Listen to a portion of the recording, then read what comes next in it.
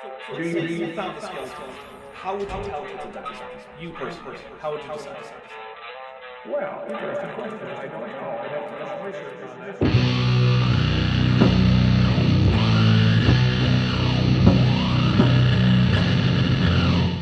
Hey there, YouTube, the Dapper Dinosaur here. We're here to take a look at a talk by Dan Biddle, who is going to go through his list of 7 myths about Genesis that he claims he will debunk. This seems to be a culmination of what's been a long-term project of his Genesis apologetics ministry. He's been working on the 7 myths project for at least 6 years, with the first video I can find about it being made public on YouTube May 3rd, 2019. Biddle himself is one of the most obviously dishonest creationists that I have come across. He routinely strawmans science in ways that most professional creationists would be embarrassed to do. He's at about the flat earth level of just lying about what the conclusions of science are. But at the risk of spoiling what's to come, let's just let Biddle take it away. Okay, so let's jump right in. We're going to start with our 7 myths tonight. We're going to start with number 5 because it's the one I want to front load with.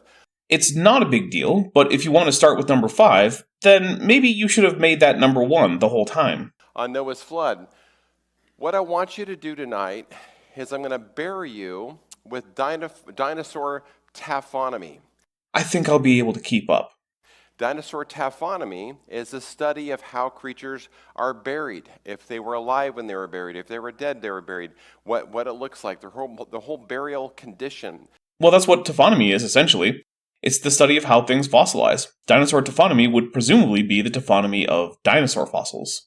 I'm going to spend a good few minutes on that topic. We're going to look at the dinosaur taphonomy, dinosaur fossil beds, and then I'm going to show you later how the flood is the most practical and likely explanation for how the dinosaurs got buried. Well, given that most dinosaurs are preserved in rocks that could not have formed in a flood, that'll be interesting. But I'm not going to just feed it to you. I'm not just going to give you my opinion straight out. I'm going to show you the evidence, and then hopefully the light bulb will come on with you guys as it did with me, because when I understood this, it blew me away. It was shocking to see really 2 things: how obvious it was that the dinosaurs were buried in Noah's flood, but the second thing that was just as amazing is how hard the world pushes to cover it up. The weird thing is, I had the exact opposite experience. The scientific literature is full of evidence that precludes the flood as described in Genesis from being even physically possible. And far from being a cover-up, scientists who are not open and honest with their data tend to be ostracized. On the other hand, barely a day goes by when I can't find a creationist demonstrably lying about data or theory. In fact, based on my previous experience with just Dan, I think we'll see plenty of times where he tells half-truths or says things I can't reasonably explain in any way except that Dan is lying. Because there are some things I'm going to go over and show you tonight that you're going to hit your head and just go, of course it had to be Noah's flood. I've been in places, you guys, in Canada, where as far as the eyes can see, 14 miles in Dinosaur Provincial Park, as far as your eyes can see, there are these hoodoos. A hoodoo is a cone-shaped pillar of rock where the majority of the height is made up of a weak stone like volcanic tuff, or weakly cemented sandstone capped by a stronger material, such as basalt or strongly cemented sandstone, which protects the rest of the column from erosion. Nothing about them indicates that there was a flood, although their presence also does not preclude flooding during their initial deposition. Hoodoos are all different and can even form from glacial deposits, which are pretty darn common in southern Canada where Dinosaur Provincial Park is. That are buried, but not hundreds, not thousands, but tens of thousands of fleeing dinosaurs, ceratopsian dinosaurs, that they admit were buried by a huge, huge flood. No, they don't, because the dinosaur-bearing strata of Dinosaur Provincial Park were deposited over the period of 1.5 million years, and no single flood lasts that long. But then most of the dinosaur bones are in the Dinosaur Park Formation. The lowest portions of it are fluvial, meaning river channels, and most of it is from an alluvial plain, that is a near-coastal floodplain. Now, a floodplain does not mean it was formed during some big flood. That's the term for the generally low-lying flat area of land near a river. If the water level rises, then yes, they can and do flood, although then it usually is a fairly slow and low-energy event, much unlike the flooding that the Noah story would require, although it will still trap some animals and cause a large number of them to die and possibly fossilize. Further, the formation is full of things like root traces, cross-bedded sandstone, and multiple layers of low-grade coal with in-situ roots. This cannot form in a single flood. It requires decades, if not centuries, of rivers meandering, overspilling, forests growing and dying and growing back. Further, the majority of the rocks are fine-grain mudstone, fine-grain sandstone, and medium-grain sandstone. They are not graded, and there is little to no conglomerate or turbidite as would be required for a catastrophic burial. Other than the word floodplain, there is nothing to connect the Dinosaur Park formation with Noah's Flood. They say it started as a tropical storm. Who said that? Where? I'd love a citation on this. But these creatures are buried under 50 feet of mud as far as your eyes can see. Herds upon herds of ceratopsian dinosaurs, but they're buried with marine life. No, they aren't. The Dinosaur Park formation is entirely freshwater, including salamanders, frogs, garfish, sturgeons, paddlefish, and groups of known freshwater mollusks, as well as numerous crocodilians, which as a group are primarily freshwater animals. Now, above the Dinosaur Park formation is the Bear Paw Formation, which does have marine organisms, as well as a much smaller number of dinosaurs. And at least one genus that I know of is found in both, Daspletosaurus. But this isn't the formation with the big bone beds. So while there are bone beds full of dinosaurs that probably died in a flood, it's not all one flood because one flood cannot explain the formation. And while there are marine animals, they're in entirely different strata from the bone beds, and in rocks that cannot be flood deposited. Instead, the flood deposited rocks have freshwater animals, which makes sense given the fluvial and alluvial context of the formation. All mixed up together. Wrong. And you have to think, how much higher did the water have to be to deposit 50 feet of mud on top of these dinosaurs over multiple miles? Not very high, because the formation cannot have been deposited in a single flood, so each individual flood that occurred only added a small portion to the total depth of the formation as a whole. And again, we can tell because of, among other things, the numerous parallel coal beds which require the plant matter that made them up to have grown, been buried, then for a new plant-heavy ecosystem to develop on top of the older ones. This takes years to decades. Let's start here. These are some Jurassic creatures. Well, the Dinosaur Park fossils are from the Campanian stage of the late Cretaceous, not the Jurassic, so I guess we're switching topics now. So these are Allosaurus. We've all seen these creatures as kind of a cousin to a T-Rex. First, that's not a paleontological reconstruction of Allosaurus.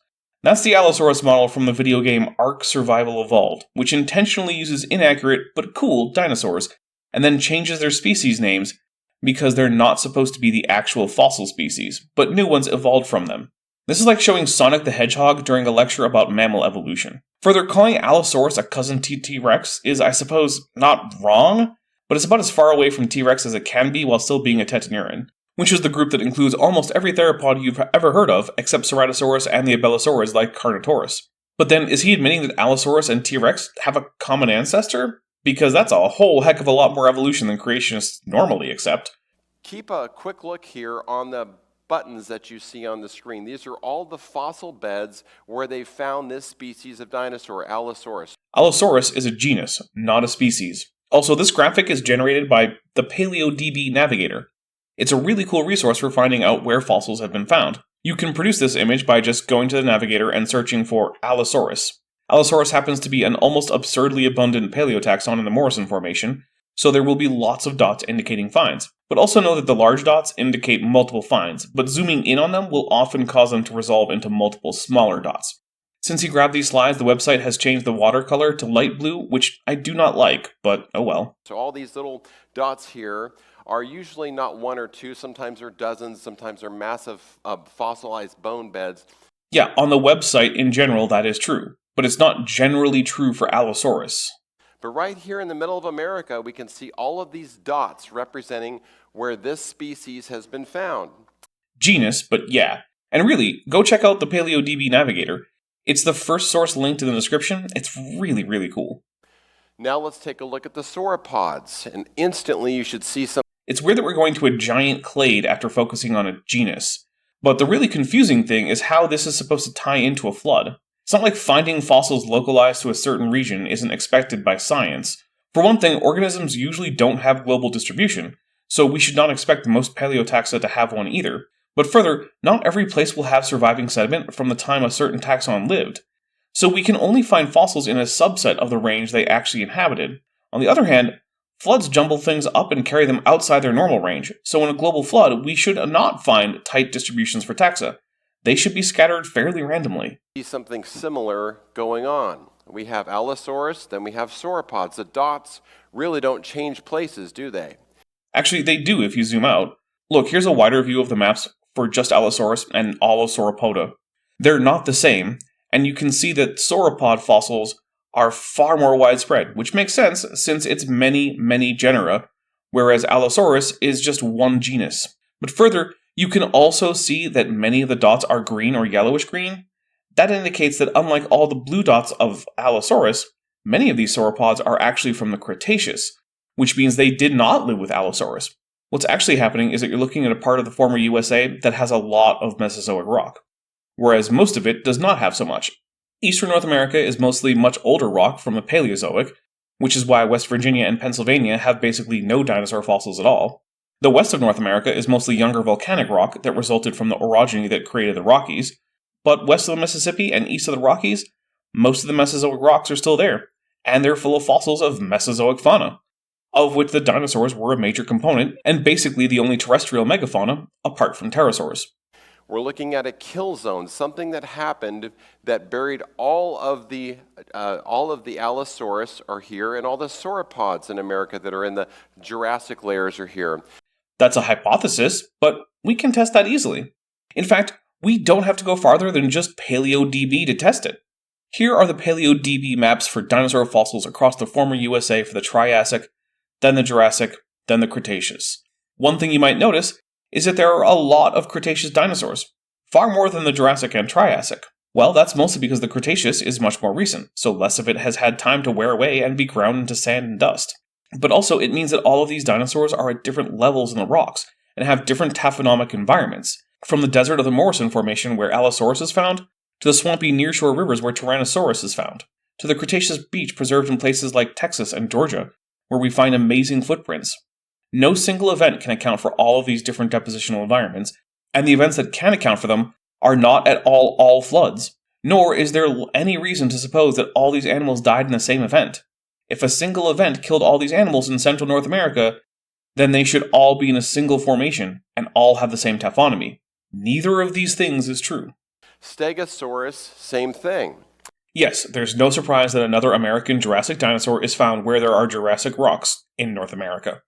And then we have all three together. Look what happens. We have this one, this one, this one, and we put them all together. Something happened where these creatures were killed rather instantly and buried catastrophically.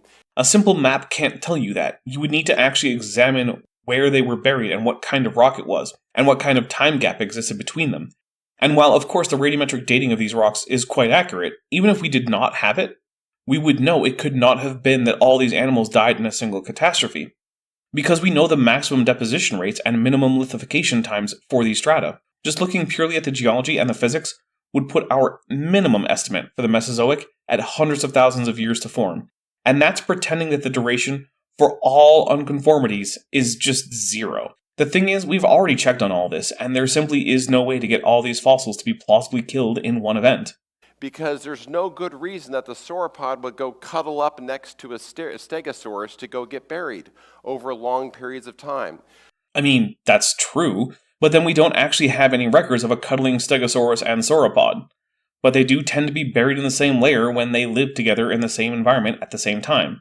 And of course, Dan isn't exactly citing the cuddling dinosaurs paper, although if he did, it would be kind of adorable. And there are cuddling animal fossils, or at least ones that look like it. The fossil of a Thrinaxodon and a Brumastega cuddled into a burrow from the Triassic made international headlines. You'd think spooning sauropods would too. Some kill event happened and buried these creatures in their tracks. Cool hypothesis, for which so far we've been given no evidence. Man, it's almost like Dan was full of shit and engaged in a false tu quoque when he said that scientists were hiding information and covering up the truth. So far, that seems a whole lot more like what he's doing. And we find tracks in the middle of America in a place called the Dinosaur Peninsula. You'll probably be unsurprised to know that the term Dinosaur Peninsula was, as near as I can tell, invented by creationist Timothy Clary, who has also been covered on this channel. Unless, of course, Dan got it from episode 21 of Battle Fever J.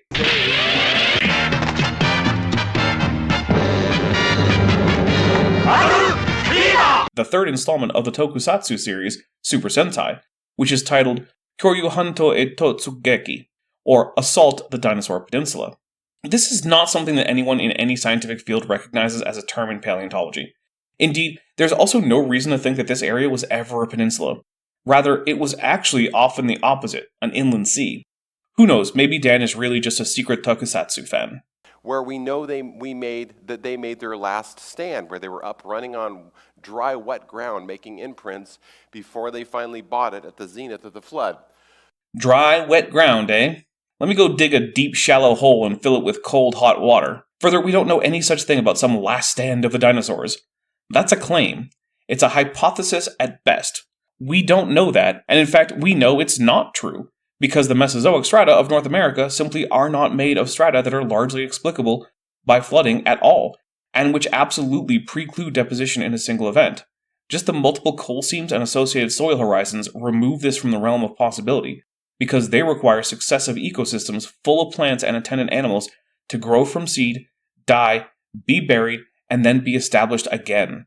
Now, if Bodhi wants to say that it was actually a miracle of rapid plant growth, then sure, fine, but at that point, why bother with looking at any evidence, when any counter-evidence is just hand-waved away with a miracle? Once you do that, it means you openly don't care about evidence. Biddle, it seems, would prefer to not care about evidence on the down low. If you care about evidence, and a YouTuber who cares about it too, I would encourage you to like this video and subscribe to the channel. Both are free and reversible, and both are a big help to the channel. So this is just something about dinosaurs, but now let's look at the big picture. No, it's not even a thing about dinosaurs. It's just some nonsense people who think of evidence as an obstacle to overcome, rather than as something to learn from, came up with in order to shoehorn some evidence into their narrative while ignoring most of it. And this is the amazing part. I hope everyone is sitting down for this. Brace yourselves. These are all the fossils plotted out in America that are in the Cretaceous and Jurassic layers, which are the dinosaur-bearing layers that are all across America. Yeah, I guess the Triassic dinosaurs of North America just don't count. And we obviously see a pattern here. Not too many here on the west coast, on the sides of the continent over here, but my gosh, do we have a massive kill zone right here in the middle of America. This is like going to a human cemetery and wondering what kind of horrific event could have killed all these people. The fact that you have a lot of bodies in one place does not mean all of them died in the same event. I honestly don't know why this is necessary to point out, but apparently, with this nitwit, it is. Now, could a single event explain lots of bodies? Well, yeah, and so the next step is to check to see if they're the same age. And we don't even need radiometric dating. Just stratigraphy is more than enough to tell us that they cannot be the same age, as just the deposition and lithification of the Mesozoic strata in the middle of North America would take hundreds of thousands of years, if not millions. Granted, not as long as we know they actually took to form, but far, far longer than Dan's timeline would allow for. In fact, it stretches 1,800 miles by 1,000 mile wide, and it's about 1 million square miles. Is this just about to be a big number, therefore God argument? Now, this is the best we can do graphically to show it to you, but you really have to think, what would it look like if you got in a helicopter, parked yourself in the middle of this bullseye, and just started flying up, watching the flood as it happened, or watching these dinosaurs, or even without the flood, just looking at the huge expanse of why on earth is the middle of America, like a bathtub, literally stuffed with millions upon millions of dinosaurs, but secondly, why are they mixed with marine life? Because the Mesozoic rock in other parts of the continent are gone, and because at various times the area was under a number of shallow inland seas, which can be seen by various low-energy shallow marine deposits, like tidally cross-bedded sandstone, marine shales, etc. Shark teeth, oysters, clams, fish, all kinds of creatures are sandwiched in this magical kill zone in the middle of America. Yes, all through the Mesozoic water levels fluctuated, and as a result we have marine deposits. Weird how he doesn't tell you about the terrestrial deposits that don't have any marine organisms, like the Two Medicine Formation or the Morrison Formation, both of which have only land organisms and freshwater organisms. Isn't that odd? Did the flood take a break a few times to develop freshwater habitats? How did that work? And when we open their bones, we find things like this. Here's a Triceratops horn that's been demineralized. It still has soft, flexible biomatter inside of it. As I have pointed out many times, this is from the work of Mark Armitage. And the problem with Mark Armitage's paleontology is that he basically has no understanding of provenance. He did not document exactly where he found his bones. He did not take sufficient in situ photographs. Nor did he actually tell us what analysis he did to decide that the bones were Triceratops. As a result, everything he says just comes down to, trust me, bro. Now, I have spoken to the landowner on whose ranch he was digging, and she does believe that it was a Triceratops. So basically, I don't have any way to even assess Armitage's work. I will say that the location is full of Pleistocene alluvium, which has been known to contain bison horns, and historically Triceratops horns have been confused for the horns of the extinct species Bison latifrons. This is just one of 16 types of materials that holds it together. There's probably some collagen left in here, maybe some keratin. But just over the last 50 years, there's been 122 peer-reviewed science journals that have revealed not a dozen, but 16 different types of bioorganic materials found inside of dinosaur bones that are supposedly millions of years old. Yup. The last two things that they just found were nerve cells and cartilage. While the nerve cell thing is a bit iffy, it's not clear yet if what was found was actually the biological remains of neurons or if it was the material that had replaced the neurons while maintaining their shape. And of course, the cartilage was in fact decayed and no longer cartilage as we would find it in a living animal. But that last part is true for all these things. We aren't opening up dinosaurs to find intact hemoglobin, cartilage, keratin, or collagen. We're finding stable decay products of these things. On the other hand, we do find intact biomolecules in more recent fossils like those of mammoths. So why don't we find them intact in dinosaurs? Well, precisely because they're much older. Not impressions of cartilage or impressions of nerve cells, actual dinosaur nerve cells and actual dinosaur cartilage are found in these dinosaurs. Again, no, not really. The cartilage was actually from the dinosaur, but it's not really cartilage anymore. And the nerve cells are still a bit iffy as to what exactly they were, but I'm happy for them to actually be primarily composed of original biomatter. And it's really rocking the field of paleontology because they can't explain it within their time frame. Because they have to have 66 million years between today and the dinosaurs. Actually, in most cases, it's a lot more than just 66 million years. Biddle seems to forget or just ignore this a lot, but non-avian dinosaurs existed for more than 170 million years. We have soft tissue remnants from a lot of that period. So if this stage was 66 feet long and I were to pace it off 66 feet here, one of these materials is called collagen. Biddle knows he can finish his thoughts, right? But yeah, collagen is one of the things that is the source of soft tissue remnants found in some dinosaur fossils. But that brings up a couple of things we need to talk about. The first is just what the heck collagen is. Collagen is like the glue of the animal kingdom. Collagen is characteristic of the whole kingdom of Animalia. It is a protein that has the form of a triple helix and is extremely strong. It is also susceptible to a phenomenon called cross-linking. That's where cartilage strands link to each other. This is not something that normally happens in life, but it can be induced by certain chemical processes. One of the chemicals that you might be familiar with that can induce collagen cross-linking is formaldehyde. The whole reason why formaldehyde keeps the physical structure of animals largely intact is that it induces cross-linking. Once collagen is sufficiently cross-linked, it can stay in that form basically indefinitely. The second thing we have to discuss is that the collagen found in these fossils is in fact cross-linked, which means there is no particular period after which we should expect it to have decayed away. Further, one of the other things that can cause collagen cross-linking is the presence of sufficient iron. Unsurprisingly, iron can indeed occur naturally and is also found inside bones normally in life because bones have a blood supply. And there's been 5 different studies that have looked at the shelf life of collagen, and the maximum shelf life that the evolutionary scientists are willing to give it is 900,000 years. No, he's just wrong here. Chemicals don't just have a shelf life or a half-life or whatever.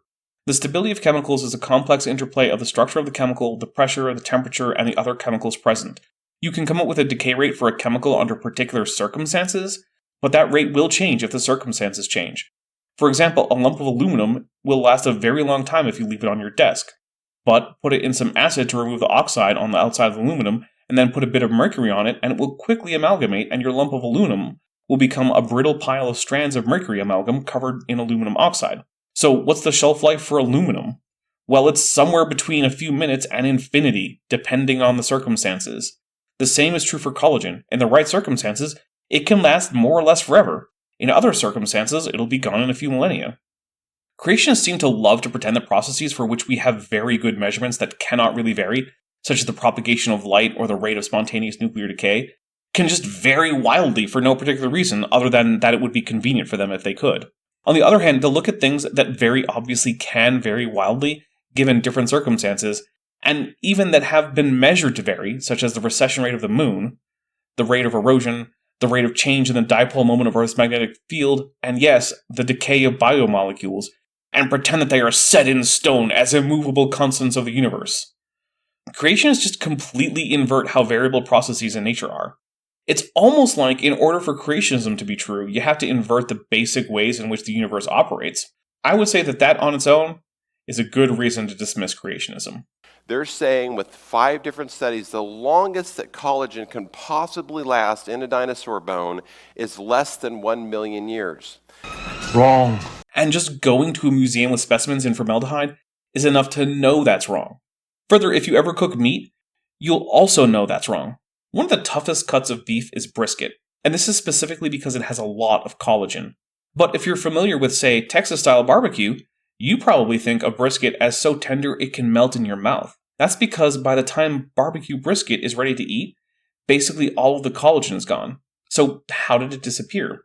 Did someone put the brisket on a shelf for 9,000 years? No, obviously not. It's just slow cooked. The higher temperature and lack of anything to cause the collagen to cross-link means that the collagen break apart faster than it would at room temperature. Just cooking some nice brisket is enough to know that the decay rate of collagen is highly variable. So we know of ways to both speed up and slow down the decay of collagen. The decay rate of biomolecules is just not a fixed value. There is no way to notice that a particular biomolecule or its decayed remnants are present in a fossil, and thereby assign a maximum age to that fossil on that basis alone. In fact, iron cross-linking is one of the major explanations for how these organic molecules are preserved. There are also many other hypotheses that have been suggested, so really, far from having no clue, we're spoiled for choice when it comes to plausible explanations for this phenomenon. So they get one step, but all these other steps of 66 million years going across, they have to punt. They throw up their hands and they say, we can't explain within our evolutionary time frame how these bioorganic soft tissue materials are still in these dinosaur bones. So when it comes to dinosaur taphonomy, that's yet one more thing we have to consider. Here's a list of the 122 peer-reviewed science journals that have established soft tissue within dinosaurs. Now, this is over all creatures in general. 50 of these articles deal specifically with dinosaurs. Neat! Now, they used to try to start explaining it away. They would actually say, well, the collagen that we find in dinosaur bones might be because the technician that was doing the analysis was wearing compound face makeup that fell and contaminated the sample. Yeah, contamination happens. Like a lot. And I'm pretty darn confident that more than one someone has found something in a thin section slide of a fossil that was in fact contamination. But enough work has been done on the topic of preserved biomolecules in Mesozoic fossils that while contamination does explain some of it, it is far from all of it, and currently the consensus is that often such molecules are intrinsic to the fossil. But also, the contamination is not always, or even very often, from makeup. It's more often things like shed skin, bacteria, fungal spores, mites, etc. In fact, I haven't actually heard of makeup-based contamination, which probably means it's uncommon compared to other kinds of contamination, although I suppose it probably does happen. Perhaps workers in labs where contamination is a possibility shouldn't wear makeup. I don't know. I don't run those labs. But then they found, no, that wasn't the cause. Well, maybe some bird died on top of the T-Rex and leached its collagen into the dinosaur bone. Wouldn't that still make it Mesozoic dinosaur collagen? Like, what am I missing? Then they threw out that sample. What does that mean? Does that mean that the collagen really was from a bird and then they decided that wasn't cool enough? I have no idea what he's trying to communicate right now. In 2019, they published a study where they revealed that the collagen that they're finding inside these dinosaur bones is organic to the creature at the molecular level. Organic to the creature at the molecular level isn't a thing that means anything. That's just gibberish. I get that he's trying to say intrinsic to the fossilized organism, but yeah, it's very obvious that Dan does not know the absolute basics of the topic. He's just using big words to pretend he's smart. I really can't emphasize enough that no one who knows what they're talking about when it comes to anything to do with biology or chemistry would say the phrase, organic to the creature at the molecular level. Dan is a fraud. He doesn't even have the knowledge you might expect of someone who paid attention in science class in high school. So it's case closed. They're finding collagen in dinosaur bones, and that's the second thing they're saying is, yeah, it can't last more than 1 million years. Except that they're not saying that. Because for one thing, we know based on experiment that there are ways to make collagen, or rather remnants of it, because that's what's actually being found, last more or less indefinitely, and because it obviously is lasting millions of years. Let's be clear about what our options are when it was discovered that the remnants of collagen were found in Mesozoic dinosaur bones. Option 1 is that we are fundamentally wrong about chemistry, biology, geology, nuclear physics, relativity, particle physics, classical physics, fluid flow, and almost anything else in science you can name. And in fact, these bones are only 4,000 to 5,000 years old. Option 2 is that there's some chemistry we don't know about going on. I don't think it should be a surprise to anyone that option 1 wasn't even really considered, and it turns out that option 2 was correct. So it absolutely shrinks the time frame of these dinosaurs, and it lines with Noah's flood. Actually, it doesn't shrink the time frame for the fossils at all, as I think I've explained ad nauseum. But even if it did, it wouldn't particularly align with Noah's flood. What it would do is not be incompatible with Noah's flood on its own. It would certainly be a problem for the standard explanation of these fossils. But this is not a dichotomy. It's not the story supported by evidence and accepted by the scientific consensus or Christian young Earth creationism. There are a lot of other options, essentially infinite options. So while if Dan were correct, it would be a problem for the theory of evolution as it is currently understood, as well as a problem for geology and basically all other fields of science, it would actually not be positive evidence for most of what young Earth creationism says is true about the history of the world. Now let's look at the Morrison Formation, which I showed you before. We have a 1 million mile swath of land in the middle of America that has all those dead dinosaurs. The circumference of the Earth is just under 25,000 miles. You physically can't ever be farther than about 12,500 miles from anything on Earth. So you can't have a 1 million mile swath of anything. He probably meant square miles, but he didn't say that. And you might think I'm being nitpicky, and honestly I am, but it's all just building up the picture that Dan is completely incompetent. He doesn't know the difference between miles and square miles. The only thing Dan has is his ability to pronounce big words, but he even lacks the ability to use them correctly. Let's look at just the Morrison Formation, which is a Jurassic formation that's about 600,000 miles right in the middle of that pocket in America. It's also basically my hometown, in case you didn't know. I'm a Ceratosaurus nasicornis, not a Tyrannosaurus rex as is often believed, and Ceratosaurus is from the Morrison Formation. The Morrison formed in mostly arid conditions and contains numerous dinosaur taxa, although nearly all of them are quite large. It's thought that the formation has a taphonomic bias for large bones, although as far as I know, it's not clear why. The formation is also particularly high in volcanic ash, which makes dating the various members of the formation particularly easy, compared to most other fossil-bearing rock. The ash is from the Independence Dike Swarm, a series of volcanic fissures in what is now California, which were active in the Jurassic. Despite this, very little of the formation has enough ash to be even classified as tufaceous, and little, if any of it, is actually tuff, or rock formed from airborne volcanic ash. It seems that the volcanism was relatively constant, but not very high in intensity.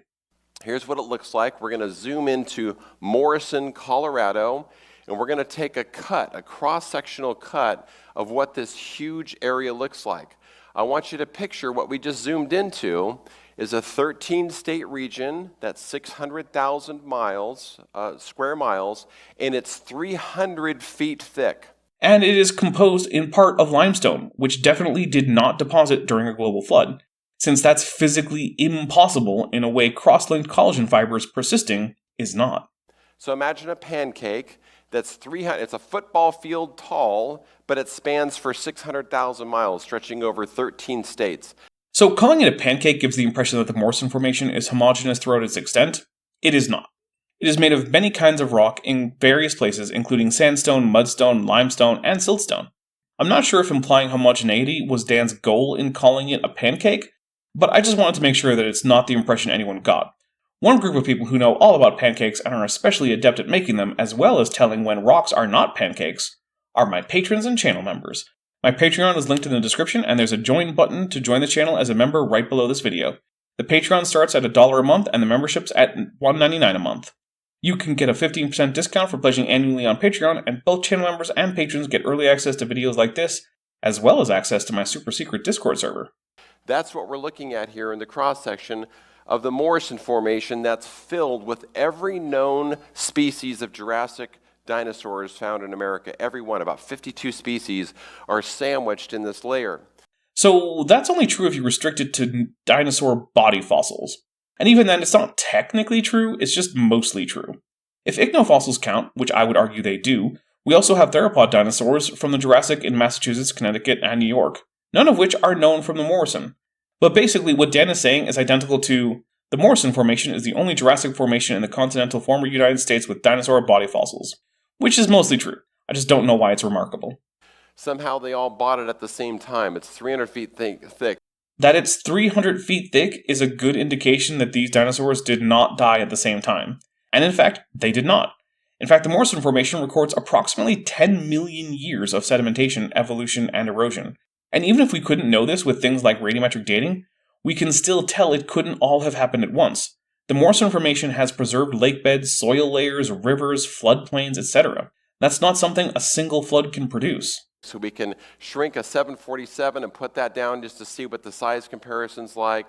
And we can imagine this amount of mud, this thick mud pancake stretching across 13 states is a pretty big region. It's a pretty big region, but calling it just a bunch of mud is incredibly inaccurate. Some of it is indeed mudstone, but most of it is not. It would probably be more convenient for flood geology if it were, though, so I get why he says that.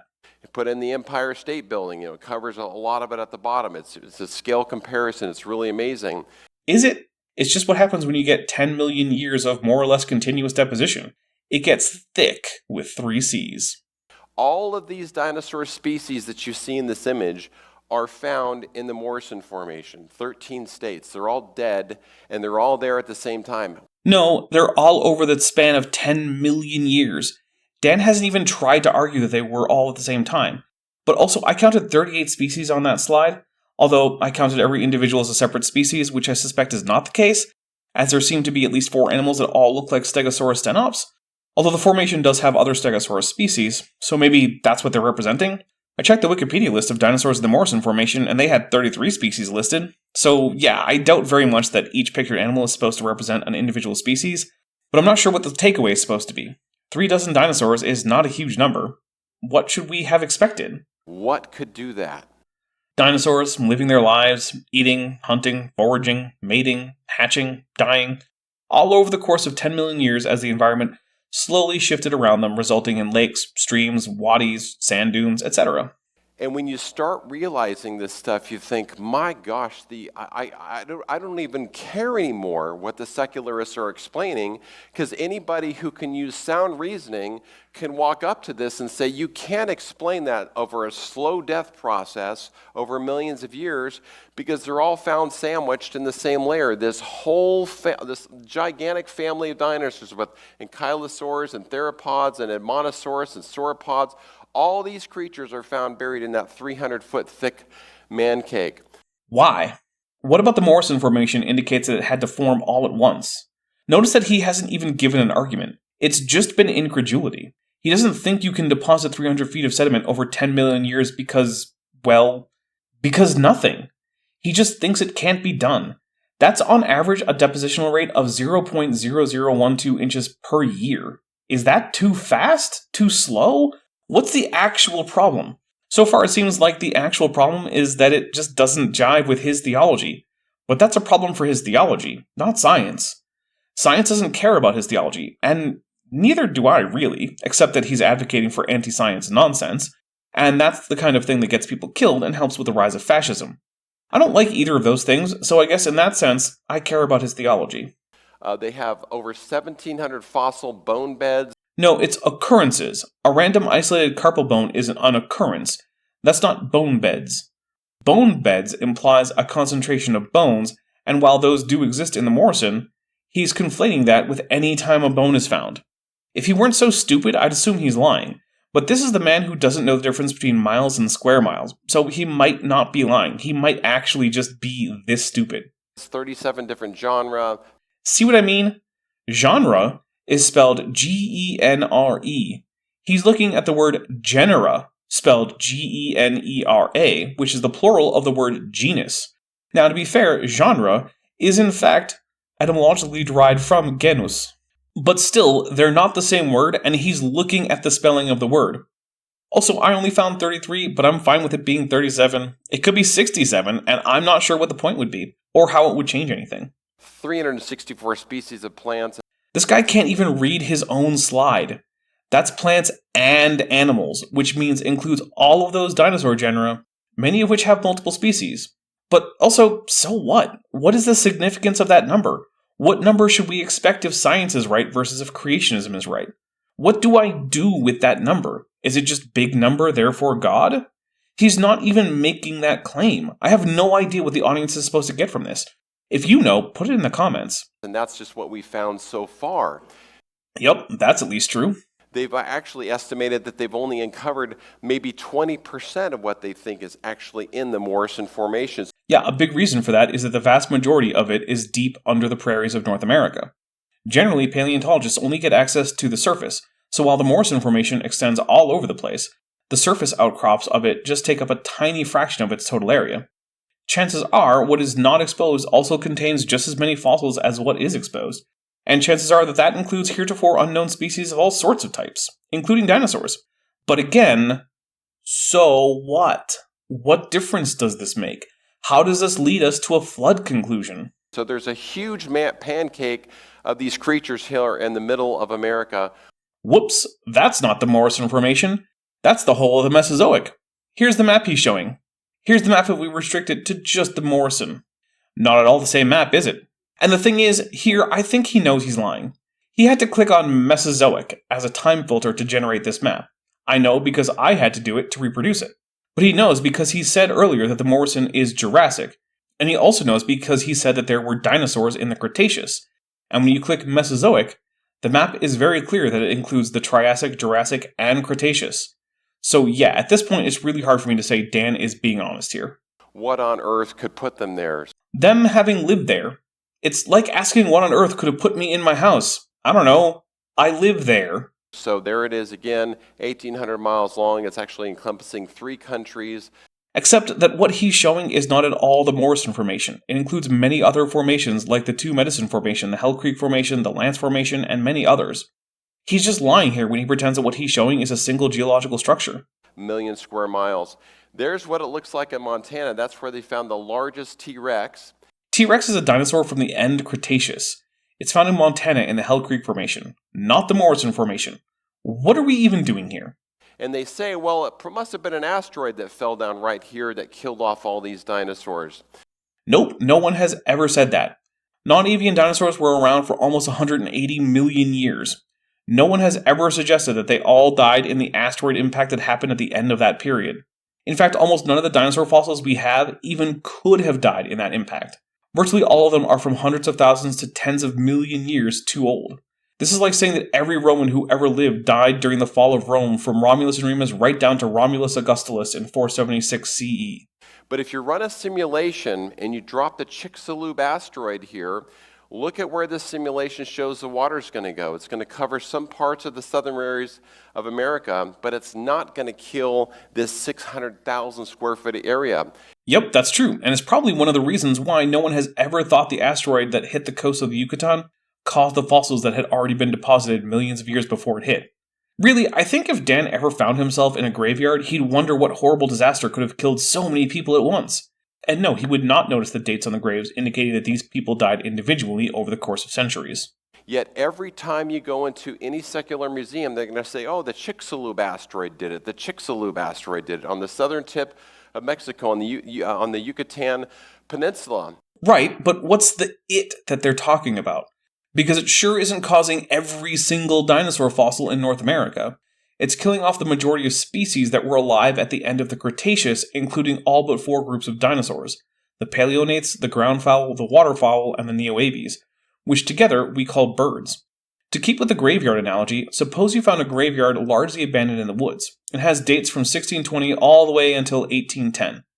Also, the number of graves from 1808 through 1810 are significantly higher and have more very young people. You might conclude that something caused the end of whatever community had been using this graveyard, and that by 1810 the community was essentially extinct. That seems like a very probable conclusion. But you can't say that the graves from 1620 through, say, 1800, the vast majority of the times this community existed, were also caused by this event that started sometime around 1808. It's the same with the dinosaur fossils. We have dinosaur fossils across an approximately 170 million year time span, or much longer if we include birds. But Dan isn't, so I won't for now. Something happened at the end of that period that caused most dinosaurs to disappear from the record. But that thing didn't cause almost any of the actual dinosaur fossils, almost all of which are from long before that event, which we now are very confident included the Chicxulub impact. But it really doesn't make a good explanation because it's only coming up, feet and meters over here in the southern areas. It's not going to kill dinosaurs in Montana or Canada. Something else had to do that. Similarly, a plague in 1808 is a bad explanation for graves from 1740, but who cares? The plague was never supposed to explain earlier graves, and the cause of the extinction at the end of the Cretaceous was never supposed to explain fossils from before that event. This is the worst straw man of science I think I've ever heard from anyone who isn't a flat earther. Here's a guy, Jack Horner, one of the most famous paleontologists in the world. And the guy who seems to want to make a Chickensaurus for some reason. He wrote a book, and it's very, very interesting. Track with me carefully here, because this is a very important phenomenon. Okay, I'm tracking.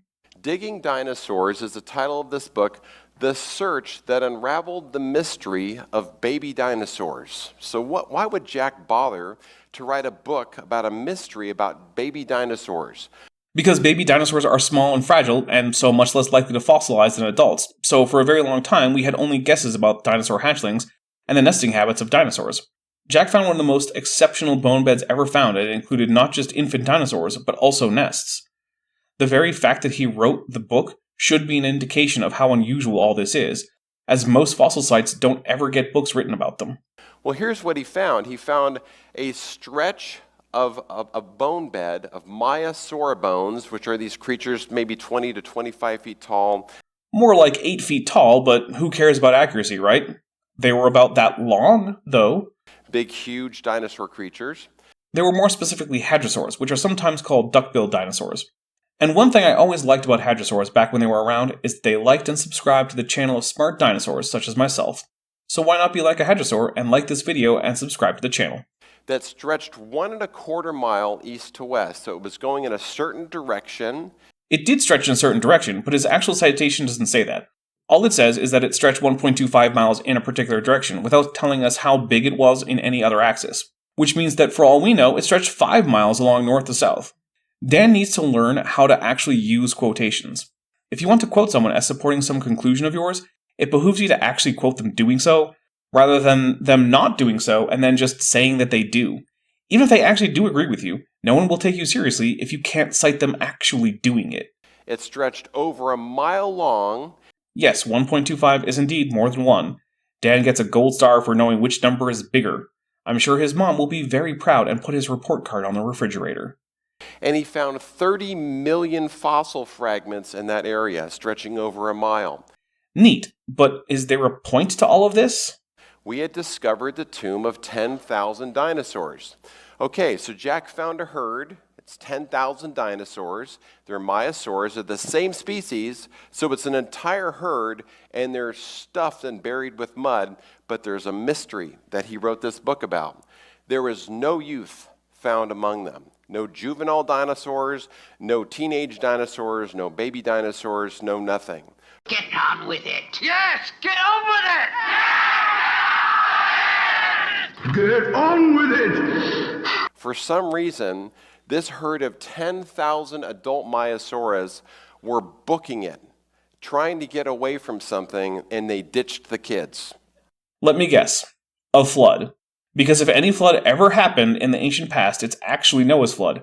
Because until written historical records began, there had only ever been one flood, and it was global. Is that the logic we're going with here? I feel like it is. All of them.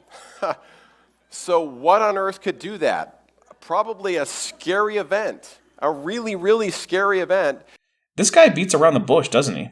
Because every single one of the 10,000 dinosaurs they found were between 9 and 23 feet. All the kids were washed away and gone. And they found all kinds of traumatic things. They found leg bones that were split vertically from the trauma. They were hit, blenderized, deposited, and with lots of mud on top of them. Over 1.25 miles long. And America is filled with mysteries like this. But it's not, though. At least not for most definitions of filled. These types of finds are exceedingly rare. That's why when they are found, such as here, or in Dinosaur National Monument, or ashfall beds for a far more recently deposited example, they become famous. But it was significant enough that Jack wrote a whole book on it saying, yeah, whatever killed these dinosaurs here, they're missing all their young. So, and if you know how animals behave in the stampede mentality, you can look at a wildebeest in Africa, and they're trying to run away from a lion. They'll run through a crocodile-infested river, and they don't even care. They don't care about where their kids are or anything. They're just trying, the adrenaline triggers, and they just go. Is he just not going to mention the nest site that Horner also found? You know, the one that made this whole endeavor famous? He might not, since it doesn't make a whole lot of sense for a herd of dinosaurs to make nests in the middle of a violent flood that, according to Dan, blenderized the adults. It's also not clear how a nest could even be preserved in such an event. That's exactly what happened with this herd trying to get away from something right in the middle of America. So when we consider dinosaur taphonomy and we study these dinosaur bones...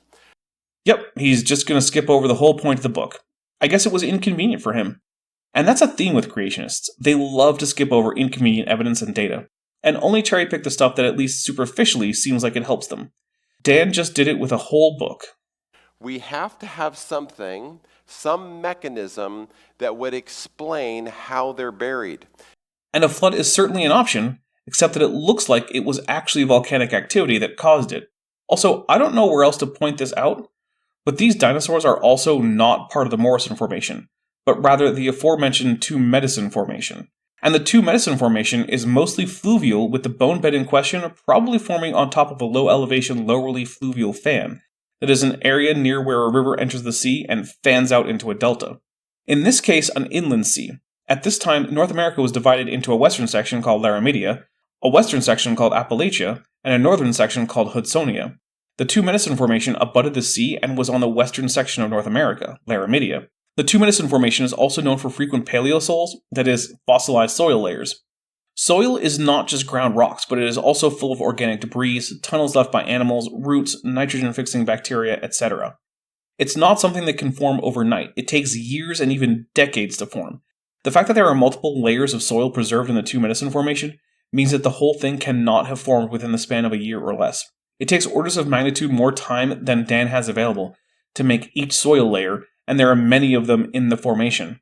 Like virtually every sedimentary formation on Earth, the Two Medicine Formation absolutely precludes a global flood as the cause of its formation. Because here is the second greatest thing about dinosaurs and how they're buried and how it supports the flood. I don't remember there being a first one, but okay. Many places around America, not all, but in many places around America, these dinosaurs are buried in three products, in a matrix of three products: mud, sand, and ash. Three of the most common elements that make up sedimentary rocks. Wow, next he'll tell us that most sodas are made of water, sugar, and carbon dioxide. Of course there's also lime, silt, and other materials, but yeah, those are common. So we need something, some mechanism that could bury these dinosaurs in layers in mud, sand, and ash. What on earth can do that? Volcanoes, rivers, lagoons, floods, swamps, the sea, the wind, etc. And we have examples of all of those causing fossilization. Well, we think Noah's flood is probably the only explanation that can account for these three different products. All of those things are around today, and last I looked outside, my home in Tucson, Arizona wasn't covered in hundreds of feet of raging floodwater. In fact, yep, I just checked again to make sure, and while it's currently quite cloudy and it rained recently, the ground is very much not underwater. Yet there is sand here all over the place. There are even rivers on occasion. I've been to volcanoes and seen the ash layers they produce within historical times. I have not personally been through a flood, but I know people who have and have seen the aftermath. It leaves behind a lot of sediment even when it's not worldwide. I've lived by rivers and the sea and seen them both erode and deposit sediment. Even here, the wind deposits sediment from time to time, and I'm sure after a long enough period, some of it could turn into alien sandstone. Literally nothing about mud, sand, and ash requires a global flood. Sure, they don't preclude it on their own, but it's not confirming evidence. So we need something that can explain this trifecta of burial material. Which isn't even a trifecta. Look at this famous fossil of Archaeopteryx. It wasn't buried in any of these. It was buried in limestone. Look at this famous pair of fossils, the fighting dinosaurs. While they were buried in sand, it wasn't waterborne sand, but rather a sand dune that was itself deposited by wind. Look at this trilobite from the Burgess Shale. As you might be able to tell just from the name, it's not in mudstone, sandstone, or tuff, or even tuffaceous rock. It's in plain old shale. Let's jump in to the mechanics from the Bible and from geology about how Noah's flood went down, and I think it'll explain what we just went through or how these dinosaurs bought it and were buried. I bet that despite his commitment to literalism, he'll ignore that the Bible says that the flood happened because the floodgates of heaven were open, which means, if taken literally, that God opened up holes in the firmament dome over the flat earth. He might even ignore that the Bible says that the creeping things, which is generally terrestrial invertebrates, were killed in the flood if they weren't on Noah's Ark. I think it might actually be the case that among people who care about the Bible at all, evangelical fundamentalist literalists might actually care about it the least. They certainly are willing to just twist and contort the text until it's almost unrecognizable, just so their dogmatic interpretation of it stays intact, in spite of the text actually contradicting them in numerous places. So let's give an overview of the flood. It was a 371-day process, and interestingly, the Bible gives us all kinds of narrative about how it went down. Noah's keeping a diary. Nowhere in Genesis does it indicate that Noah was keeping a diary, and the whole narrative is told in the third person, meaning it's very unlikely that even the authors of Genesis intended the reader to think of any of this as a first-hand account by Noah. That also means it's probably not the case that the authors intended their works to be taken as written by Moses, since stories about him are also in the third person, and the Torah includes a record of his death. After 7 days, this happened. After 40 days, this happened. After 150 days, this happened. It's the most detailed, longest account of any event in the entire Bible. Yeah, and the Silmarillion has detailed descriptions of all sorts of stuff. That's not actually very important. Even the New Testament resurrection account. It's a very, very long account. It's deep in about 2.5 chapters. Wow. So we have flooding that happened. The ark even didn't get buoyant until day 40. So there was a lot of coastal and shallow sea flooding that went on for about 3 or 4 weeks. Then the flood didn't peak or zenith until about 150 days in. Then the water began to sheet off of the continents, first in big sheet flow, and that as erosion happened, it went into channelized cut flow. Almost none of the stuff in this retreating phase is actually in the text. Let's just read it. It's not actually that long, despite Biddle typing it up. This is from the New Revised Standard Version, Updated Edition. In the 600th year of Noah's life, in the 2nd month of the 17th day of the month, on that day all the fountains of the great deep burst forth, and the windows of the heavens were opened. The rain fell on the earth 40 days and 40 nights. On this very same day Noah with his sons, Shem, Ham, and Japheth, and Noah's wife, and the 3 wives of his sons entered the ark. They and every wild animal of every kind, and all domestic animals of every kind, and every creeping thing that creeps on the earth, and every bird of every kind, they went into the ark with Noah, 2 and 2 of all flesh in which there was the breath of life. And those that entered, male and female of all flesh, went in as God commanded him, and the Lord shut him in. The flood continued 40 days on earth, and the waters increased and bore up the ark, and it rose high above the earth. The waters swelled and it increased greatly on the earth, and the ark floated on the face of the waters. The waters swelled so mightily on the earth that all the high mountains under the whole heaven were covered. The water swelled above the mountains, covering them 15 cubits deep. And all flesh died that moved on the earth, birds, domestic animals, wild animals, all swarming creatures that swarm on the earth, and all human beings. Everything on dry land in whose nostrils was the breath of life died. He blotted out every living thing that was on the face of the ground. Human beings and animals and creeping things and birds of the air. They were blotted out from the sun. Only Noah was left and those with him in the ark, and the waters swelled on earth for 150 days. But God remembered Noah and all the wild animals, and all the domestic animals that were with him in the ark. And God made a wind blow over the earth, and the waters subsided. The fountains of the great deep and the windows of the heavens were closed. The rain from the heavens was restrained, and the waters gradually receded from the earth. At the end of 150 days the water had abated, and in the 7th month, on the 17th day of the month, the ark came to rest on the mountains of Ararat. The waters continued to abate until the 10th month. In the 10th month of the 1st day of the month, the tops of the mountains appeared. At the end of 40 days, Noah opened the window of the ark he had made, and sent out a raven, and it went to and fro until the waters were dried up. Then he sent out the dove to see from him if the waters had subsided from the face of the ground.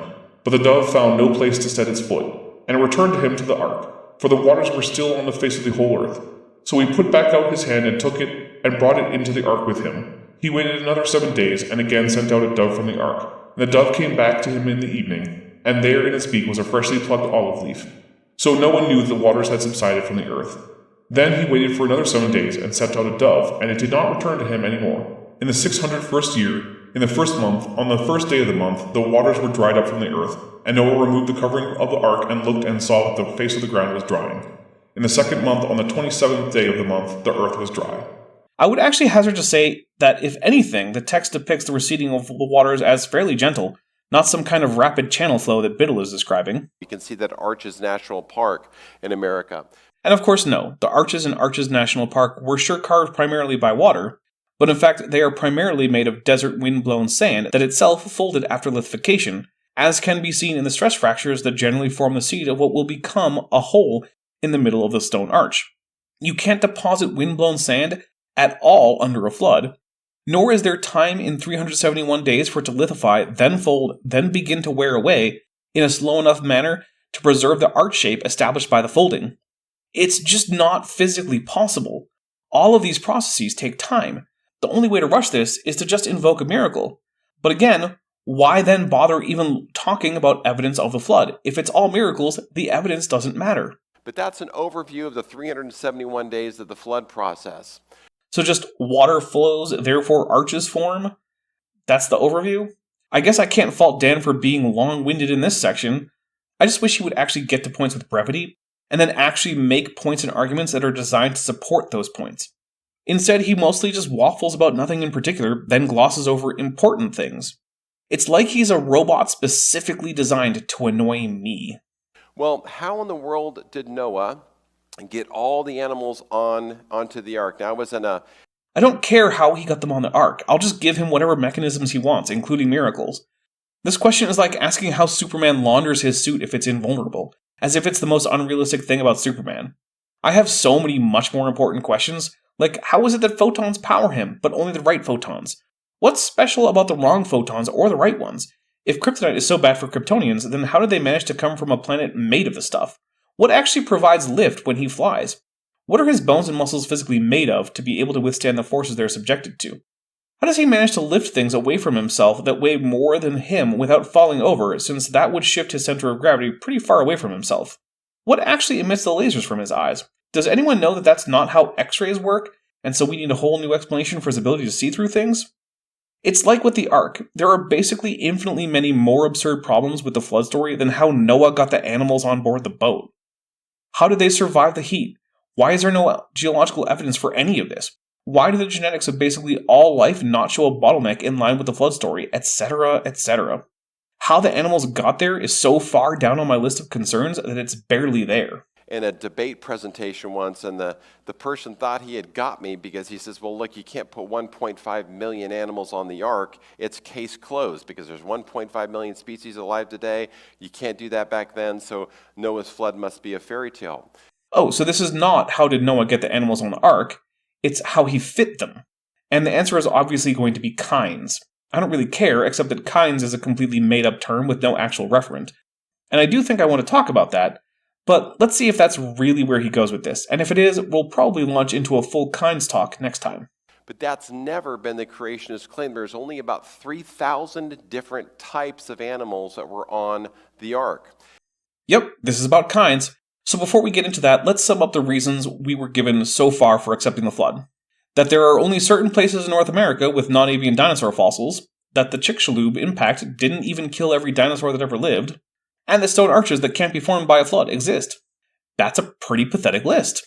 Some really smart biologists have studied this field. It's called baraminology. They may be smart, but that's not really a good thing in this context, because when it comes to stuff like flat earth, creationism, 9/11 truthers, and ancient aliens, the smarter the people doing the conspiracy nonsense, the harder it is to attribute their actions to ignorance rather than malice. But also, the name baraminology is a Frankenstein's monster of bad linguistics. The composite morphemes are bara, min, and ology. Bara is from the Hebrew bara, meaning he created. Min is from Hebrew min, meaning kind, and ology is from Greek logos, meaning word or study in modern use. So it's supposed to be the study of created kinds, but that's not what the phrase bara means in Hebrew. The default word order in Hebrew is verb, subject, object. So while in English you would say the dog bit the man, in Hebrew the order would be bit the dog the man. Now Hebrew finite verbs are marked for the person, gender, and number of the subject. So like in Spanish, the subject does not always need to be a separate word. This creates ambiguity though. Using the Hebrew word order, one could say, bit the man. Does this mean that the man did the biting? or that the man was bit by an unstated subject marked by the verb form. Hebrew resolves this with a little particle et, which is placed before the direct object of the sentence to clarify the syntactic role of a noun.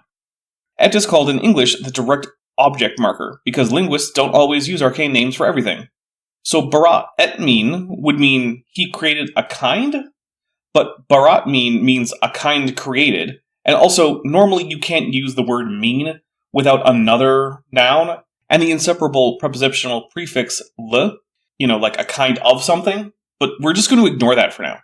Notice that at no point does this mean created kind.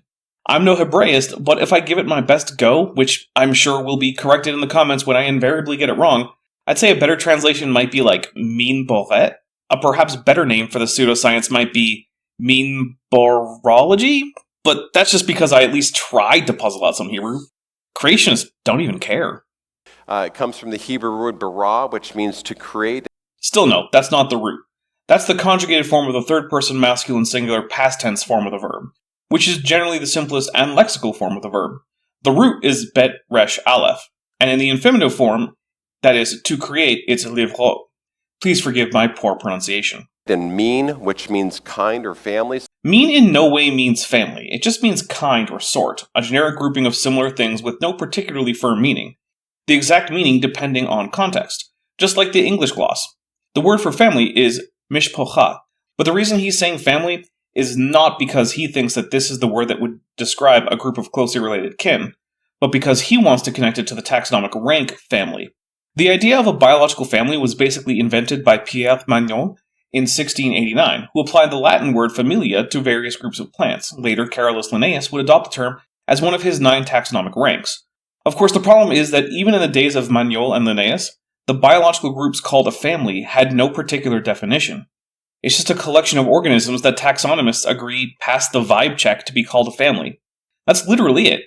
It's completely arbitrary, as are all taxonomic ranks above species. So Biddle is trying to not too subtly retroject a concept that wouldn't be invented until the 17th century, back into the text of Genesis from the period of the Babylonian exile or so, about events that never happened. Even if young Earth creationism were broadly true, this would be absolute nonsense. So baraminology.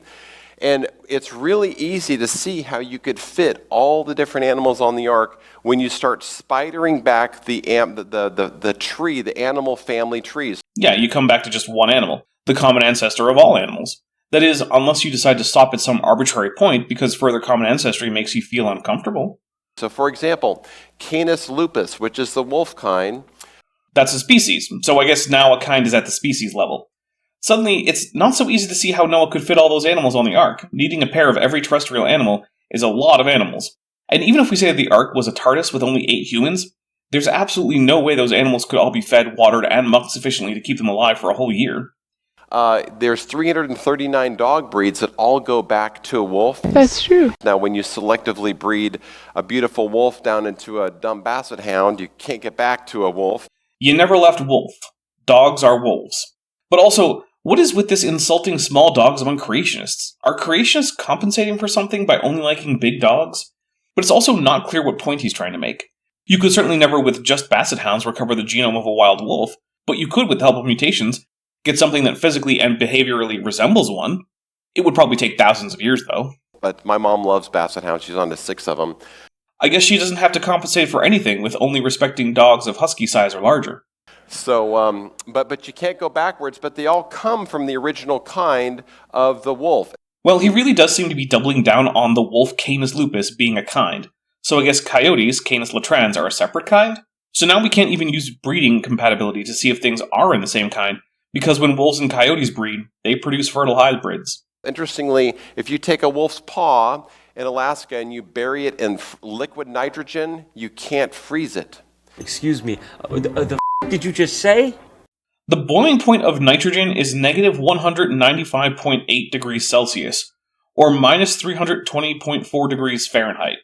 So liquid nitrogen must be that cold, or colder. It will freeze any biological substance that comes in contact with it in less than a second. It's one of the only reliable ways to get amorphous ice here on Earth. It will absolutely freeze a wolf paw, and I can't find a single source talking about this. Near as I can tell, Dan just made this up. It's a perfect design. It can go below minus 32 degrees. Well, that's true, but it needs to go below minus 320 degrees. That's a lot colder. Because it's got so much circulation and movement and blood flow in its paw, it can't be frozen. Arctic wolves live in the Arctic, as you'll probably not be surprised to hear. The coldest temperature ever recorded in the Arctic was minus 69.6 degrees Celsius, and that was measured in the middle of Greenland on an ice floe. Arctic wolves live around the coasts where it is warmer. Liquid nitrogen at its warmest is 126.2 degrees Celsius colder. I don't care how much blood flows through a wolf, that won't help. You know what happens to blood in liquid nitrogen? It freezes solid in a fraction of a second. I have seen firsthand how quickly any water-based solution freezes in liquid nitrogen. It's essentially instantaneous. Even my favorite kill from my least favorite Friday the 13th movie doesn't really cover how fast liquid nitrogen freezes things. And yes, it's the kill where Jason shoves a scientist's head into the liquid nitrogen, then smashes it into frozen bits on the desk in Jason X. I can't imagine why he's telling this very obvious lie. Amazing design with these wolves. So amazing, he had to lie about it. But if we start looking at that, we can boil down all the dog kinds back, or varieties back to a wolf. Right, but no one disagrees with this. Pointing out that evolution is correct to conclude that all dogs share common ancestry with wolves isn't something that can help us decide between science and creationism, because we both agree. Same thing with bears. So now the kind is at the family level. Well, at least he's inconsistent. In the Ursidae family of bears, there's 5 different species that are still interfertile. Well, that doesn't mean anything. Wolves can breed outside of their kind, according to what Biddle has been saying, so breeding means nothing when it comes to determining kinds. Also, of course, not all bears can interbreed, so even if we were to say that that was how we delimit kinds, then not all bears are the same kind. On the other hand, since human sperm can in fact fertilize hamster eggs, which then go on to divide, humans can breed with hamsters. So if breeding means the same kind, humans are the same kind as hamsters. You can breed a polar bear with a grizzly bear with a black bear. They're all the same kind. Chickens, same thing. Oh, and now with chickens, we're back to a single species. What is going on here? Oh, right. Dan doesn't know what any of these words mean. He has no clue what he's talking about, even on his own terms. 68 different breeds of chicken. They're all still interfertile. They're all the same species, so yeah, I'm not sure what the point is of pointing out that members of the same species can breed with each other. That's kind of the point of being the same species. And even horses, 336 breeds of horses. Once again, the kind is at the species level. So let's see, when it comes to ground fowl, odd-toed ungulates, and canids, the kind is at the species level and has nothing to do with reproduction. When it comes to bears, though, it's at the family level, and breeding does have something to do with it, except that not all bears can interbreed, so it actually doesn't matter even there. It sure seems like kinds are whatever Dan says they are, and that there are no objective criteria. Almost like kind is a nonsense concept invented by creationists post hoc to accommodate the fact that the story of Noah's Ark is impossible if taken at face value. And even today, you can take the smallest horse and a Clydesdale, and you can still breed them. They're the same interfertile kind. Better make sure the Clydesdale is the mother on that one, or you'll just get a dead miniature horse. So when you walk that all the way back to the originals, you only need about 3,000 pairs or varieties of animals to go on the Ark. Could it possibly be more obvious that that's the number he needs, so that's the number he gets to? This is not a sober scientific attempt to determine anything real about biology. This is nakedly an attempt to justify an absurd belief in the historical reality of the Noah story. Dan does not believe in kinds because he thinks there is solid evidence for them. He does it because he has to. He has decided that an obviously ahistorical story is in fact real, and he will do whatever mental gymnastics he needs to make it seem at least not completely impossible. So here's what happened. We had a landmass. Some people call it Rodinia or Pangea. Rodinia and Pangea are not the same supercontinent. You can't just say some people call it Pangea, some people call it Rodinia. Supercontinents are discovered by linking the geology of continents across modern oceans and vast distances. For example, the Appalachian Mountains, the Atlas Mountains, and the Scottish Highlands all have identical geology and can be fit together to form the remnants of a single gigantic mountain chain that formed when Pangea came together. Similarly, it is the geology of other places that shows us that before Pangea there was an earlier supercontinent, Rodinia.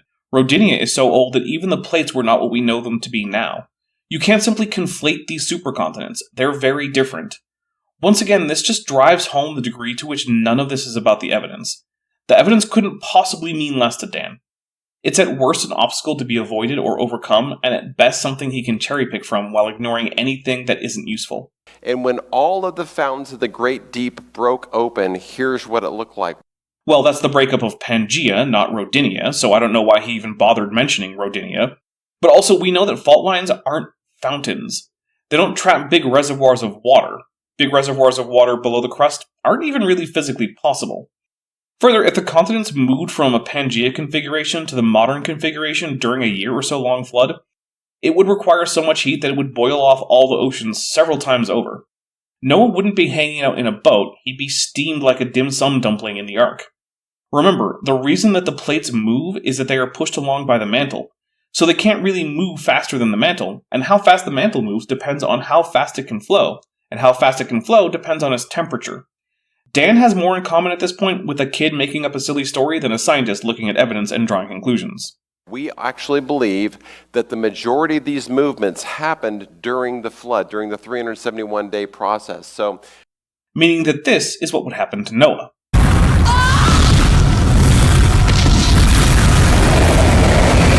I feel like he's not even going to acknowledge the heat problem. when it happened, there was a lot of subduction going on. That's putting it mildly. Too bad, though, that a lot of this volcanism has been preserved in subaerial ash layers, meaning that the ash was deposited in the open air, not in the water. So, that precludes it being produced during a global flood. That created volcanism along the continental margins that were spewing up ash. This is why the dinosaurs are buried in ash layers. If only the ash was submarine, that wouldn't have really helped, but at least it wouldn't have been so preclusionary. Instead, we can in fact preclude the flood. But furthermore, almost no dinosaurs are actually buried in directly deposited ash. That was for a long time the general consensus on the Yixian Formation in China, which is the only formation with lots of dinosaurs that seem to be mostly in ash.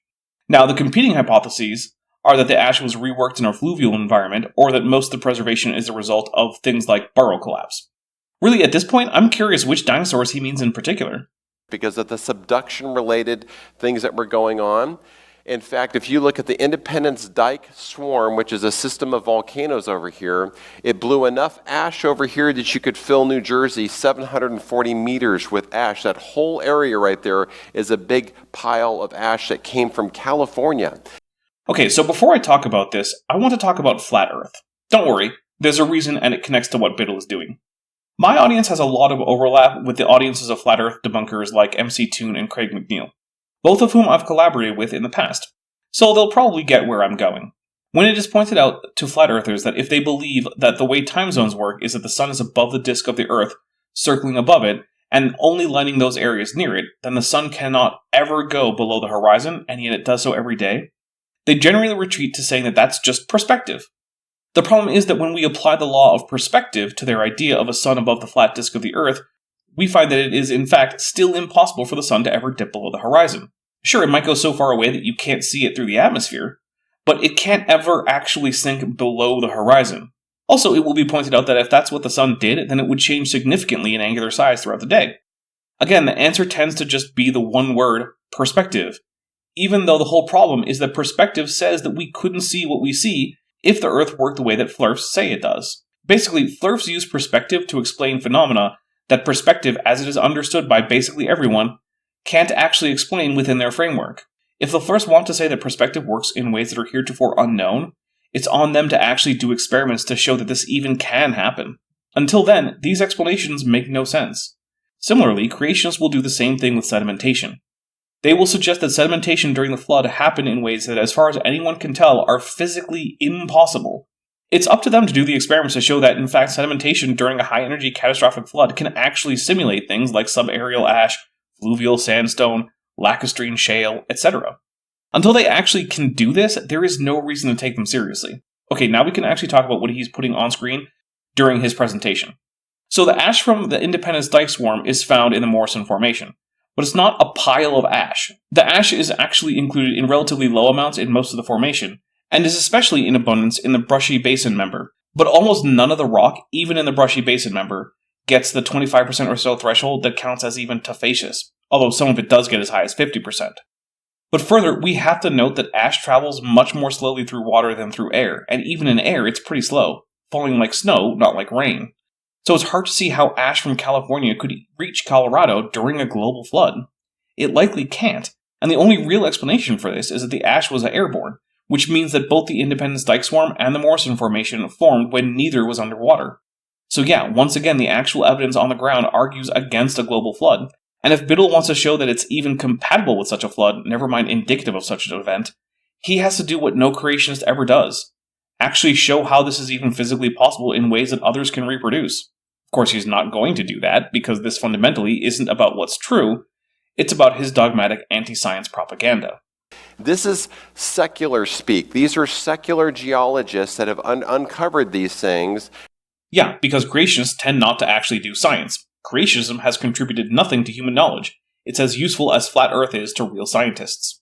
We just disagree on the timeline. Yes, the scientists have a timeline based on rigorous reproducible measurements. Creationists have a timeline based on the speculation of an Irish bishop, based on an ancient text that contains genealogies that aren't even likely intended to be taken literally. So that when it starts receding like that? When what starts receding? The flood? The ash? What are we talking about here? I'm so confused, and I didn't cut out any of his talk here. It's going to fill it all with what's called, geologists call that gulf the Whopper Sand. The Whopper Sand. That's a Paleogene pyroclastic flow in the Gulf of Mexico. What does this have to do with the ash in the Morrison Formation from the Independence Dike Swarm?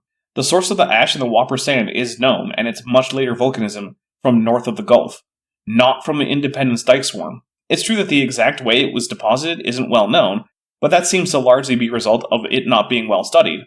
There are very few peer-reviewed sources I can find on the Whopper Sands, and it seems like most of the work on it is by oil company-funded researchers who really are only looking at the geology in an effort to find more oil and gas deposits in the Gulf. Well, I guess we'll see what point Dan makes. It's like thousands of feet deep with sediment runoff that came as it washed off. So you can see the channelized cuts would have done that. I mean, it did flow into the Gulf. I have no idea what point he's trying to make, though. This is a completely different set of ash deposits. I don't even know what the argument is supposed to be. Now we can even zoom in to the continental margins on the California coast here, and we can see the runoff margins. Here's Monterey Bay. We'll spend more time on this later. Yeah, coasts are where erosion hits the water, so of course there are erosional features at the coast. What reason do we have to think that these features are flood runoff? The bare presence of erosional features doesn't help creationism, because science also says that there should be erosional features. What about these particular features are incompatible with the scientific explanation and indicative of a flood in particular? Nothing that I know of, and Biddle hasn't suggested anything. Look at Monterey Bay. It's a huge submarine canyon that stretches as long as the Grand Canyon, and we have these continental shelves all over the place that are filled with runoff. Yeah, that's what sediment does. It runs off. Those are still active channels with actual undersea river-like currents still carving them. What makes them special? But just look at the Monterey Canyon. It's like I said, it's about the same size as the Grand Canyon. When you invert it, it looks huge. We can zoom in and see it. A deeply incised canyon with steep walls, tributaries with sharp angles, and with at least a few switchbacks. So a canyon that was not formed in a catastrophic manner, because we know what flooding looks like. Look, here's some flood runoff on freaking Mars. And here are the channeled scablands in Washington, actually confirmed to have been formed by biblical proportion flooding. They don't look like what Dan's showing us. What Dan is doing is the geological equivalent of deciding that because fire is bright and hot, and the sun is bright and hot, that the sun must actually be a really big campfire in the sky. He's going full JM truth. Boy, was I wrong. It's an amazing structure. All that came from channelized flow. I mean, yeah, it is a channel, so it's channelized flow, something that's not unique to flood runoff, but is just, typical of water. That came off of America at the tail end of the flood and washed down a river the size of the Grand Canyon. Sounds cool. Too bad everything about this runoff channel indicates it wasn't catastrophically formed, because we know what it would look like if it was catastrophically formed, and it's not that. So huge sheet flow coming off of the continents like that. Which would have formed U-shaped straight channels, not V-shaped meandering channels. Okay? And that's what's going to explain when the water's coming back off of the continents during the erosional stage of the flood. Now let's make a quick comparison of the most famous extra biblical account about the Epic of Gilgamesh. Has anyone heard of the Epic of Gilgamesh before? So now we're going to hear an extra biblical account of the Epic of Gilgamesh. I wonder what the biblical account of the Epic of Gilgamesh is, because I have read the whole Bible and Gilgamesh isn't in there. But for those of you out of the loop, the Epic of Gilgamesh is one of the oldest works of narrative literature known in the world, and it is significantly older than the oldest parts of Genesis. It has also been translated into Klingon, which is the real mark of quality literature. If it hasn't been translated into Klingon, that's a sign that it might not be worth reading. Okay, interestingly, today in not half but most colleges, it's required learning in English. For most students are going to go through the Epic of Gilgamesh. I have a minor that's an interdisciplinary history/English minor and a degree in history. I never went through Gilgamesh in college. Maybe the University of Massachusetts is one of those weird no Gilgamesh schools, but I doubt it.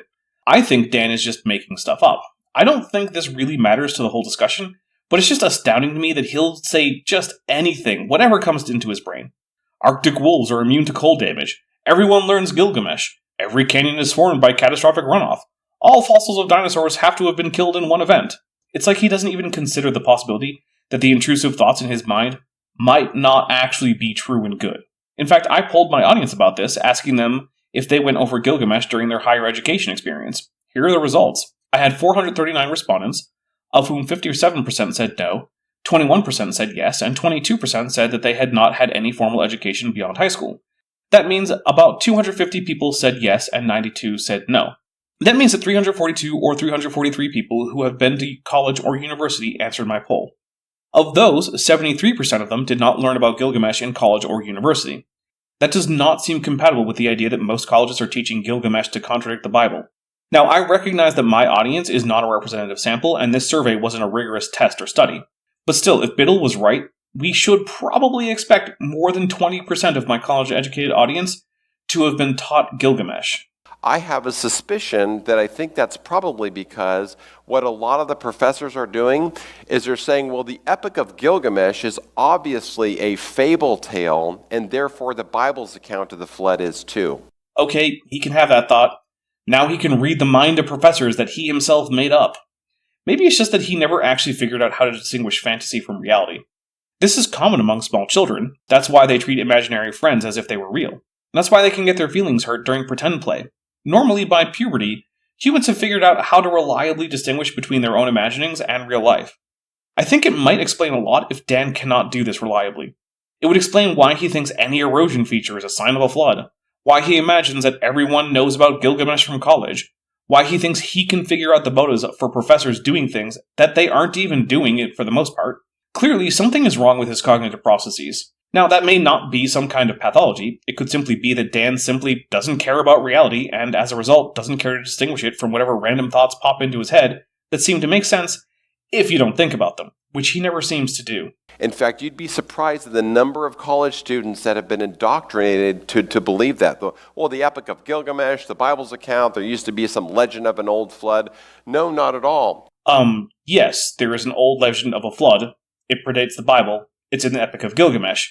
These are just objective facts. On its own, it doesn't disprove the historicity of the flood of Noah, but it's still true. And yes, it is what we'd expect if the flood story is what we know it to be. A literary creation of the Babylonian exile influenced by flood myths of the Babylonians, which were themselves influenced by the flood myths of the Sumerians. That's not indoctrination. That's just history. The Epic of Gilgamesh talks about an ark that was about 300 feet square or so and had 7 different levels, and it obviously would have tumbled out at sea. I mean, good job, later Hebrew author, for making a better boat story.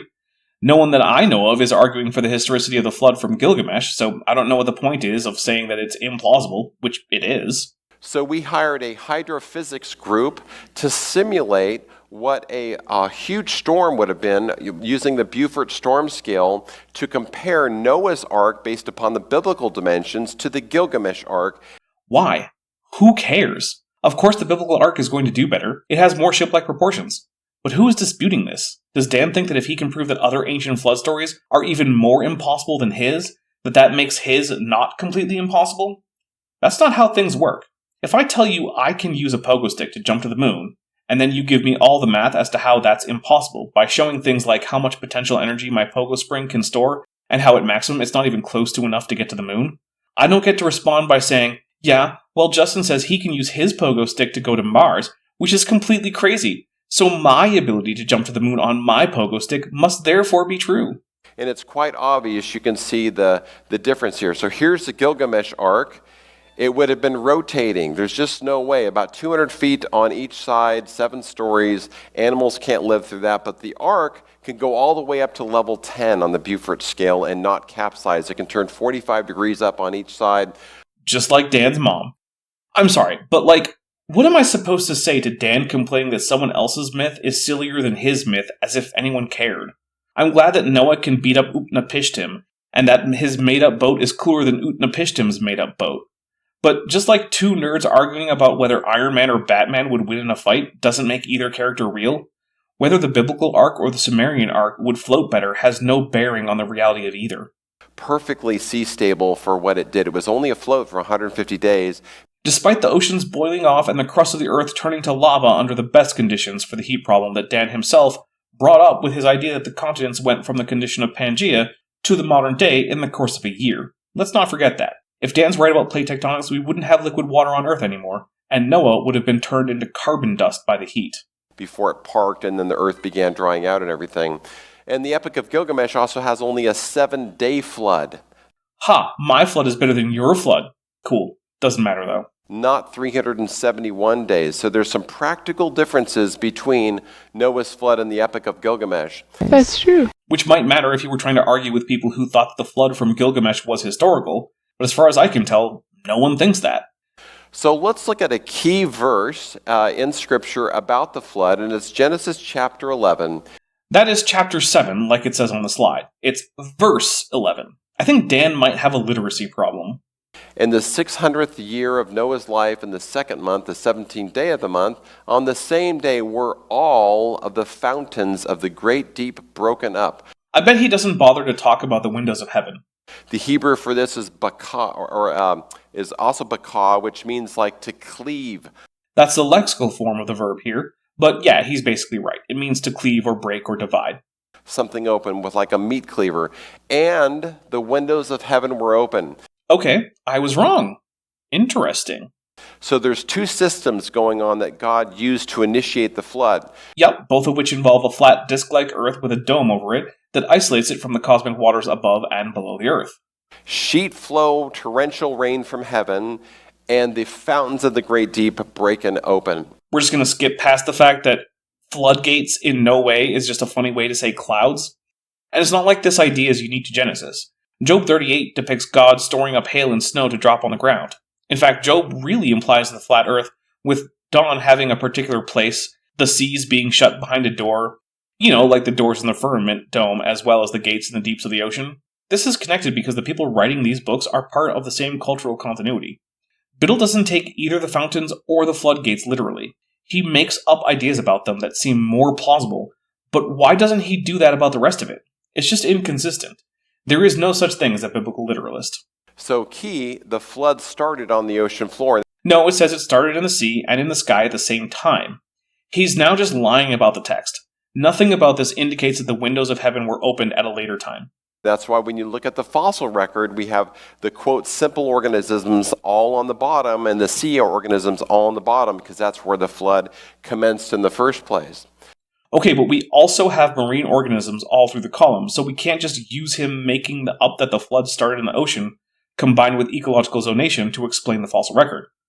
At a very basic level, the fossil record is not ecologically zonated going from bottom to top. So when it zenith or peaked after about 150 days. He said, apropos of nothing. So here's an animation of what it might have looked like when the fountains of the great deep broke open. And here's an animation of what it might have looked like when Alderaan broke up.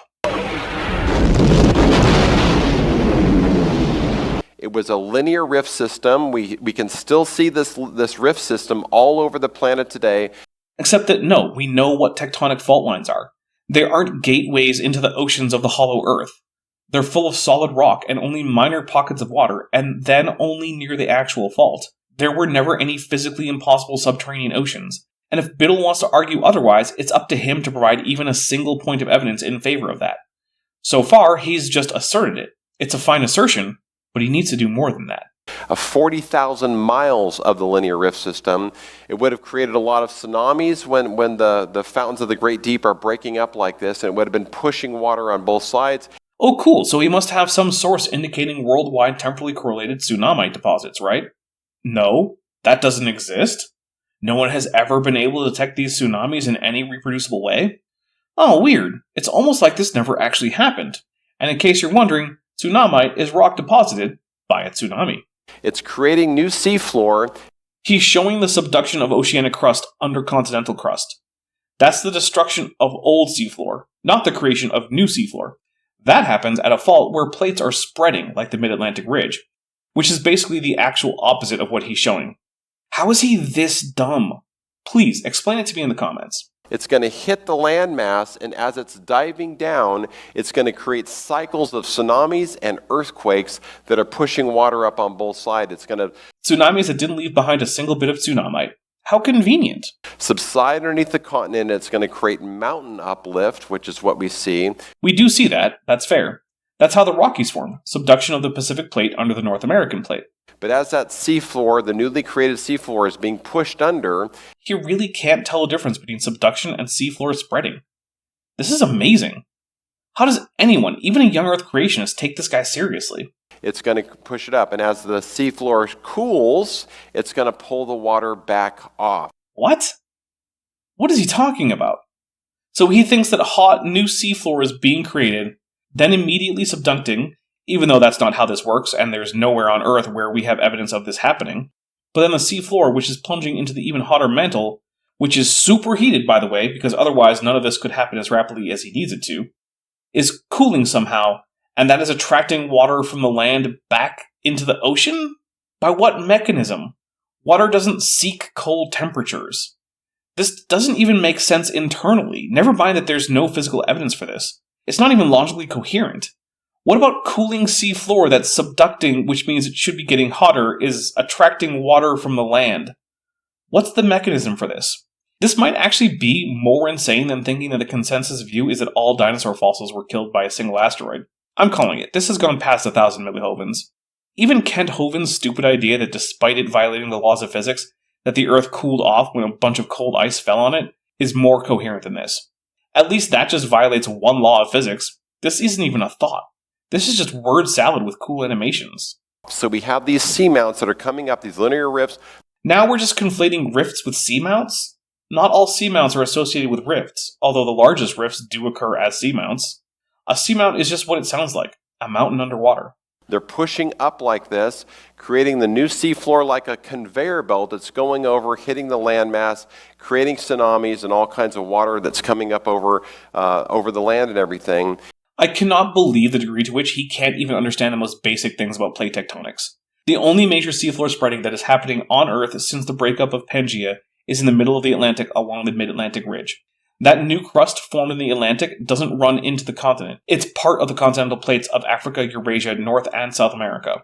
It pushes those plates away from the middle of the Atlantic. The crust that subducts is on the margin of the Pacific Plate in places like Japan, Indonesia, Chile, Alaska, and Washington State. That subduction is why the places I just mentioned are well known for active volcanoes, but places like Portugal, Mali, Massachusetts, and Brazil are not. This is not that complex, and yet Dan can't seem to figure it out. And then when God said, the Bible says God shut the fountains off at about day 150. So I guess then you can't say that they're oceanic ridges because those are still going strong. Neat.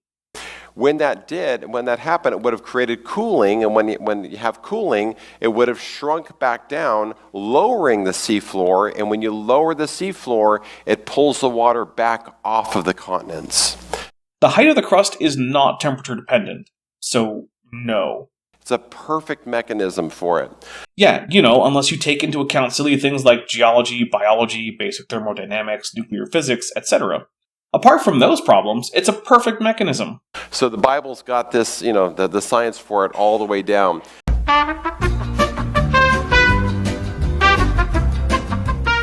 That might be the stupidest thing I've ever heard. None of that is in the Bible. None of it. He made that stuff up, read it back into the Bible, and it still doesn't work. This guy, Dr. John Baumgartner... Oh good, the creationist crank who came up with the modeling software that, while it is used, is not used in the form he published it because it's too buggy, and who also came up with a flood model that involved him needing to change the thermal qualities of rock by several orders of magnitude. This ought to be fun. Is probably one of the top 3 leading flood geologists in the world. It's like being the world's leading serial killer. It's not something to be proud of. In fact, I went to go see him before we did our first Noah's Flood movie. I saw that. It was so boring, I didn't even bother responding to it. After this, Dan goes on with a long anecdote about Baumgartner and doesn't make a point with it, except that Baumgartner feels possessive of flood geology. I'm skipping that so that you don't have to waste your time like I did. And his science resulted in a theory called catastrophic plate tectonics. It sure did, and that model has a lethal heat problem that will result in an energy release similar to the detonation of tens of atomic bombs per square kilometer per second for the entire duration of the flood, something no creationist has ever addressed except by invoking things that break the laws of physics. Which, okay, but at that point, we're not doing science or caring about evidence, so again, why bother? That went all across the newswire, and he actually developed a software program called Terra that modeled Pangea breaking apart to the point that he nailed how fast the continents were spreading, about 5 miles an hour during the flood. He didn't nail it with some simulation. He designed the simulation to get that result because he was fishing for a simulation of Noah's flood. He had to increase the thermal diffusivity of the rocks of Earth by several orders of magnitude in order to get it to work the way he wanted. Thermal diffusivity is a measure of internal heat transfer rate. Basically, if you put a metal spatula on the burner of your stove, how long until the handle is burning hot as well as the business end that's actually touching the stove? It is defined as the thermal conductivity of the substance divided by the product of its density and the specific heat capacity. Thermal conductivity is much like electrical conductivity, except that it measures how fast heat transfers rather than how well electricity transfers. Density is, as you probably know, simply the mass of an object divided by its volume, and specific heat capacity is the amount of thermal energy needed to increase the temperature of a mass of a specific substance by a particular amount. For example, water has a specific heat capacity of 4.184 joules per gram per Kelvin, meaning that it takes 4.184 joules of energy to increase the temperature of 1 gram of water by a single degree Celsius, or by 1 Kelvin, which is the same change in temperature. Thermal diffusivity is a property of a substance that does not simply vary. Under the same conditions, the same substance will always have the same thermal diffusivity, unless the laws of physics change. Since the laws of physics are what they are, Baumgartner's model is physically impossible based on current scientific understanding. Since he has to know that, being himself a geophysicist, it means that his simulation isn't a discovery, it's a deception. Baumgartner knows what he did. There's no way for him not to. He decided that he has to get to the flood, and he lied to get there. There's no way around this that I can see, and no, the later use of his Terra modeling software with actually realistic parameters by other researchers does nothing to negate this. So he's got all that science, and he joined with 5 other PhD guys, and they came out with the CPT model, the catastrophic plate tectonics. Based on how painful this has been, I feel like it should be the CBT model instead of the CPT model. I'm so sorry, children. Here's an output from John's program, Terra. He's got the timing and everything else. He'll show you how fast the continents broke apart during the flood, which ones went where, the directions, the speeds, the whole bit, the heats, the pressures that were involved. This is from his model, Terra. He's currently a professor over at Liberty University. I think the fact that he's associated with that scam of an institution should tell you all you need to know about the credibility of his so-called simulations. If me telling you how he made them wasn't enough. And just to drive home the fact that simulations don't really mean that the thing they're simulating is real, here's a simulation of the Earth being on fire.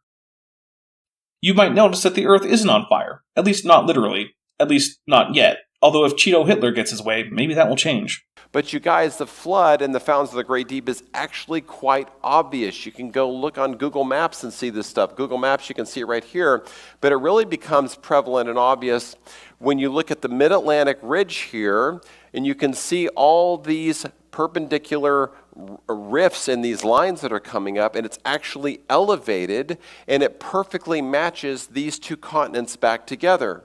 That does nothing to support the flood in particular. That's just the evidence that everyone accepts for plate tectonics and the breakup of Pangea. That's what the fancy epistemology boys call non-dispositive. It can't help us decide between competing hypotheses because it is expected under multiple hypotheses, including the scientific explanation as well as creationism. And did you know that they've done oil correlation studies? They've looked at the oil chemistry from oil deposits along this coastal region in this coastal region. And did you know that the 12 different deposits that they investigate, when you put the continents back together, they match perfectly? I didn't, because I don't know of any such studies, but since those coasts were once together as the interior of Pangaea, it's not surprising to me. That's what I would have predicted. That's the kind of thing that clued us in that there had been a supercontinent in the first place, which I have to reiterate is the consensus view. He's not arguing against science here. This is what the whole scientific community accepts, and it wasn't something that was discovered by creationists. In fact, they were latecomers to accepting plate tectonics, like they are to all science.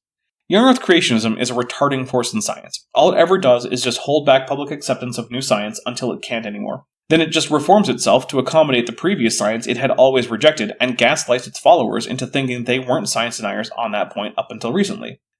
They've done it with speciation, they've done it with plate tectonics, they've done it with natural selection, Pangaea, and they're starting to do the same with feathered dinosaurs. So there's all these oil deposits stuck along here, and when you put them back together, whatever flora and fauna died and was buried to make up all those oil deposits, it's almost entirely flora, but who cares? Matches back perfectly.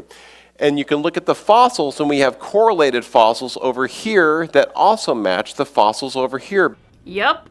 Because the same ecosystem was catastrophically pulled apart, and here's the clue. The animals are found buried in the mud that killed them. No, they're not, because most of the Paleozoic strata from these areas are from an arid environment, and a lot of it is windborne, because the interior of Pangaea was a vast, dry, hot desert. So the deposits from there are characteristic of desert deposits. In the mud that was responsible for their death. And the same creatures are found over here that are found over here. It's just the most amazing thing. This is a lot of effort to convince people that Pangaea is real as if it actually helped young Earth creationism. I wonder what the goal is. Maybe he generally finds creationists to be skeptical of the existence of Pangaea. I don't remember if I believed in Pangaea when I was a creationist. If you were ever or are now a young Earth creationist, let me know in the comments if you accepted or accept that Pangaea was a real place. Of course, he hasn't bothered to tell us that this correlation of the flora and fauna of Pangaea stops in the Mesozoic, which the flood model cannot explain, since it should be preserving only Pangaean ecosystems, since those were the only ones that existed on land up until the flood. So why is the correlation in fossil taxa not seen in the Jurassic and the Cretaceous? Oops, it's almost like biogeography debunks Noah's flood. Here's another one where you can see all the fountains of the Great Deep, the mid-ocean ridges. It's a 40,000-mile system that covers the Earth 1.6 times around. Hey, since this isn't anything that supports flood geology over actual geology, and I'm basically torturing myself for y'all who are watching, if you like what I do and can afford it, why not check out my Patreon or join the channel? It's cheap, you can cancel at any time, and you get early access to videos like this, and you can join my exclusive Discord server. Because if I'm going to put myself through this much pain, it sure would be nice to get something out of it. Of course, if you can't afford it, then please don't. Just like and share this video. The algorithm has been rough of late, and any support would go a long way. And these were literally the fountains of the Great Deep that open up in the flood. You can go look at them yourself. You can go touch God's judgment to the world. If that were true, Baumgartner wouldn't have had to cheat and break physics to get his results. This whole idea is literally built on a foundation of lies. The lies of one specific man. So when the lava came up and split, it served as a pushing mechanism to shove these continents apart. As a new seafloor was being created, it's pushing these continents apart. That's the action that's involved. Finally. He can be taught! Yes, it's pushing the continents apart, and it's not subducting. He finally managed to not conflate them. I feel like I should call and congratulate him. But when the new seafloor is being created, it's going to go over here like a conveyor belt. It's going to build pressure up against the land, and it's going to break and release and push a tsunami up onto land and one out to sea. Never mind. We're just back to him not realizing that there's no subduction going on in the Atlantic. I was so hopeful. That's the mistake I made. I had hope. I will never have hope again. And these were happening in cycles, one after the other, during Noah's flood. And that's why the dinosaurs are buried in layers. But they're not buried in layers of turbidite, let alone tsunamite. They're buried in layers of all sorts of different rock, mostly not catastrophically deposited rock. You can't just say that this would make layers. The layers it would make are not consistent with the layers that we can find. And once again, Has Dan or anyone else figured out how to make tsunamis deposit something that looks like it was deposited over centuries in a lake, including seasonal variations in pollen content in the rocks? No, they haven't. But that's the one thing they would need to do to make this model go from completely impossible to at least not absolutely precluded by the data as it stands. But that's where we are. This is completely precluded. If you have any sedimentary rock near you, no matter where you live, there is an almost 100% chance that some aspect of that rock completely falsifies the idea that it was laid down in a global flood. The evidence against this is as strong and as pervasive as the evidence that the Earth isn't flat. It might not be as obvious, but it's not less real and no less conclusive. Because the tsunami would come wash up and then wash back. Wash up and wash back. They're buried in all these layers. Then all the layers should have the same depositional environment. They don't. So here's some good evidence. When there was a 60-foot seafloor slip in Japan, that sent tsunamis all the way over to the Americas. We all remember that big tsunami that happened in Japan. It sent waves to the Americas. That's a chart of the wave heights, and by the time it hit the Americas, all the waves are under like a half a meter. I don't think that a wave that's not even a meter tall counts as a tsunami. But hey, at least he's not pretending it's a graph of radiation levels from Fukushima like I saw happening all over Facebook in the immediate aftermath of that event. I'll take a small win after this much suffering.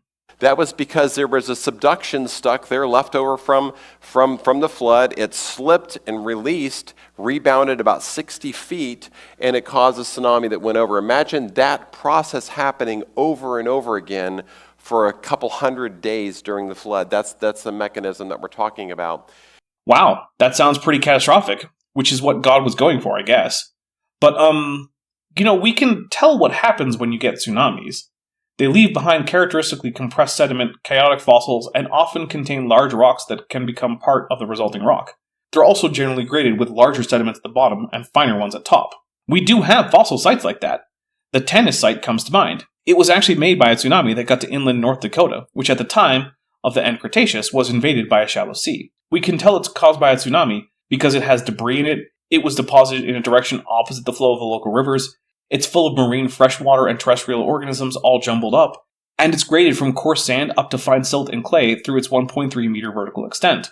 So it's not like scientists don't know what to look for in a tsunami deposit. But we don't find that in most of the fossil-bearing rocks on Earth. In fact, it's almost unheard of, so no, this can't explain the fossil record. Now this is the scary part. Ooh, the horror of creationism. You guys, we're standing on an ancient book written in Hebrew that says tsunamis were responsible for the flood. No, it doesn't. It just flatly doesn't. This verse is about the receding waters at the end of the flood. Look it up yourself. Literally nothing in that verse in any English translation I can find, or in the Hebrew, in any way indicates that there was a tsunami. In fact, I asked biblical scholar Kip Davis, and he said that the closest he could come to interpreting Genesis 8:3 in this way is that the steady water decrease was actually steady rising and falling like in tides with a net decrease in water. And that's with him trying to find a way to reconcile this interpretation. In fact, the actual Hebrew says that the decrease was steady or continuous, not that it went back and forth. The going forth in this translation is from the land, and the return is to the sea. This has nothing to do with the water coming back and forth on land. In fact, even this cherry-picked translation doesn't say that. Dan is lying. Hebrews or Genesis 8:3 says, "And the water receded from the earth, going forth and returning." Which still has nothing to do with tsunamis. And at the end of 150 days, the water decreased. Which still has nothing to do with tsunamis.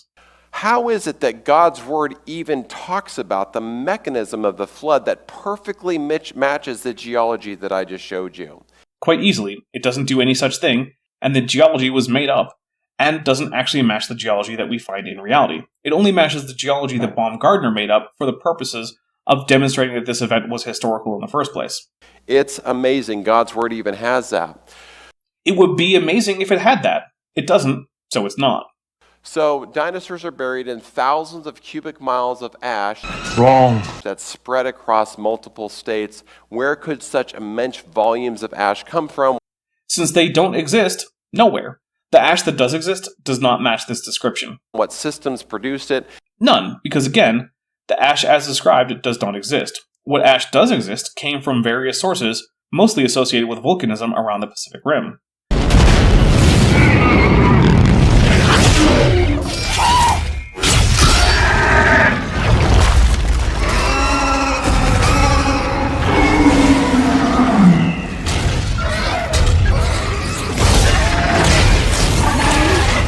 And why are the dinosaurs buried in it? They're not. So here's what happened when these new seafloors subducting. It's creating these volcanism that's pushing up all this ash. It's raining down on the dinosaurs. At the same time, the tsunamis are going to be bringing up the sand and the mud. Weird then how literally no dinosaur fossil site I've ever heard of is characterized as tophaceous tsunamite, which is what would form in the scenario he's suggesting. Here's the Independence Dike Swarm. It's a 375-mile linear volcanic rift. That's true. Well, it's almost true. It's a system of rifts. That's why it's not the Independence Dike. It's the Independence Dike Swarm. The swarm word isn't there just for funsies.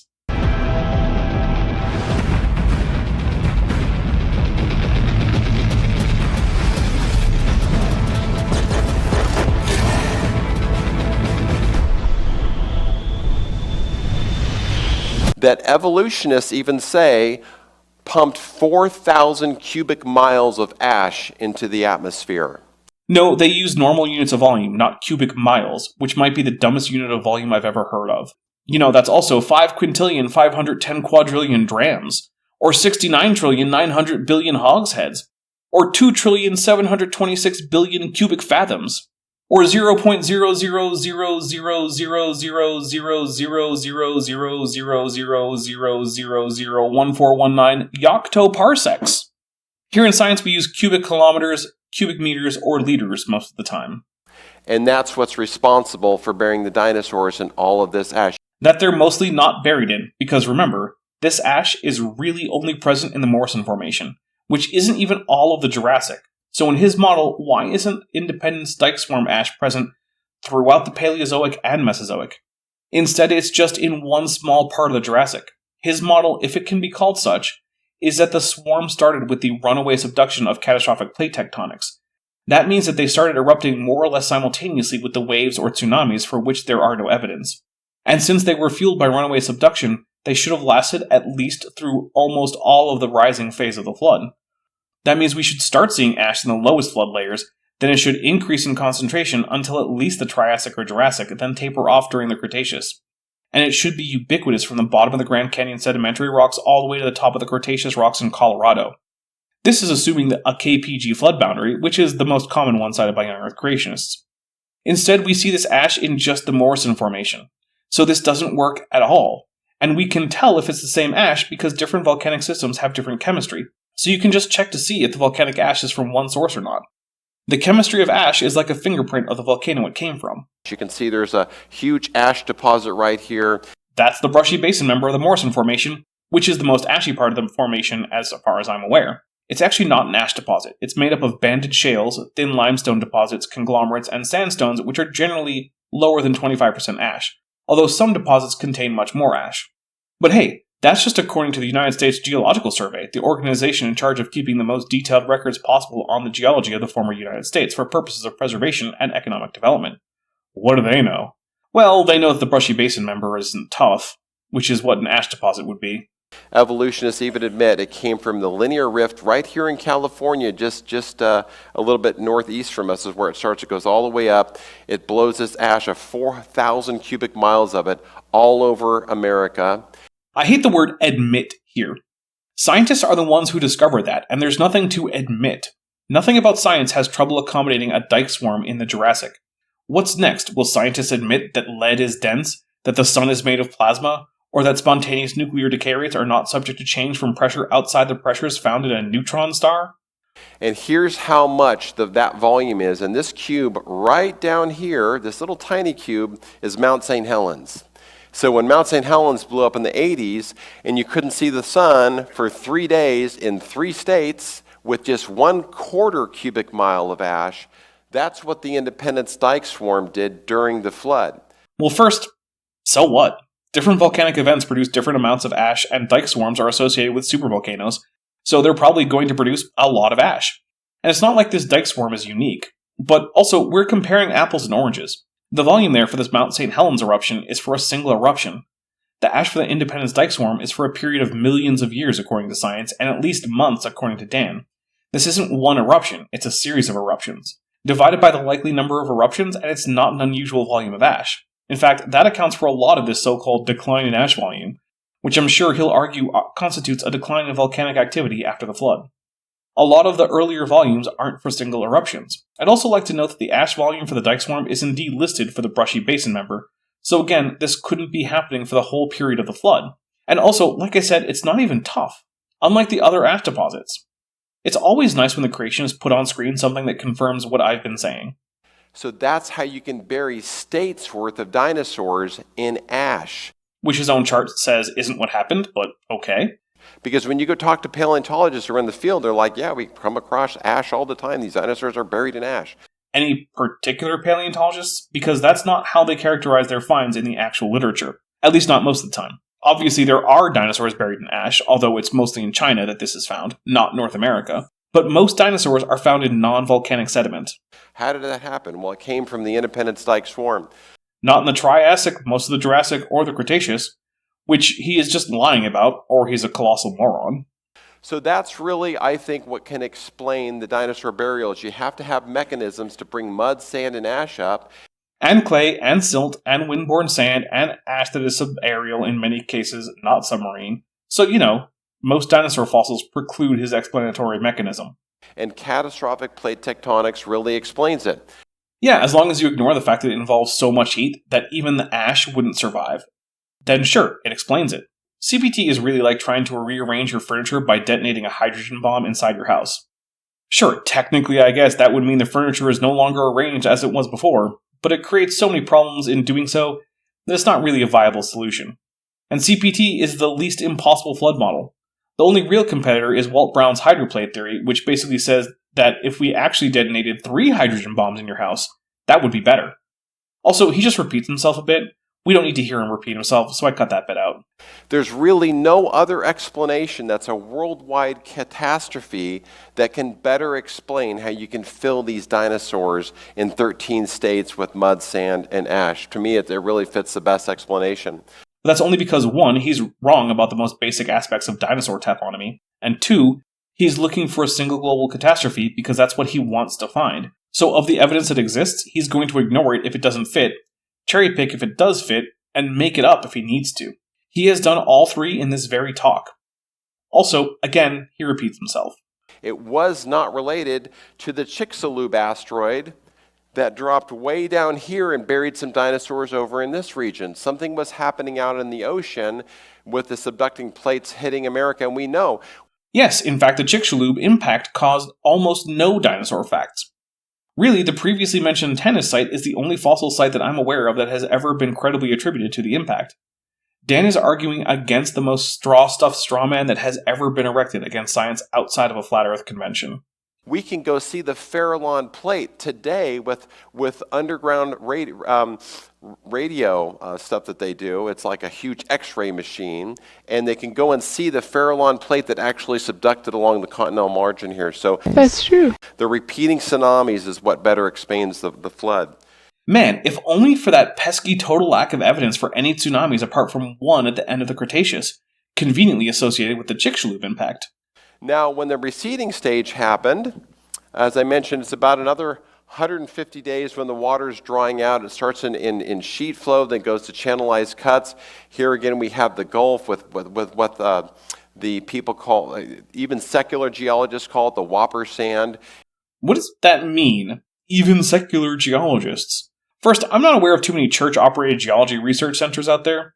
Second, it's not like creationists usually come up with their own unique names for geological formations. If you ask Andrew Stelling what the names are of the layers of the Grand Canyon, he'll give you the names that are conventional and not coined primarily by flood geologists.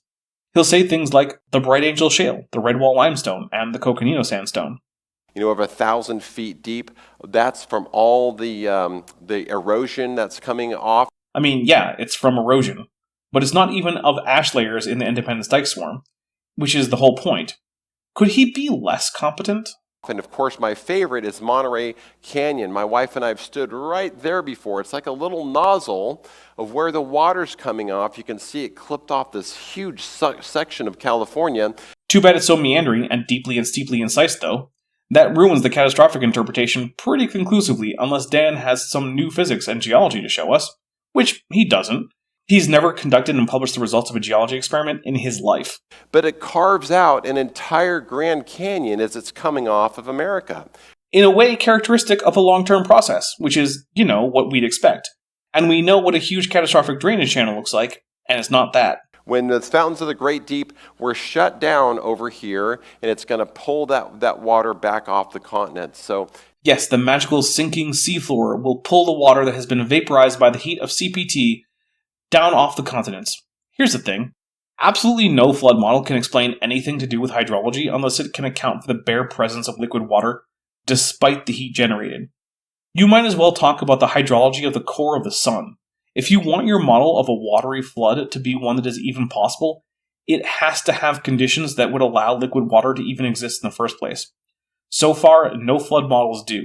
If my model of the solar system involved a sun with the mass of a supermassive black hole, such that its event horizon was many times bigger than the orbit of Pluto, I don't have a good model of the solar system.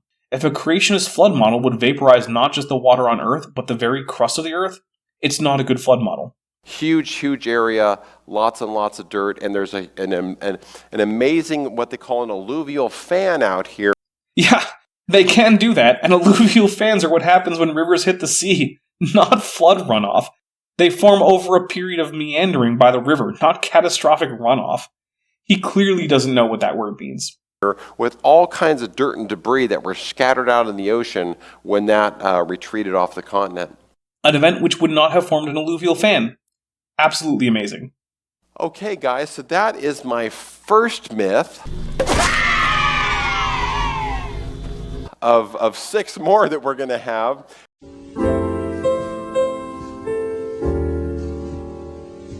But the other ones go really quick. So why don't we take a break for dessert, and then I'm hoping that you'll find the other 6 myths as interesting as I do this one. So as you guys can imagine, when students go to college these days, even many labeled Christian colleges, I'm going to predict that the next thing he says will basically come down to, they aren't lied to about the Bible, and are instead given evidence-based conclusions about the history of humanity and the earth. The Bible is going to be under attack in 2 ways, its validity and its reliability. I think I made a successful prediction. So here's what's going on in America. A Gallup poll just came out and asked Americans, these are not Christians, just Americans broadly, asked them, hey, how do you regard the Bible? And the green line here, the highest line, is 49% currently of Americans. So about half of Americans say, well, the Bible's inspired by God, but it's not all literal. Okay, so it's the position that Biddle takes, since he doesn't take the firmament or the floodgates of heaven literally. There's going to be pockets that might be allegory or myth, or maybe some things that we shouldn't really take as real history. Yeah, like maybe that having livestock drink and mate near stripy sticks causes them to have stripy offspring. Seems like a fairly reasonable take if you're committed to the Bible being in some way the Word of God. So we've got a soft interpretation of the Bible, about half of Americans, 49%. Dan doesn't seem like the kind of guy to call his own position on the Bible soft. Weird. And then the dotted line that we see here are, look, the Bible is the actual Word of God, and it should be taken literally. Now, I think the people who said that would also, of course, give it like the Song of Solomon is, has got all kinds of metaphor and poetry in it and everything, but... Maybe, but that's not what the poll said. He's just reading that into this. It's almost like he's about to pretend that he actually takes the Bible literally, when he very obviously does not. In fact, I would argue that no one does, because that's impossible. Because when read literally, much of the Bible contradicts various other parts of the Bible. This dotted line says, is the percentage of people that say, yeah, it's the actual Word of God, we should take it literally. It starts out really high in the 1980s, and it's been tapering down to now it's at 20%. Oh, won't somebody please think of the children? So 1 out of 5 Americans are believing that. It just got eclipsed by this other dark line. that the Bible is fables, history, moral precepts recorded by man. But that's objectively what the Bible is. Every word of the Bible was written by a human, whether under the guidance of God or not, and it is indeed full of histories, moral precepts, and fables. Heck, the parables of Jesus are basically just fables. Intentionally fictional stories meant to teach moral lessons. The fact that that number is not 100% is baffling to me. So it's not inspired, it's not authoritative. Fun fact, histories, moral precepts, and fables can be authoritative and even inspired, I guess. But also, on the ground, even in conservative Christian circles, the Bible does not actually act like an authority. There is no Christian or other group for whom the Bible is actually the final authority on doctrine, morals, or history. Everyone who approaches the Bible does so with ideas from their upbringing, their religious tradition, their own biases. The Bible is internally inconsistent. Some Christian groups, like the Catholic and Orthodox churches, are very open about having their traditions be the lens through which they interpret Scripture, making their traditions the real authority. Most Protestant groups pretend otherwise, and as a result have more schisms in a year than the rest of Christianity has had in 2 millennia. The reason that the Bible can't be an authority is that it doesn't mean any one thing, and that's not unique to the Bible. Texts don't objectively contain meaning as some kind of ontological element of the text. Readers have to construct their own meaning, and while they may be able to reconstruct the intent of the author, even that is a choice. Further, any attempt to construct a systematic theology from the Bible will require emphasizing certain parts of the Bible while downplaying or even ignoring other parts. There's a reason Martin Luther called James an epistle of straw, and thought about removing it from the Bible. It's because it directly contradicts the biggest theological distinctive of Protestant Christianity, sola fide. James very clearly says that faith alone does not save a person, which is the exact opposite of the claim Luther was making. This is only one obvious example. There are many more. The Bible is never an authority for anyone. It cannot be. It is not logically possible. It's just a mythical allegory book. And that line was crossed in about 2018 or so. So this is a phenomenon currently in America of how people are perceiving God's Word. And for the first time over the last 5 or 10 years or so, those of us who hold a high view of Scripture and believe in the authority of Scripture. In other words, those who are logically incoherent. Got it. I really wish evangelicals would just own that they are as based in tradition as any Catholic.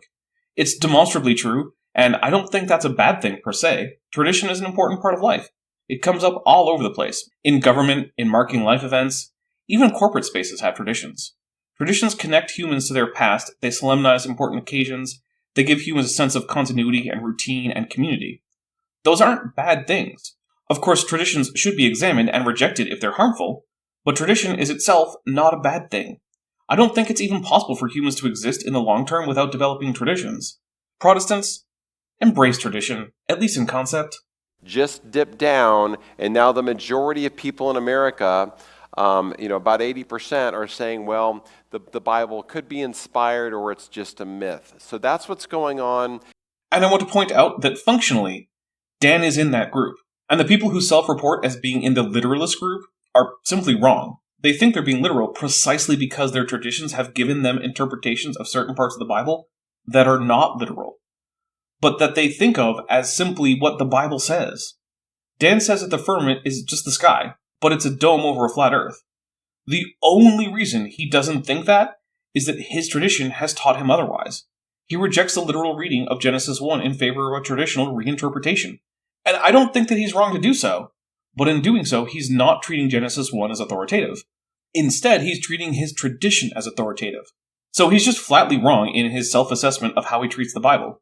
In America with respect to the belief about the Bible. So we can see the inspired literal line is going down. Good, that sounds like Christians are becoming more self-aware. And the inspired not literal line is going down, but the idea that it's a myth is spiking up. Which is weird to me because it can be a myth and also inspired. Those aren't mutually exclusive categories. And I'm not arguing for the inspiration of the Bible. I'm just pointing out that it's compatible with the mythological status for much of the Bible. Further, much of the Bible simply isn't myth. Proverbs isn't myth. Most of the Psalms aren't myth. The epistles aren't myth. So it's a weird position to take that the Bible as a whole is a myth. And they're scheduled to cross in about 2040 or 2035 or so. Maybe, but extending trends like this into the future is always very uncertain. Don't bet the farm on this kind of thing. In fact, in general, don't bet things you can't afford to lose. What about when you ask Americans about their view about humans and human evolution? Well, the green line up here says, well, God created humans in their present form. So, well, we know that's not true, because we can look at the fossils of the oldest Homo sapiens, and they are not anatomically identical to modern humans. They are archaic. That's why we have a whole category of human fossils for archaic Homo sapiens. Humans were spoken out of existence, breathed into existence by God. That's still holding strong at about 37%. That is depressing, although I actually do see a small downward trend. It is a strange paradox that the former United States has spent decades leading the world in many kinds of scientific research, while also being one of the most science-illiterate developed countries in the world. Oh, and in case you're wondering, the Earth isn't flat, the Apollo moon landings were real, there was no global flood, the universe and the Earth are billions of years old, evolution is real, vaccines are well-tested, safe, and effective, and do not cause autism, 5G isn't a government superweapon, 9/11 was an outside job, and obviously the King of England and Hillary Clinton are actually lizard people from inside the hollow Earth. The next line is that humans developed, but God guided it, kind of a theological evolution or theistic evolution perspective. A perspective which generally does not require science denial, and with which I have no problem. I am not here to oppose creationism in the broad sense of attributing existence to a deity. If you believe that a god created the world, but don't deny science in doing so, then that's great. I may or may not agree with you, but even if I don't care to argue about it. This is not a channel that cares about promoting atheism or getting rid of religion or anything like that. If that's the content you're looking for, that's great, but it's not the content I make. But look at this scary little dotted line over here that's going up and catching up quickly. The non-theistic line, which is not an atheist line, by the way. God could exist and just not have been involved in the evolution of humans. I'm not aware of any religions that teach that, but it's at least internally consistent. Is that humans developed without God. We're just evolved pond scum that evolved from ape-like creatures. I'm really tired of the term ape-like. I know why people started saying it, and it was to emphasize that humans are not descended from any extant apes like gorillas or chimpanzees, but humans are part of the ape family, Hominidae. The common ancestor of humans and chimps, and humans and orangutans, were also hominids, which means they were apes. Humans are apes who evolved from apes. That's going up, and it's soon to grab these other number here. So when you plot it all out, we do have a situation here. As far as I know, everybody loves the situation. Where in about 10 years or so, they're going to cross. There's going to be an intersection. Finally, some good news. But, what's the point of this other than warning that Dan is losing the battle in the long run? Like, the popularity of ideas doesn't make them right or wrong, and he's supposed to be busting the 7 myths about Genesis. Is one of the myths that it's not widely accepted? Or that creationism is growing? What's he trying to bust here? I mean, I agree that your view about the Bible will have an effect on your belief about humans, assuming that you think your view of the Bible has any actual authority. But you might have any opinion about what the Bible says without giving your ideas about it any authority. That's what most people who aren't in religions that have Genesis in their scriptures do, unless they just haven't heard the Bible, in which case they're innocent to this whole discussion. But in terms of how you live your life, I'm not so sure. The actual day-to-day behavior of evangelical Christians, Catholics, atheists, Buddhists, Orthodox Christians, Muslims, agnostics, etc., isn't really all that different. All of them get hungry and eat. All of them normally try to avoid violent conflict. All of them have loved ones that they care about or for. All of them strive to be good people as they see it. It turns out that religion is actually a really poor predictor of behavior, and humans act a lot more alike than you think just from examining religion or lack thereof. Of course, I think what's actually going to happen is that he's going to connect a high view of the Bible to being a homophobe. Because let's face it, when people start complaining about a lack of morals stemming from rejecting the Bible, they're not talking about the rise of murder or robbery. They're talking about people being gay, and sometimes abortion. So this is what's happening in America, and I would argue, obviously, I think that these two things are connected.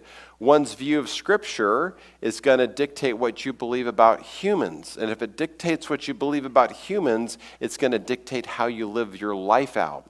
So the moral fiber of society is going to start pulling apart as these lines are dipping down, because our perspectives of where humans come from is getting pulled apart. Oh, cool. Well, I just pulled up murder rates per 100,000 people in various countries across the world from World Population Review. Let's check the 10 highest murder rate countries against the 10 lowest murder rate countries. I'm sure that the 10 highest will be the ones with the fewest people who are Christian, and the 10 lowest will be the most Christian. I'm going to leave out things like micronations such as Vatican City. You need to have at least 100,000 people to count for this. Just because at very low numbers, one fluke year can throw off the stats wildly. I'm also not counting territories that lack sovereignty like Macau or American Samoa. So for the 10 highest rates, we have Jamaica at 53.3, St. Vincent and the Grenadines at 40.4, Trinidad and Tobago at 39.5, Lesotho at 37.7, Honduras at 35.1, South Africa at 34, the Bahamas at 31.2, Belize at 27.9, Ecuador at 27, and Mexico at 26. For the 10 lowest, we have Bahrain at 0.07, Singapore at 0.12, Japan at 0.23, Kuwait at 0.25, Oman at 0.26, Senegal at 0.27, Vanuatu at 0.32, Qatar at 0.33, Malta at 0.38, and Indonesia at 0.43. The first thing I notice is that the lowest murder rate countries tend to be majority Muslim, not Christian. But let's see, of the 10 highest murder rate countries, literally every single one of them is majority Christian. Of the 10 lowest murder rate countries, literally only Malta is. Of the remaining 9, 6 are majority Muslim. I don't think that the religious affiliation of the citizens of a country is a good way to predict the rate of crime in that country, but if we want to treat it as the main factor, then Islam clearly promotes lower crime and Christianity promotes higher crime. So if crime rates can be a reasonable proxy for the moral fiber, and religion is determinative of moral fiber, Christianity is not doing too well. By the idea of evolution. Okay, look, I'm not going to go into the stats for acceptance of evolution versus crime rates, but I'll just point out that there's a lot of rejection of evolution in Islam, and Muslim-majority countries are overrepresented among low murder rate countries. So at first glance, there seems to be little to no correlation between the acceptance of very basic facts about biology and the so-called moral fiber of a country. At least if we assume that murder rate is a reasonable proxy for moral fiber, which, since generally everyone agrees that murder is bad, seems reasonable to me. So yes, evolution and creation are a big, hot topic that should be taught. No, they're not, and no, they shouldn't. Evolution is a matter of science, and what should be taught in classrooms at the undergrad level and below at least, is the consensus in science. Because that is the view that has convinced the majority of people who spend their whole lives studying the subject and know more about it than anyone else. Therefore, it is the best supported view currently available. That doesn't make it right, but anything else will just mean chaos. Young Earth creationism is as thoroughly falsified as flat Earth, and it should not get a special exception because it's popular among people who don't know anything about science, or worse, who are science grifters like Andrew Snelling and John Sanford. Just like we're not going to teach kids about flat Earth, geocentrism, phlogiston theory, or the luminiferous ether, we're not going to teach them about young Earth creationism, or at least we shouldn't do any of those things. Well, what do we believe about the Bible itself? That it's a collection of texts from the Iron Age and into the first couple centuries of the Common Era? But when we evaluate any old religious text, there's two things that you can look at. Is it valid? Is this source accurately making predictions when it makes predictions? And is it making accurate claims that can be substantiated in history? You also need a good idea of when it was written. A text containing a prophecy about the destruction of a city is a whole lot more impressive if it was actually written before the city was destroyed. And of course, the Bible does indeed make claims that cannot be verified from history, as well as failed predictions. It is a real book. Is it valid? And the second thing is, was it reliably transmitted over the centuries? Was it copied over time and in a reliable way? I guess I'd have to say mostly. There are textual variants all over the place, and in most cases, we have a good idea of which ones are original, or which ones don't affect meaning because they involve things like spelling variation or abbreviations versus spelling out a word. But then, there is a period of time between the composition or editing of those texts and our first manuscripts thereof, and that time is a complete black hole. We don't have any way to investigate the text before that, and we have no way to say how much change could have taken place in that time. So, was the Bible transmitted faithfully? I mean, probably for the most part, but there's really no way to know for sure.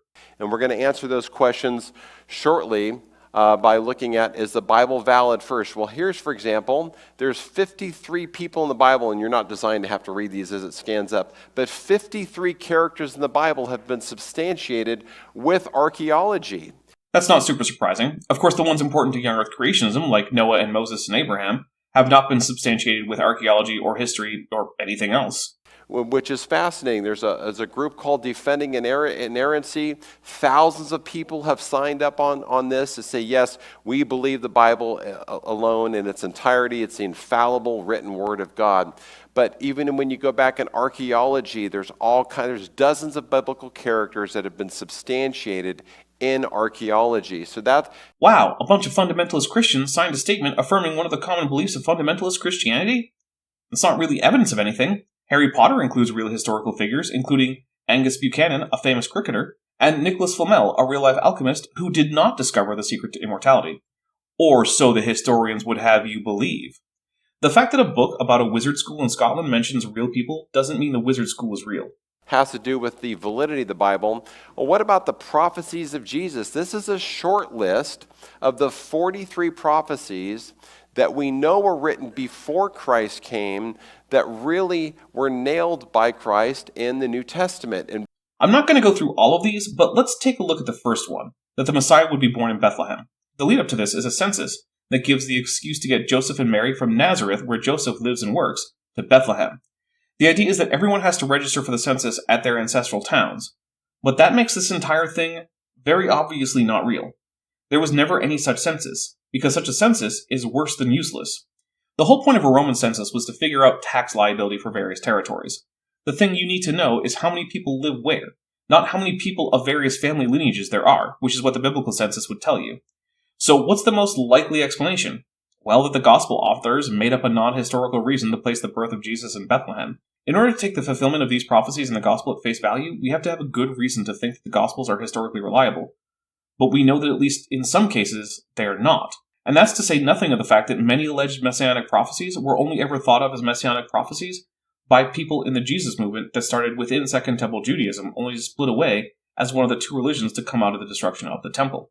Should be enough to say, that's amazing, the Bible is valid, because it's making predictions about this Messiah who's going to come in the future, and these things are actually coming true. There's many of these.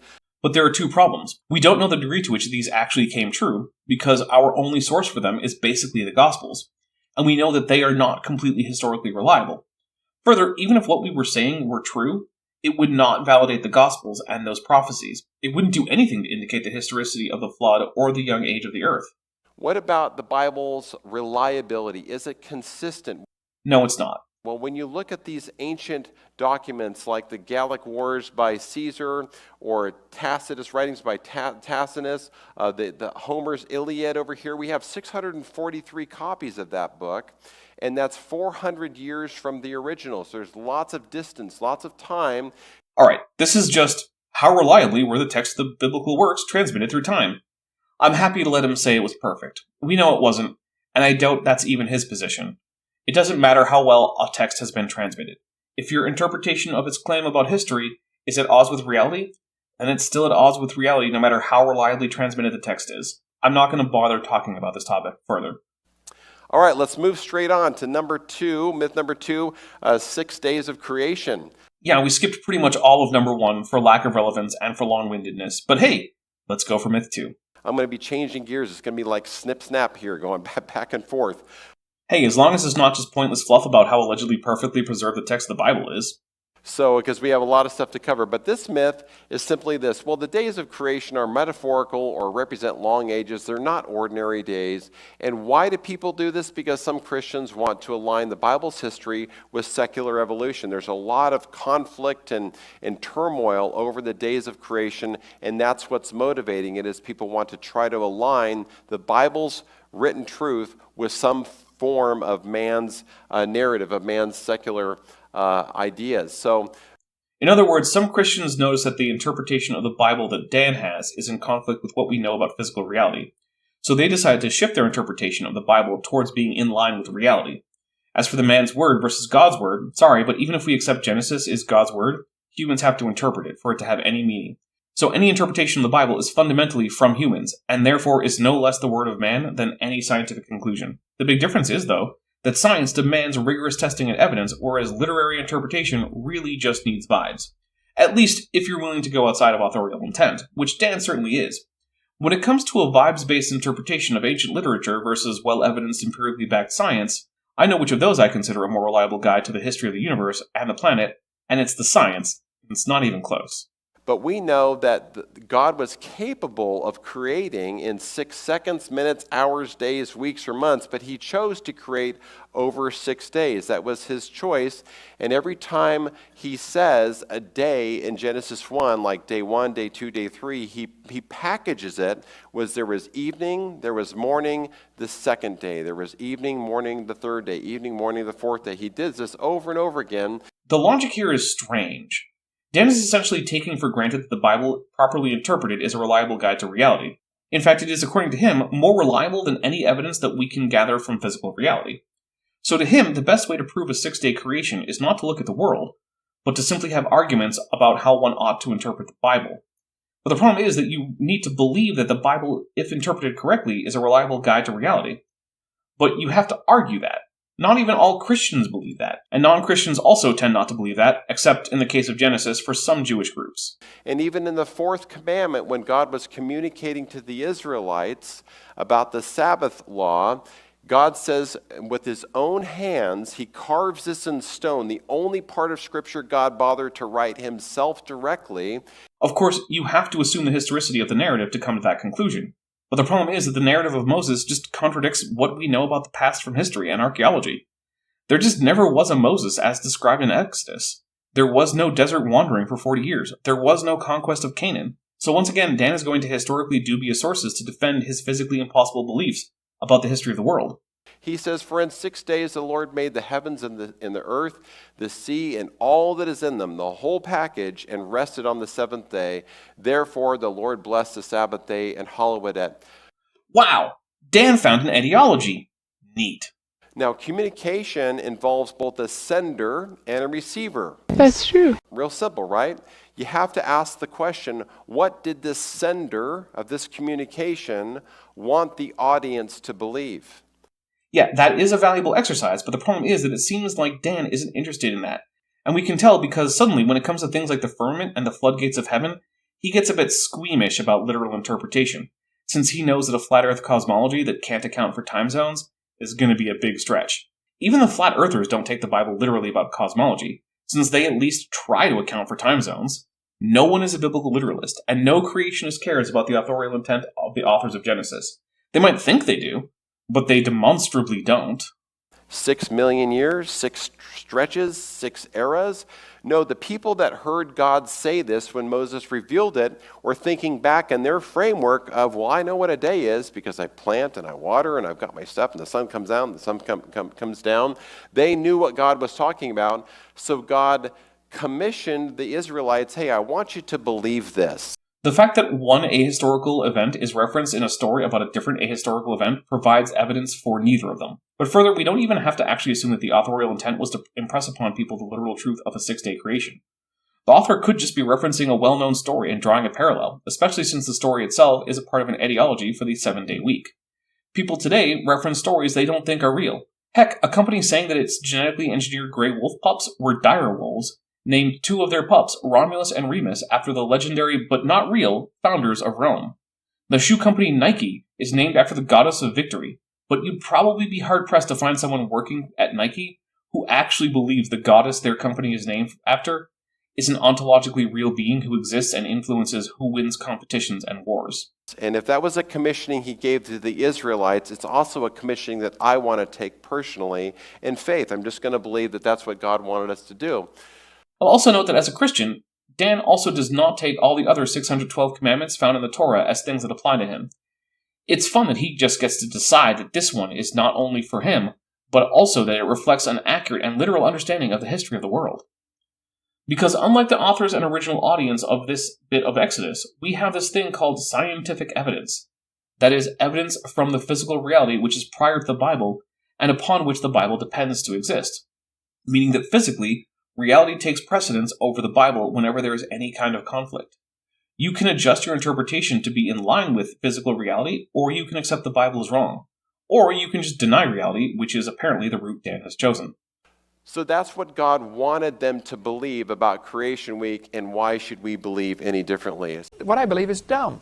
But here's an interesting thing that Luther himself said. This is very interesting, because at that time they were trying to think, well, could God have done it in a shorter period? I don't care what Luther had to say, I'm skipping. Luther is even less of an authority than the text itself. Also, while this isn't a problem for the conclusion, Luther was an anti-Semitic asshole. I don't want to stand up here and be a dogmatic fundamentalist, 6 days, believe it or you're a heretic. I'm not saying that. I'm saying that the Holy Spirit has convicted me with these types of things, this type of thinking, that I'm personally convicted to believe in 6 days. See, this goes back to a Protestant belief that the scriptures are not only clear in their meaning, but also that the Holy Spirit will guide a sincere and believing reader into correct interpretations. The thing is that unlike the resurrection, this claim is testable. If it is true that the Holy Spirit guides humans to understand clear scripture correctly, then there should be a low amount of diversity when it comes to biblical interpretations of those who believe this. Instead, the exact opposite is true. Protestants will disagree over essentially everything in the Bible, even the most basic notion of who God is.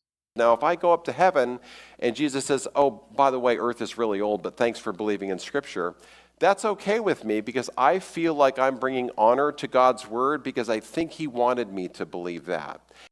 So Dan is okay with God wanting him to believe things that just aren't true. I wonder if he would be okay with God wanting him to believe in the resurrection of Jesus if it weren't true. Somehow I doubt it. Dan has just allowed an omnipotent liar into his epistemology.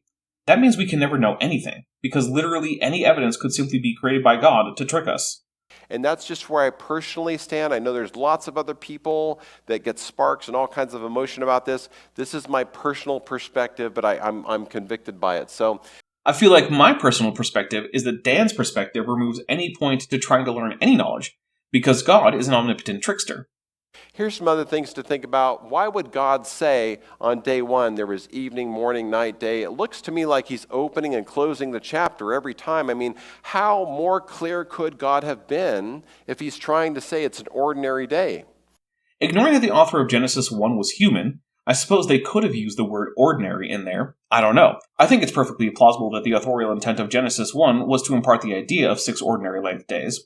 After this, he keeps going on about why it is that the days can't be long periods for reasons like, how could plants have existed for millions of years without pollinators and such? I think those are accurate critiques of the day-age idea, but since I'm not here to support that idea, I don't particularly care. He also goes into lots of other bits attempting to say that the day means a 24-hour day, and sure, I'm willing to accept that. It would just mean that the Bible is wrong when taken literally. Okay, so the other thing to think about God's instantaneous creation or his somewhat instantaneous creation over a regular week of time is the things that need to exist together. Look at Hebrews 4:10. For he that has entered into his rest, he also has ceased from his own works as God did from his. Well, let's see if we get into things like symbiosis, because that's a fun area of evolution to talk about, and I'd like to talk about it. So there's no more creating going on, guys, because there's no more things being born or planets being spun up into existence because God did it, he completed it, and then he stopped. Wouldn't it be embarrassing if you could just easily Google and find a picture of a star with a protoplanetary disk right now? Man, I guess new planets are indeed being spun up, in the words of Dan Biddle. Oh, and look, this is a picture of a stellar nursery, a place where new stars are forming. Aw, shucks. Looks like Dan was wrong that new stars and planets aren't coming into being right now. When you look at the Earth, it's very finely tuned, so everything had to be here at the same time for life to exist. What things specifically, though?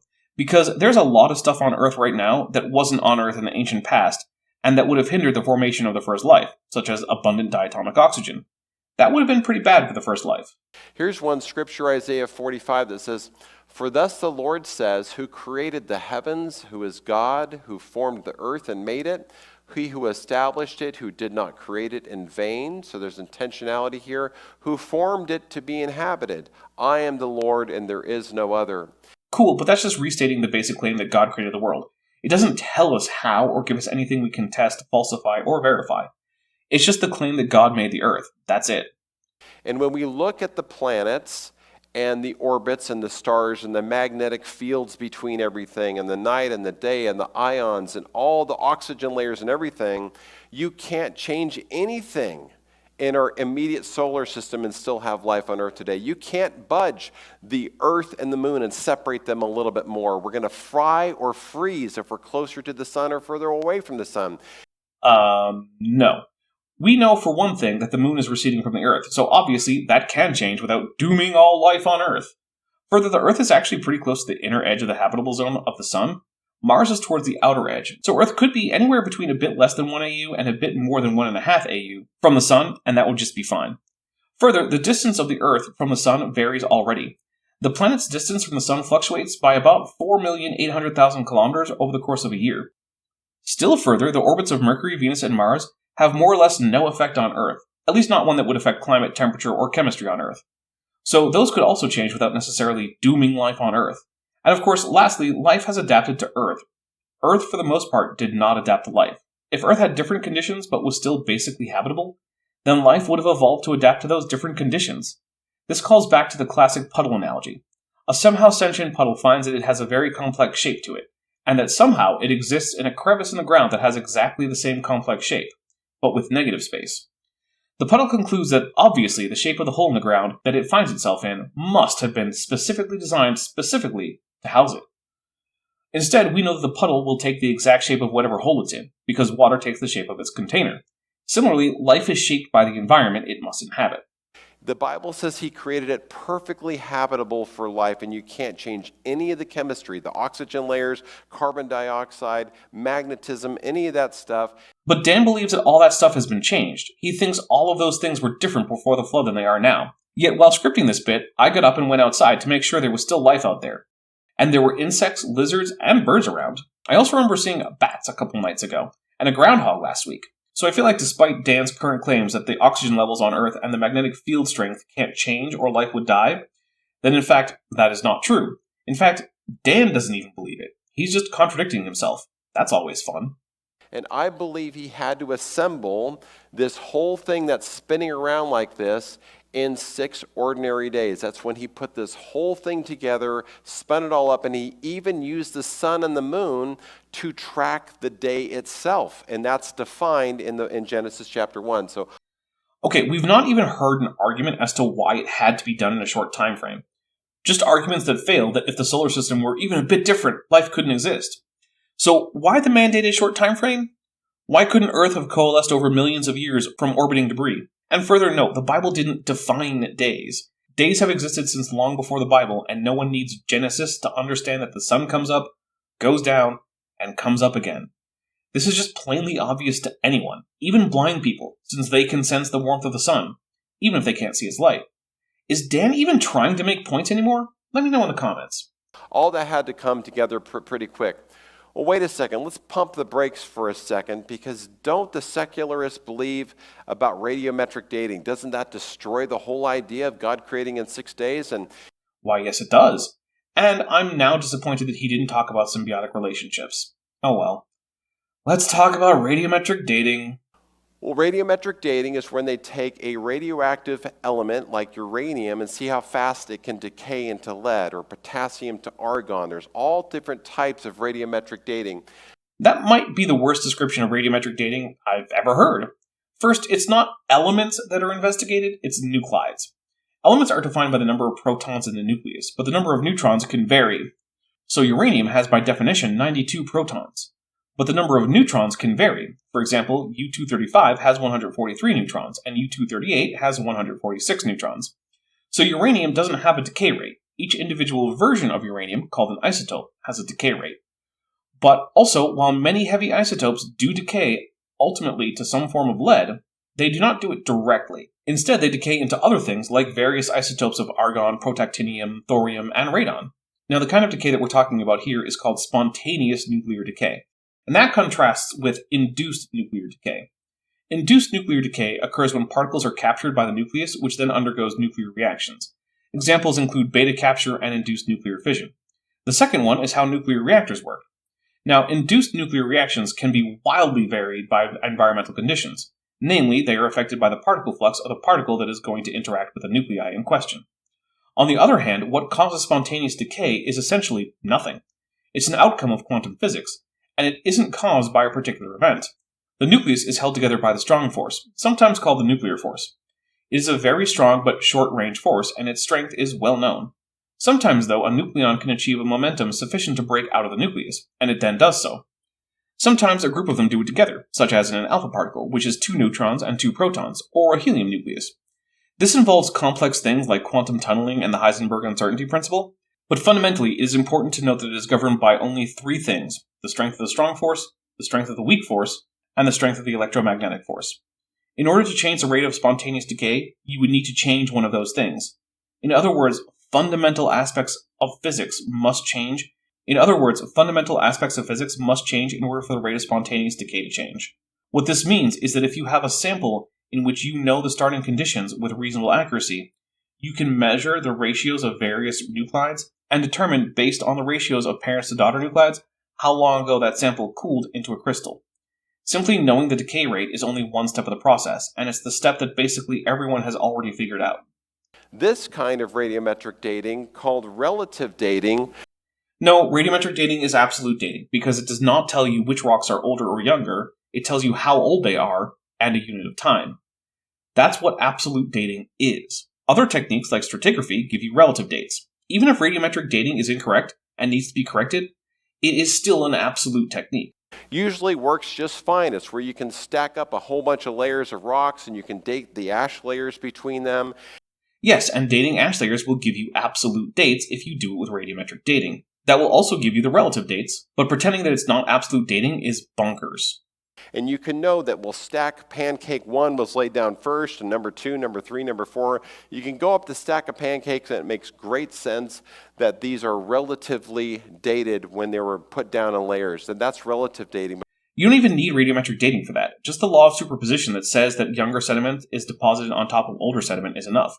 As long as you know which way is up in a sedimentary formation, relative dating is as easy as which layers are above which other ones. Also, I hate calling these pancakes. But when it comes to absolute dating, that's where radiometric dating comes in. So we know there's a high likelihood that these pancake layers were laid down over time. It could have been quick. In some cases, it wasn't so quick. That's true. And based on the type of rock it is, we can get a good minimum estimate for how long it took based on just sedimentation rate. And just that on its own is enough to push the age of the Earth at least a couple orders of magnitudes too high for young Earth creationism. And it debunks the global flood all on its own. Let's not forget that it was just basic stratigraphy that initially caused science to give up on the global deluge as a model for geology. But there's a very high likelihood about that. But when it comes to absolute dating, when we're starting to use radiometric dating and date them back to millions of years ago, and we think that these deposits happen over millions and millions of years, well, we have to rely on this. Yeah, more or less. There are some problems with his graphic, but I bet we get deeper into them soon. This is the formula for radiometric dating, and I won't get too much into it, but we have T for the time of the rock, we have the daughter atoms today, we have the starting parent elements, we have a logarithm, but did you know that we have to assume these parts of the formula? They're complete assumptions. Not only did I not know that, no one knows that, because that's just not true. D and P are measured, usually with a mass spectrometer. They're not assumptions any more than it's an assumption that you can measure your height with a meter stick, or a yardstick depending on where you live. We don't know a lot of things about radiometric dating, so we don't know the starting amount of the parent element. Actually, we generally do. The type of radiometric dating done on a rock is based in part on what kind of rock it is and which crystals within that rock we can date. For example, if you wanted to use uranium lead on zircon, that'll work quite well, because zircons chemically exclude lead when they're formed, but readily accept uranium, so any lead in the zircon can be very safely attributed to nuclear decay. Further, there are techniques using multiple measurements that allow us to cancel out the ratio of initial daughter to parent isotopes, and get a date without needing to know the initial conditions of parent and daughter. This is called an isochron date, and while not all samples can be isochron dated, among those that can, we don't need to worry about the initial ratios. Instead, multiple ratios are plotted against each other and checked together. We don't know the starting amount of the daughter element. Everything I just said also applies to the daughter element. We don't always need to know, and in many cases, we do know anyway. And we can't go back and test the rate of the decay in the past. All we know is the rate of decay today that we can put in a laboratory and we can check.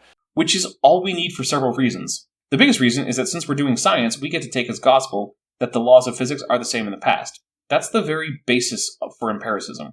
The only reason that science can make predictions is the temporal invariance of the laws of physics. The gravitational constant, the strength of the strong force, the speed of light, etc. aren't going to simply change from day to day. And since the rate of decay of nuclides is entirely dependent on the strength of fundamental forces, it can't vary without varying the laws of physics. And if such a thing did occur, it would mean that new decay chains would form, because previously stable nuclei would no longer be stable if, say, the strength of the electromagnetic force increased, or the strength of the strong force decreased. We see no evidence of these other decay chains, although creationists are welcome to prove such evidence.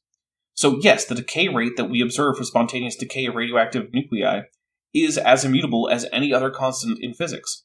And yes, we do have measurements with uncertainty, like we do for any physical process. But just like the fact that we don't have infinite precision in the gravitational constant doesn't mean that we can't build a building, the fact that we don't have infinite precision on the decay rate of, say, uranium-238 doesn't mean that we can't get a good answer when asking the question, hey, how long ago did this igneous material cool from a molten state? Which is the actual question radiometric dating answers.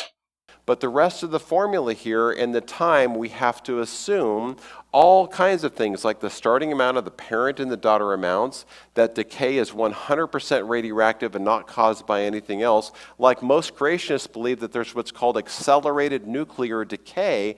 And that's physically impossible, so who cares? You might as well say that most creationists think that Santa comes in and sprinkles daughter products into rocks on all the days besides Christmas Eve. It isn't any more or less plausible than that the strength of the electromagnetic and strong forces just changed in the past. At the point you're proposing this, why even bother pretending you care about science? You're just willing to make up any kind of physics-defying nonsense. Why care about evidence at all? That happened during the flood. That couldn't be factored in what they assume a static straight line decay between the parent and the daughter. Hey, remember that time he pointed out that there's a logarithm involved in this calculation? Yeah, that's because it's specifically not linear. Like, he could try to get even the most basic math right, but I guess that's too much to ask. And they assume a constant decay rate. Again, no, that is not just an assumption. It has been rigorously tested, and based on both experiment and on how physics works, we know it to be constant within a very small margin of error. If creationists want to propose new physics, they're welcome to do so, but until they actually manage to come up with experiments showing it, this is just whining about very fundamental physics. So we have to assume these things. But what happens when you put radiometric dating to the test? It depends. If you're someone with an axe to grind and you're willing to intentionally misuse the techniques, then you can pretend it doesn't work. If, on the other hand, you're actually testing it honestly, it works pretty well within the boundaries of the techniques, which are well established.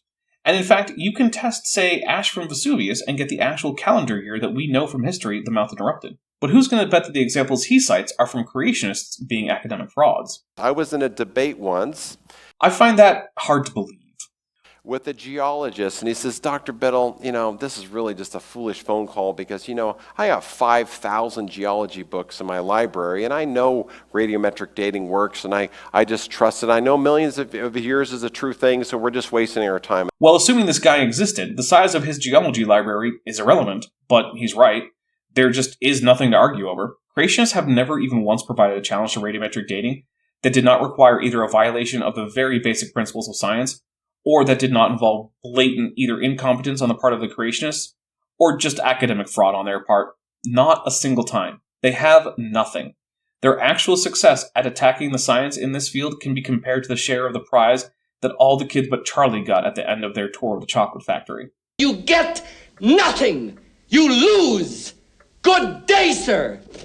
But I said, well, that's great. If you have 5,000 geology books in your library, go find me a single study where they dated a rock radiometrically, and the radiometric age of the rock matches the known age of the rock. And then he responded with Argon 40, Argon 39 dating into the historical realm, calibration against Pliny the Younger by P.R. Rene et al., published in the journal Nature, 29th of August 1997, which dated the known eruption within the era of the technique. And of course, if Biddle says that this guy couldn't come up with such a paper, which I did immediately, I don't think this is a conversation that happened. And he's like, well, what do you mean? I says, well, there's a lot of instances that we have where people were alive, like in Mount St. Helens when it blew up in the 1980s, or 500 years ago in Hawaii or in Italy. Lots of times through history, people have watched rocks be formed metamorphically. It comes up out of a lava dome, it cools, and then you can take that rock that should be 500 years old because people 500 years ago, they watched that rock actually get formed. You should be able to grab that rock, haul it into a lab, and it should say what? 500 years old. Well, most techniques can't distinguish 500 from 0, But when we do about 2,000-year-old rock, it works like a charm. But do you know that never happens? Except that, it happened in 1997, so either Dan is lying or he just never actually bothered to look into this. And all he asked for was one paper. I found it with almost no effort. The rocks are always millions and millions and millions of years older than they are actually age. Except, when they're not. And on screen we have Steve Austin's fraudulent results. This will be fun. Here's a big study that was done with Mount St. Helens using about a 15-pound sample of dacite. So we know that this rock was only about 10 or 15 years old when it was taken in for analyses. Taken for what analysis? Where? By whom? Dan doesn't seem like he's going to tell us, but don't worry, I already know. These samples were potassium-argon dated at the now-defunct Geochron Laboratories in Massachusetts by... John C. Wait, no, it was Steve Austin. Steve Austin, astronaut, a man barely alive. No, the creationist Steve Austin. Geochron Laboratories themselves had a public warning that their potassium-argon machines could not date rock below about 2 million years of age, and that any dates below that value were more or less meaningless. This is because of the machines that they used. Radiometric dating uses mass spectrometry. In this technique, a sample is vaporized in a vacuum chamber. After the test is done, the vacuum chamber is evacuated by pumps. But the thing is that no pump can create a perfect vacuum, and the testing machines at Geochron Laboratory were known to only be able to pump down so much. The problem being that if you're testing a very young rock, then the argon that's still in the test chamber from the previous tests that has not been evacuated from the chamber may result in erroneously old ages. Now, in older samples that have even larger internal amounts of argon, this is not much of a problem, since the amount of argon still in the test chamber will be negligible compared to the argon in the sample. This is not the case for very young samples, where the argon in the test chamber may even be more than is in the sample, completely swamping the results. Essentially, below 2 million radiometric years, the machines were just too noisy and would not return meaningful results. So if you put a 15-year-old rock into the test machine of Geochron Laboratories, any answer below 2 million years is basically the same as 0 or 15, and is indeed the correct age. That means that of the 5 dates Austin got, only one of them is not what should be expected. But one date is in fact older than the 2 million year cutoff, a pyroxene dated at 2.8 million years. Well, that's also the sample with visible translucent crystals included in it that sure look like xenocrysts, that is, older crystals that did not melt in the volcanic magma chamber that was the source for the rocks being tested, and which therefore will give the bulk rock an old age if they're included. Of course, Austin's response to the accusation that his one sample that returned a non-zero age did so because of obvious inclusion of older crystals was simply to say, "Nuh-uh." They dated it using 5 different methods, and the rock that we know was only decades old came back at 2.8 million years old, 1.7, 900,000, 340,000. It's all over the place. As we would expect, given the techniques and machines used and the age of the samples. What Dan is doing here is placing a grain of rice on a truck scale and complaining that the truck scale reads 0 when we know that, in fact, the rice grain does weigh something more than 0. And it's not just Mount St. Helens. This happens all the time. Well, since this is creationists being fraudulent, yeah, it does. That's just not a good thing. There's all kinds of studies here when we watch these rocks get formed, basalt and all these different examples here. We know when the lava was extruded. People were present in the year 1800 when they watched this rock get formed. When you take it into a lab, it turns back at 1.6 million years old. Oh, look, the source is contested bones, and the data was credited in that book to Andrew Snelling. I've been trying to figure out how to say this politely, and I have given up. Snelling, Roop, and Sanford are a bunch of liars. They p-hack their studies, they hide features of rock formations that they want to pretend don't exist by sticking people in front of them so that they don't show up in pictures. They flatly lie about the characteristics of bones. They pretend that the origin of species was partially written in German. Sunning them means nothing because their work is at least as likely to be just lies as it is to be accurate. This is pretty common among creationists, and something I have yet to see a creationist even attempt to explain to me. And of course, I don't have the time to hunt down 15 data points from known liars just to show that they're all liars like Austin is, and like we already know them to be. If Dan had cited them properly with the actual sources that Snelling had used, then I probably would chase at least a few of them down. As is, I'll say this, a challenge from a pack of known liars who haven't managed to sway the scientific community after decades is not really much. On the other hand, important economic activity like the search for oil deposits relies heavily on being able to accurately date rocks, and oil companies successfully use such techniques to find oil. They wouldn't do that if it didn't work. They do. Radiometric dating was a true science.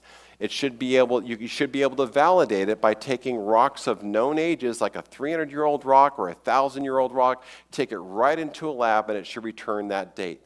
No, it shouldn't, because like all measurement techniques, it has limitations. The rock needs to be old enough for the machines in question to actually give reliable dates. And while creationists studiously and dishonestly ignore this very basic aspect of measurement, real scientists who do not can and do get accurate radiometric dates for rocks of a historically known age. But it doesn't. It takes faith to rely on radiometric dating, just like it takes faith to rely on a 6,000-year-old Earth. If only it weren't for those pesky scientists being able to accurately date volcanic eruptions. Carbon dating we'll save for the Q&A because that's another 2 or 3 minute thing, but this is radiometric dating generally speaking. Okay, because I want to make sure in the last 15 minutes or so we get through some other myths here. Well, I guess that means we're really going to have to go through these rapid fire. This actually happens a lot, and it wrecks the faith of a lot of students because This is literally just being told the truth, that there are 2 creation stories in Genesis. they go into school, even some Bible schools, and they say, well, we know Genesis is a mythical account because Genesis 1 and 2 tell a different story of creation. I would argue that we know they are mythical accounts because they're about a god creating a world, which is one of the big mythic motifs we see in mythology around the world.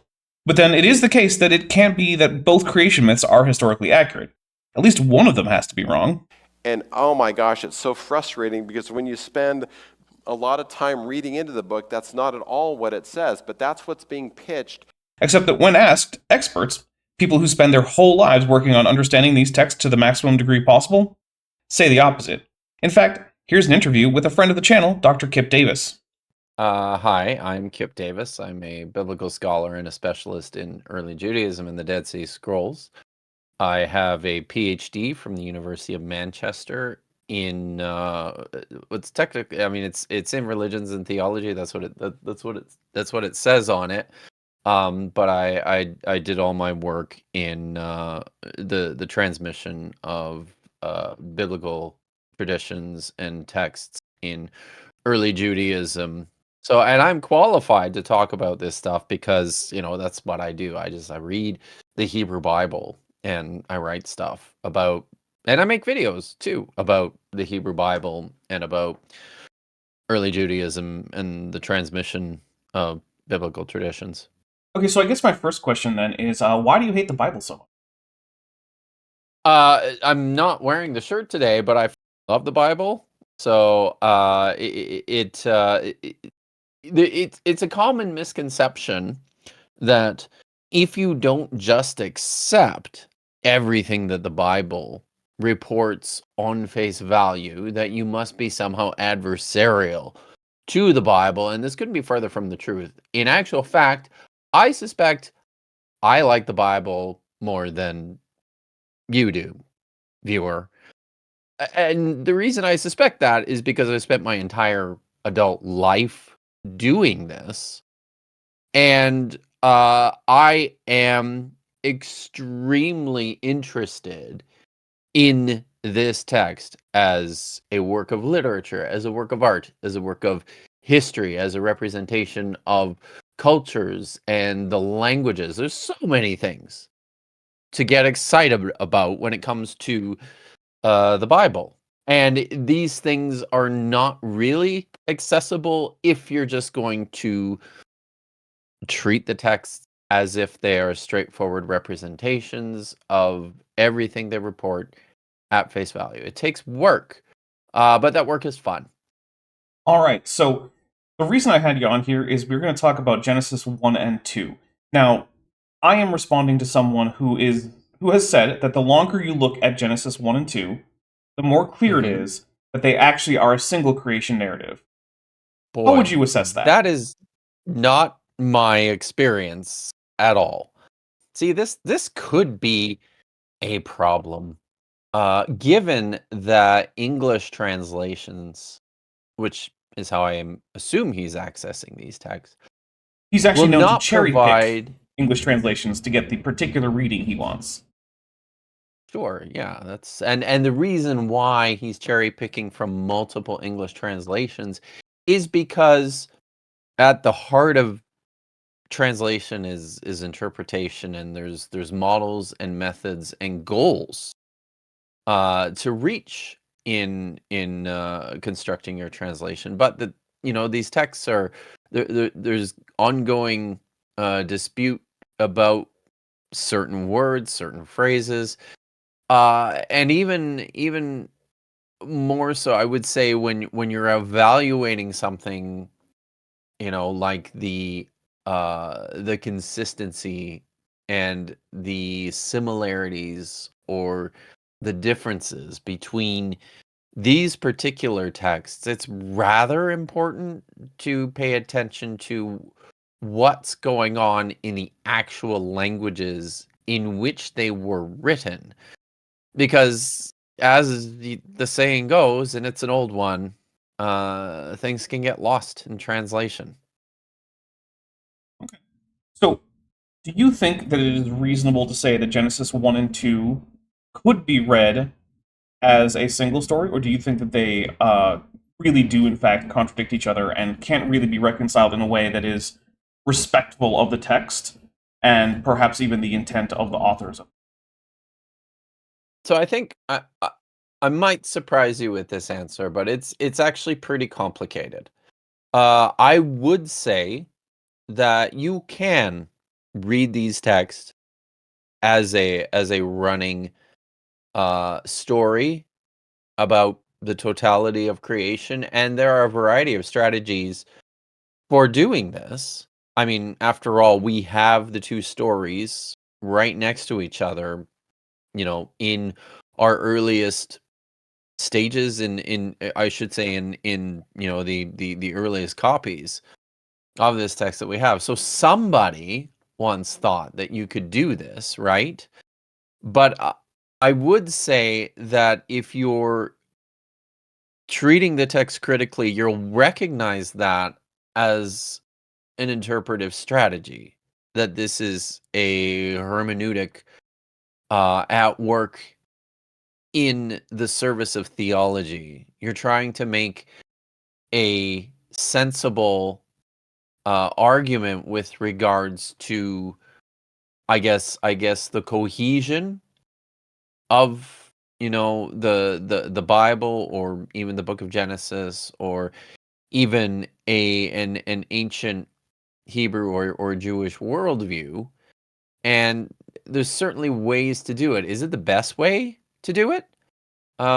If that's your goal, then I suppose. But if you're more interested in these texts on the face of them, if you're investigating them in an effort to understand what the first readers and hearers of these texts saw and heard when they read them and listened to them, then it becomes much, much more difficult to even think that they can be conflated.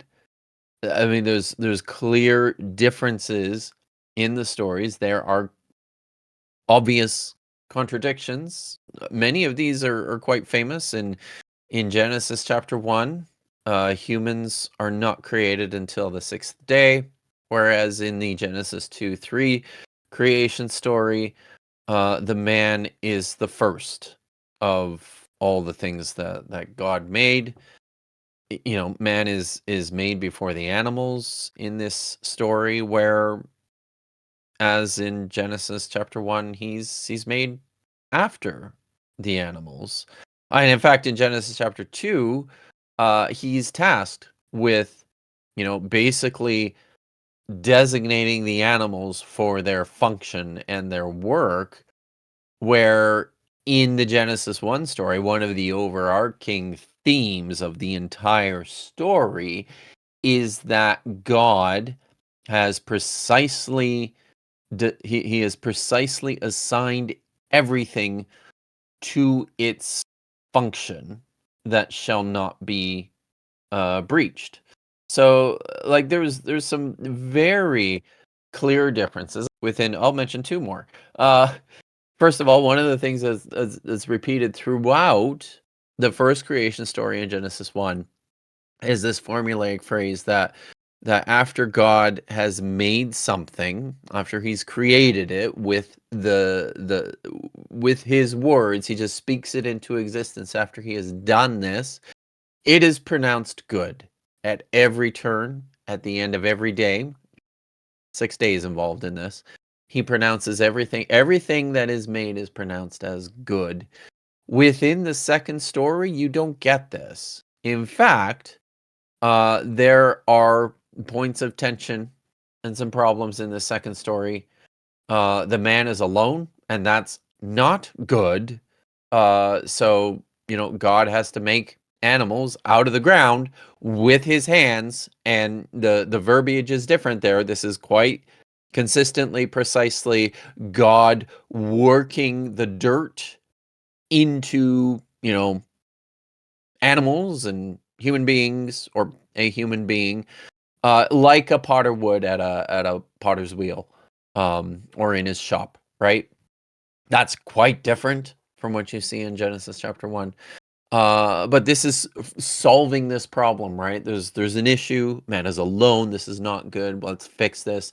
But this doesn't work because there is no suitable helper to be found for the man. This is not good. So he has to make the woman out of the man himself, solving this problem. So you see this sort of thing taking place. And then if you can read the stories in their original language, it does still come through a little bit in translation, but it's especially pronounced in the Hebrew. You see some stark stylistic differences just between the two stories. Genesis 1 it's often called poetic. I'm not sure if that's the correct word I would use to describe it. It's much more formulaic. There's a lot more repetition. It's more sensible as a liturgy, I think, in large part because of the repeated phrases and words and formulas and the patterns that follow this story. The second story in Genesis chapter 2 and 3 is much more it's much more narratological. It's more of a dramatization. It's a good story.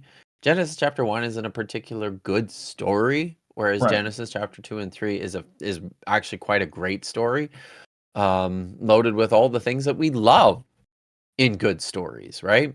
So yeah, that's just a teaser. So Some of the if I'm understanding right, some of the reasons why it is generally thought that there are two narratives about creation are one that Genesis 1 verses 2 and 3 have different methods of creation, different timings of creation, different literary styles. They're also different in the degree to which things are initially good versus initially have insufficient. And so it does seem like it would be hard to reconcile all of these into a single continuous narrative. Yeah. So yeah, I would agree. And do you think that, contrary to what maybe Dan is saying, do you think that the degree to which it is one or two stories leans towards two versus one when continuing to read this carefully? Do you think it's more likely that people will come to the two conclusion or the one conclusion? I think if you're reading these carefully, and especially if you're reading them in Hebrew, you have to arrive at the conclusion that these are quite different stories from one another, and the most sensible way to interpret that information is that they were initially separated from one another, written by different people. It's possible that in some ways the Genesis 1 story is responding to things that they're reading in the Genesis 2-3 story, which is why, part of why this overemphasis on how everything's so good throughout the story. So there might be some polemic at work, or at least some propagandizing at work in an effort to clean things up a little bit. So yeah, it's But I think there's little question that you're dealing with two separate accounts here. Well, that's just what a non-Christian scholar of the Bible would say. Oh. And so my next question is there actually a big divide? Is it like all of the Christian or theistic Jewish scholars of Genesis say it's one continuous story, whereas all of the non-theistic Jewish or non-Christian scholars are saying, no, this is actually two stories? Or is there a lot of, we'll call it believing scholarship that agrees that this is two? Yeah, this is just not a like when it comes to biblical scholarship. I think what people really need to come to terms with is that the vast majority of biblical scholars, critical biblical scholars, working not just at Christian seminaries or Jewish rabbinate schools, but also at universities, private and public. Mhm. The vast majority of biblical scholars, professional biblical scholars, are Christians or they're Jewish. And this makes sense because the kinds of people who get really interested in the Bible to the point that they decide to spend the rest of their professional life reading it, studying it, teaching it, writing about it. Yeah, of course. It's because they have this strong religious commitment and interest in the first place. So, I have books on my shelves back there from some pretty conservative Christian scholars, such as Bruce Waltke, like John Walton. Um, some of these guys who are properly what you would consider, conservative evangelical scholars who do not in any way reject the idea or confront the idea that Genesis 1 and Genesis 2 and 3 are individual stories of creation that were at some point put together. Now, they have some varying ideas beyond that on how to appropriate that information into their own theologies, right? But this is just very common among all biblical scholars. I'm not presenting a view that that is controversial, or even one of much dispute at all, if any dispute, among the vast majority of my peers. Things get a little different when you start to cross the divide out of biblical scholarship proper, that takes place at universities and colleges and most seminaries, into this realm of evangelical Christian scholarship, which takes place exclusively within conservative evangelical schools. And this is like a tiny segment of the larger guild. That's really the only place where they're still having ongoing conversations and putting together arguments for the unity of these texts. No one else is doing this because we all recognize what's going on. Okay, but aren't you actually engaged in a project to destroy Christianity to allow yourself and others to sin? I am no longer a confessing Christian, but it was not, and it's not because I had any grand desire to sin. It's because I was convinced by the evidence that I was looking at that the particular brand of Christianity that I was raised in was just not tenable.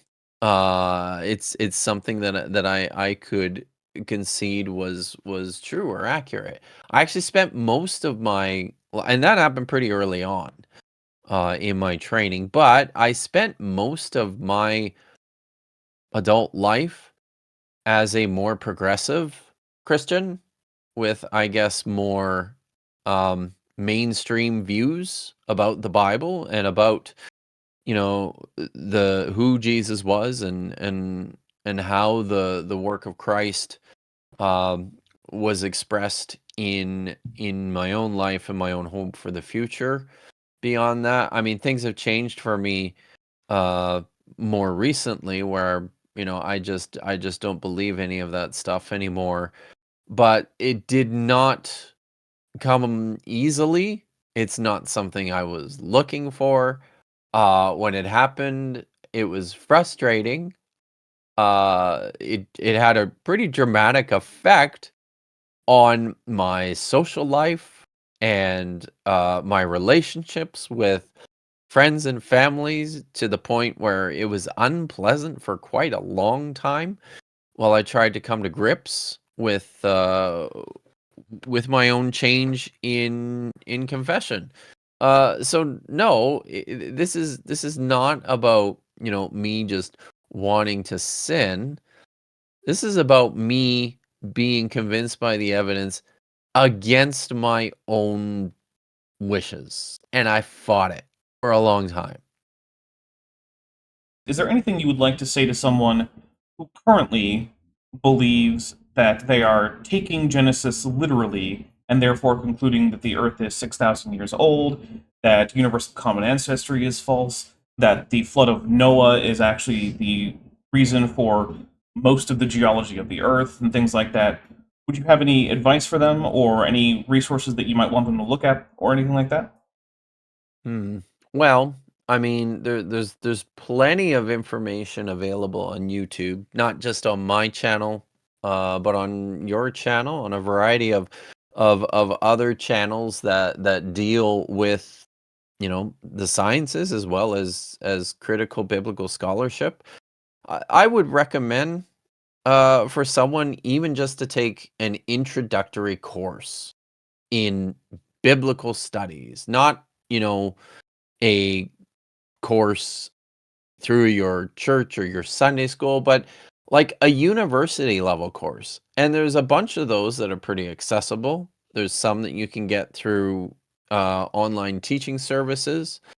Educate yourself. Read some books by critical biblical scholars that are written for lay people about, introducing the Bible to the broader public. And just be open and fair to what critical scholars are telling you. If you really want to go a step further, if you're so keenly interested in this, then maybe you should learn the languages. There are places that you can go to learn Hebrew or Greek. My colleague Josh Bowen and I teach courses in Hebrew at Digital Hammurabi, and we're on a regular rotation. So there's always an opportunity, and they're pretty affordable. So I would just say, I think get out of your bubble.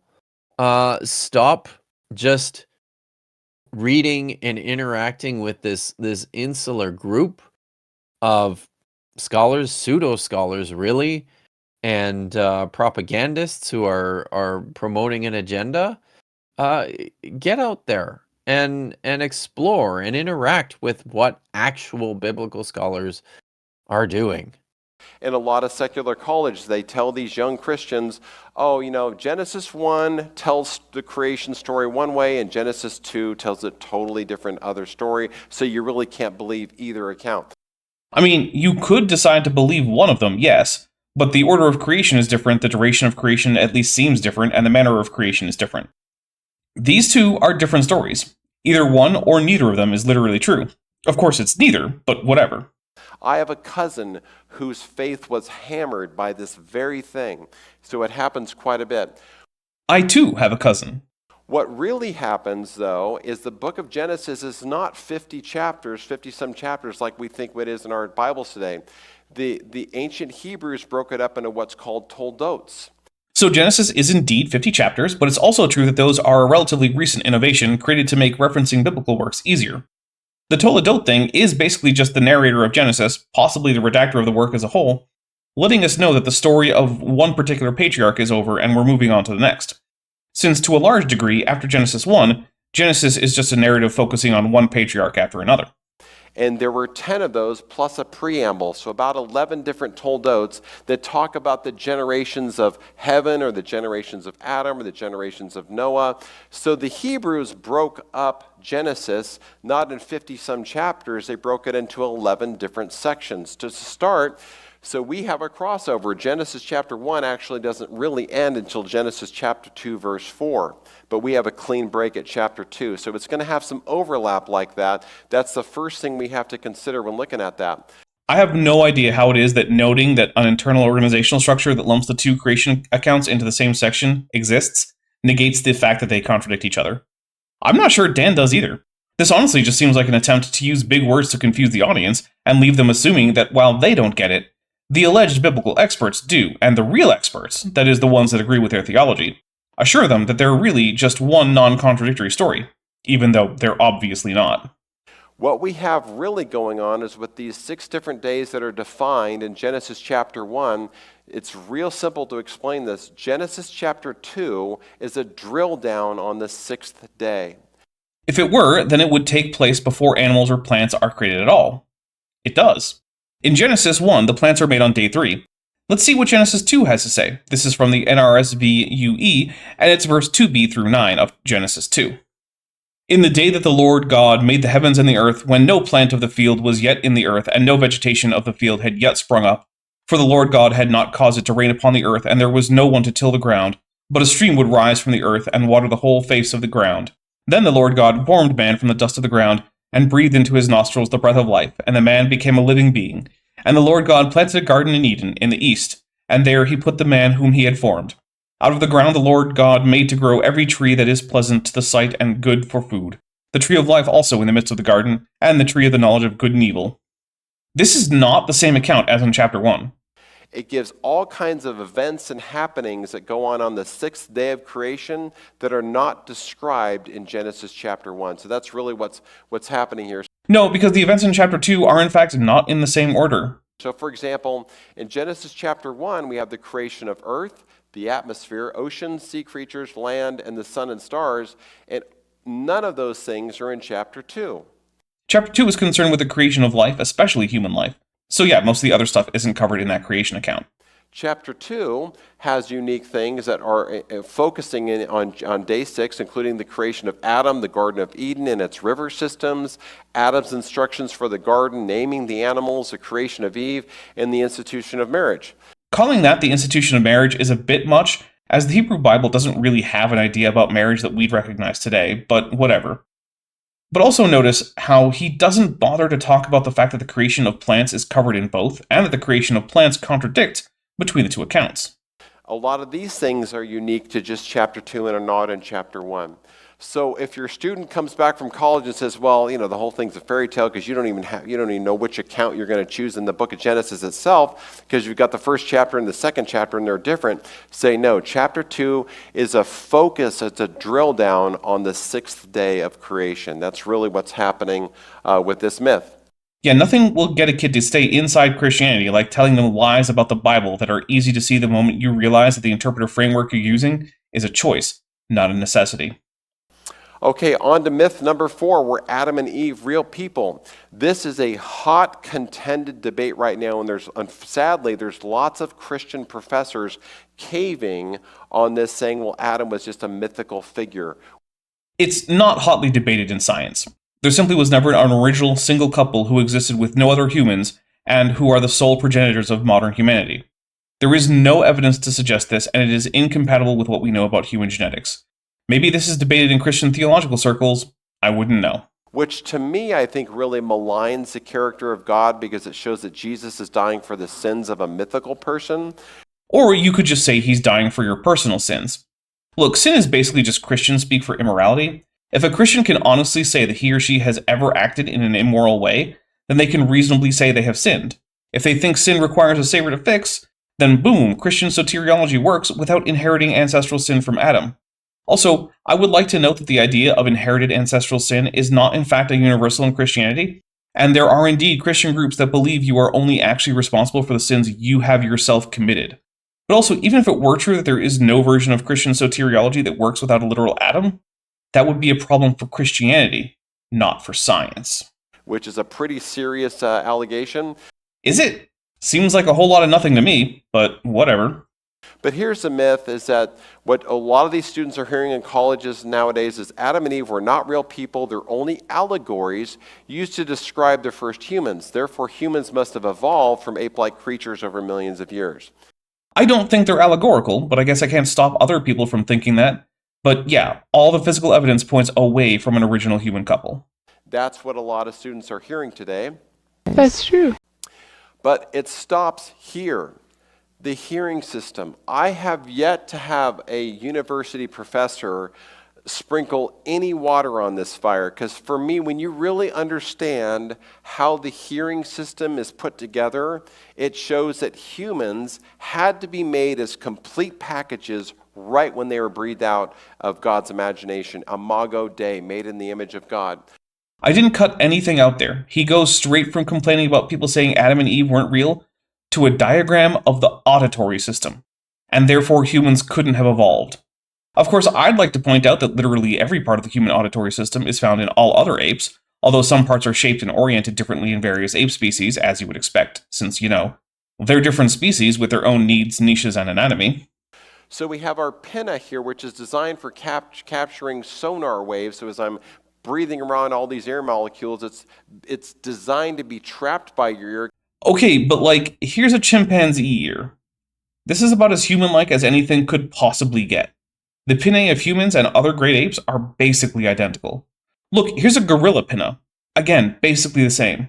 Even orangutan ears are basically the same. So this seems like strong evidence that humans share ancestry with the great apes. Heck, even outside the great apes, human ears and gibbon ears look a lot alike, and even non-ape primates like macaques have pretty human ears. This is just a primate thing. Goes down this 3-inch tunnel and wriggles around your little tympanic membrane. It's tympanic, not tympanic. Your eardrum here, which has 3 different bones. And we could just skip right past that, but did you look or ever consider your 3 little ear bones that are the size of a grain of rice? I have, and they actually are a big part of the story of the evolution of mammals. You see, by default, tetrapods hear not only with their tympanic membrane and all, but also with their jaw bones, primarily the ones that are posterior in the jaw, the syrangular and angular bones. And among the earliest synapsids, what used to be called mammal-like reptiles, these bones are in the jaw full-sized, and the jaw has a standard articulation between the articular bone of the jaw and the quadrate bone of the cranium. But when we find Thrinaxodon, a more mammal-like organism, but still not a mammal, these bones in the jaw have been pushed back, but the main jaw joint remains the same.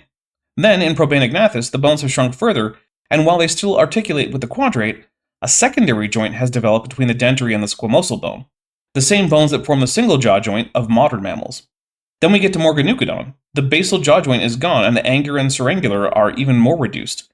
Then, as we get to true mammals, the bones finally separate from the dentary and are free to migrate into the ear, which we can actually see happening ontologically in some marsupials, who are born with their ear bones in their jaws, and those bones migrate into the ear.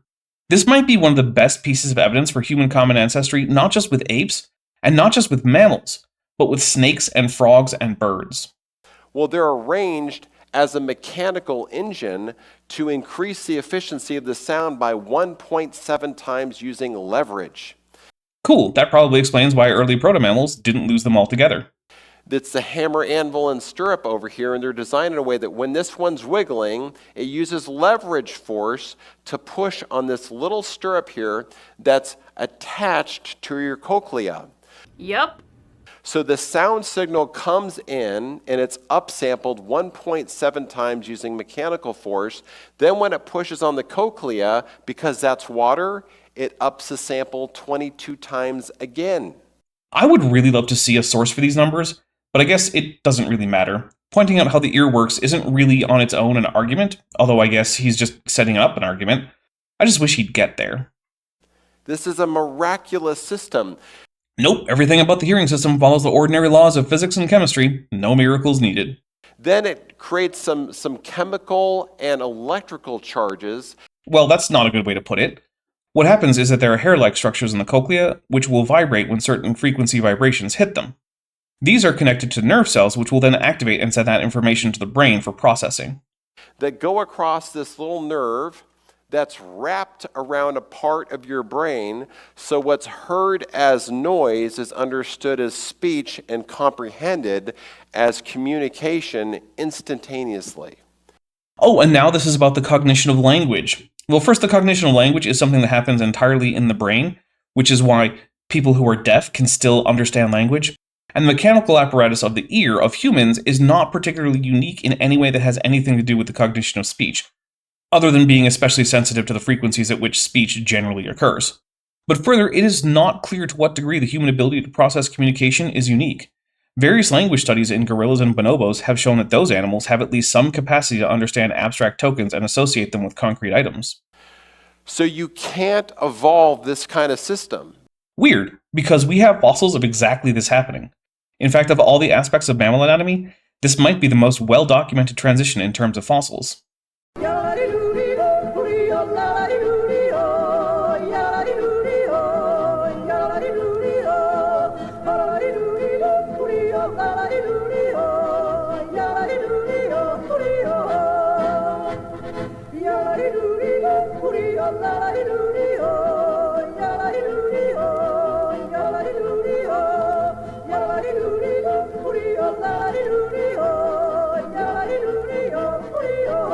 Because evolution is random. No, mutations are probabilistic, genetic drift is random, and natural selection is non-random. Let's say you had 100 six-sided dice. I guess because you're playing Warhammer and your army is Tyranids. Let's say you have a 6-up chance to hit with your 100 spike rifle shots. On average, you'll get 16 or 17 hits. Your chance of getting all 6s is 1 in 6.53 times 10 to the 77th power, which is a number so big it far exceeds the number of grains of sand on Earth. But let's say you roll those same 100 dice, and for each roll of 6, you flip a coin. On heads, it's set aside and you get to keep it. If it's tails, you get to scoop it up and go again. As time goes on, the number of dice that have a 6 will go up and up. This is simulating natural selection, and the chance to lose a 6 from the tail flip is simulating genetic drift. Eventually, you'll have almost all 6s, and it will take you far less time than the essentially forever it would take you just by rolling the 100 dice over and over again. So we have a largely deterministic outcome that is generated by random events with an only somewhat non-random mechanism of selection applied. Saying that evolution is random is a half-truth at best. So random would say, well, I'm going to take parts 5 and 4 and just switch them. If you're playing Creationist Bingo right now, feel free to mark the square for mega stupid. Switching any of these parts would require a vast reorganization of hundreds of developmental genes. It's not the kind of thing that can just happen as a result of a mutation. And even if it could, since it would be disastrous for the animal it happened to out in the wild, natural selection would prevent it from spreading anyway. The general shape and size of organs can vary with a simple mutation, but their general place in the body is controlled by multiple, deeply conserved genes. There's a reason why there's no such thing as a head in the chest or at the end of the tail birth defect. Indeed, if we ever found an animal where the basic order of parts was reversed in part of its body, that would be far more likely the result of deliberate tampering than simple genetic mutation. Dan clearly doesn't have a single clue how genetics or embryology work. Or how about part 2? You really don't need that. That actually could occur, and it would cause deafness, and since in the wild deafness is generally fatal, unlike in modern society, it would also be quickly eliminated from the gene pool, and would not spread across the population. That's why we don't really have any species of mammals that are mostly deaf. Or the outer ear, let's just pull that part out. That actually does happen. It's called a notia, and it's on a spectrum of ear birth defects in which the outer ear is reduced or absent. Such birth defects occur in more than about 1 in 4,000 human births, making it fairly common as birth defects go. But again, if this reduces the chance of reproduction, it probably won't persist, although there are actually whole lineages of mammals without pinnae, such as cetaceans and monotremes. So sometimes that exact thing happens, and it is even selected for. It just wasn't in humans. Or let's take one system out, or flip it, or reverse it. Again, you can't just reverse some bit of anatomy without radical changes to many developmental genes. That's not something you're going to get in a single mutation. Mutations may be probabilistic, but that doesn't mean that anything you can think of can just randomly occur as a mutation. This is not less absurd than supposing that you might one day encounter a mutation that results in a human with bird wings, like an angel from Christian art. No one in evolutionary biology suggests or even less requires such mutations. You can't do this. And you can't take a bucket of mud and charge it with electricity and stir it like a pot for 4 billion years and ever have a complete system like this come out. You are made of stupid. Cool, but nothing about that is remotely like what anyone thinks happens in the history of life on Earth. So I'm glad that some crazy thing Dan just made up isn't real, but that says nothing about the actual scientific consensus. If you're a Christian watching this, imagine if I said that Christianity is silly because everyone knows that solar eclipses don't cause zombie plagues. You'd probably think that was a ridiculous caricature of Christianity, and you'd be right. That's what Dan is doing to science here. Because what you're looking at is a multiple component machine. Okay. It's not just one thing that evolved. Okay, maybe I would give it to evolutionists that some shape like this could maybe evolve over millions of years, something like that, if that was really a thing. But when you bolt it with a mechanical system like this, so it starts with sound waves, it goes to a mechanical machine with these 3 little tiny drums. And look at how this comes across like a fork and has a flat plate that attaches to your cochlea. Get on with it. Yes, get on with it. Get on with it! I mean, what kind of design is that? It's not design, it's the result of increasing specialization of the dentary for all jaw actions, and the subsequent specialization of the angular and surangular bones for their already present but previously secondary function for detecting vibrations, aka sound.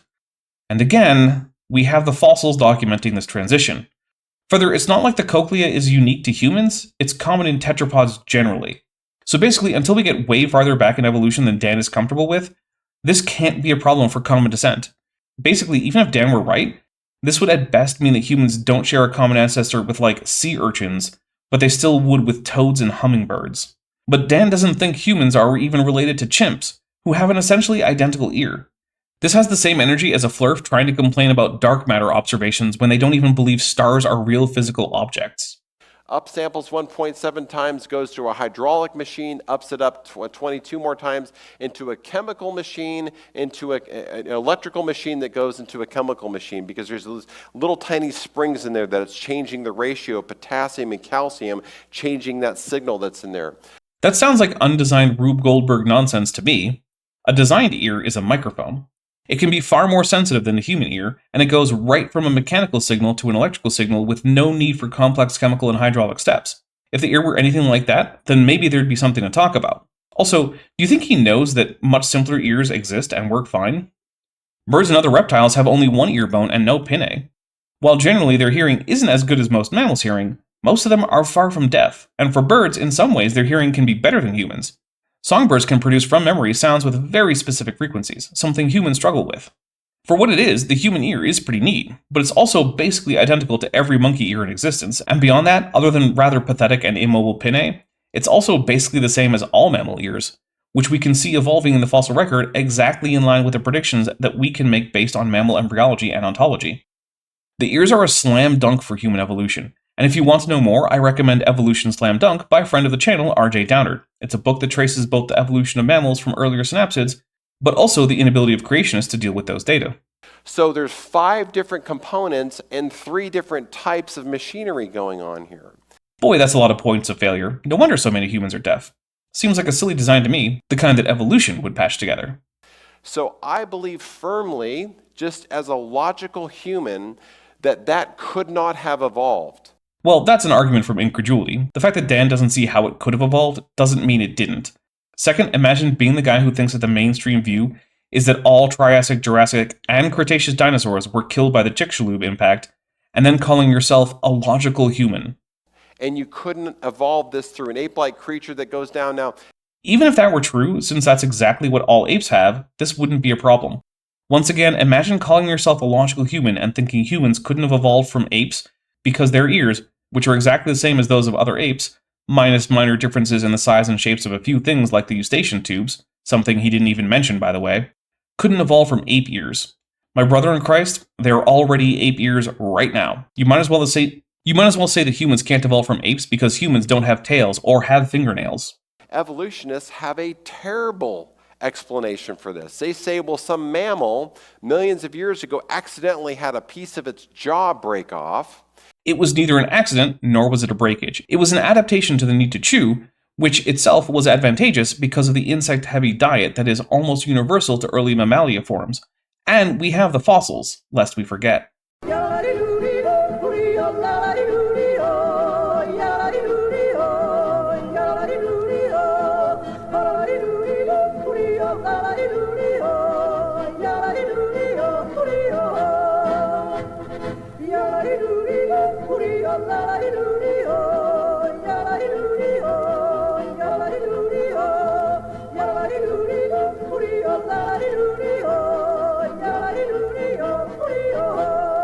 And over multi-generationally passing down that defect, it turned into these little bones. Which we can watch happen in both phylogenetically and ontologically relevant ways. This isn't even a hypothesis at this point, it's just a fact. We know those are jaw bones, because they form in the jaw, the same way that python spurs form as limb buds and therefore are in fact legs. That somehow found a cochlea to bolt itself onto. They were always interacting with the auditory system. This relationship is not new. And it's not like the cochlea was hiding. In early tetrapods, the ear is directly behind the jaw anyway. The migration to the ear was done when this was still the case. Only later did the mammal ear start to move significantly away from the jaw, and by this point the change from jaw bones to ear bones was already done. Every single barrier he presents is just not a problem for evolution in any way. It's like he can't even find a straw to grasp. And an electrical system and a chemical system, it's impossible. So it's not a separate electric system and chemical system. It's an electrochemical system. That's how nerves work. They use different electrolytes to build up an electrical differential across their membrane, and then when they receive a neurotransmitter signal, that potential sends a signal internally, causing the neuron to pass on the signal chemically to the next neuron in the chain. Plants don't have neurons, which is why you shouldn't give them Brondo. Just use water, like from a toilet. Like out the toilet? For me, at least, this really proves that we're dealing with a spontaneous creation of humans. Yeah, well, you know, that's just like your opinion, man. Not one that evolved over time. So here's another thing, looking at the mitochondrial Eve. Mitochondrial Eve. Yeah, it's mitochondrial Eve. This ought to be good, given that he doesn't even know what it's called. This is a study, this is a story that was reported by Ann Gibbons, but done by all kinds of other scientists and everything. They looked at the mitochondrial. Every time he says mitochondrial, I die a little bit inside. Eve by looking at the mutation rates in mitochondrial DNA. They used to think, well, there's about a 4 million year connection between humans and chimps, so we think the mistakes that are going to be made in mitochondrial DNA is going to be at a certain rate. Nope, the long-term phylogenetic replacement rate, which is what he's talking about, can be directly measured in humans and does not require any assumptions about common ancestry with chimpanzees or the time frame thereof. We can just test the DNA of living humans and test either their ancestors if possible, or test sister populations, and if we have a good historical evidence for divergence times, we can use that as our time, and boom, you get a replacement rate. There are a number of places where this can be done fairly easily, such as the Canary Islands and Tristan da Cunha, both of which are isolated places that were first colonized by humans well within historical times that the young Earth creationists don't have a problem with, and both of which have well-known sister populations. Now in the past, including in the 90s, we did indeed have to base estimates on what we thought were species divergence times, but that was before DNA sequencing was quick and relatively affordable.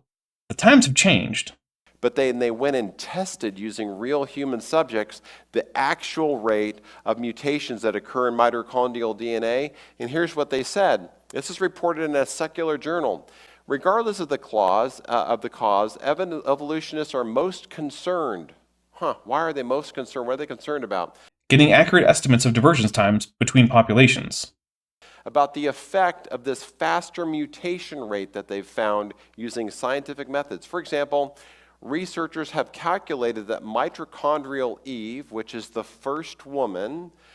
No, she's not, and not even the paper indicates that. Even on screen it says, the woman whose mtDNA was ancestral to that of all living people. That's not the same as the first woman, and creationists know this. They know this because they trace Y chromosome Adam not to the biblical Adam, but to the biblical Noah. This is because there was an event that, according to them, wiped out all other Y chromosome lines. This means that while at one point there were Y chromosome lineages that were not Noah's, and he was around with the men who carried those lineages, none of their male offspring made it past this event, although in the case of Noah's daughters-in-law, the descendants of such men did. But there is no need that there be some disaster, just the random fluctuations of messy biological reproduction means that over time certain lineages will die out. For example, suppose all of your father's children end up XX, who then go on to have some sons, or XY, who do not have any sons.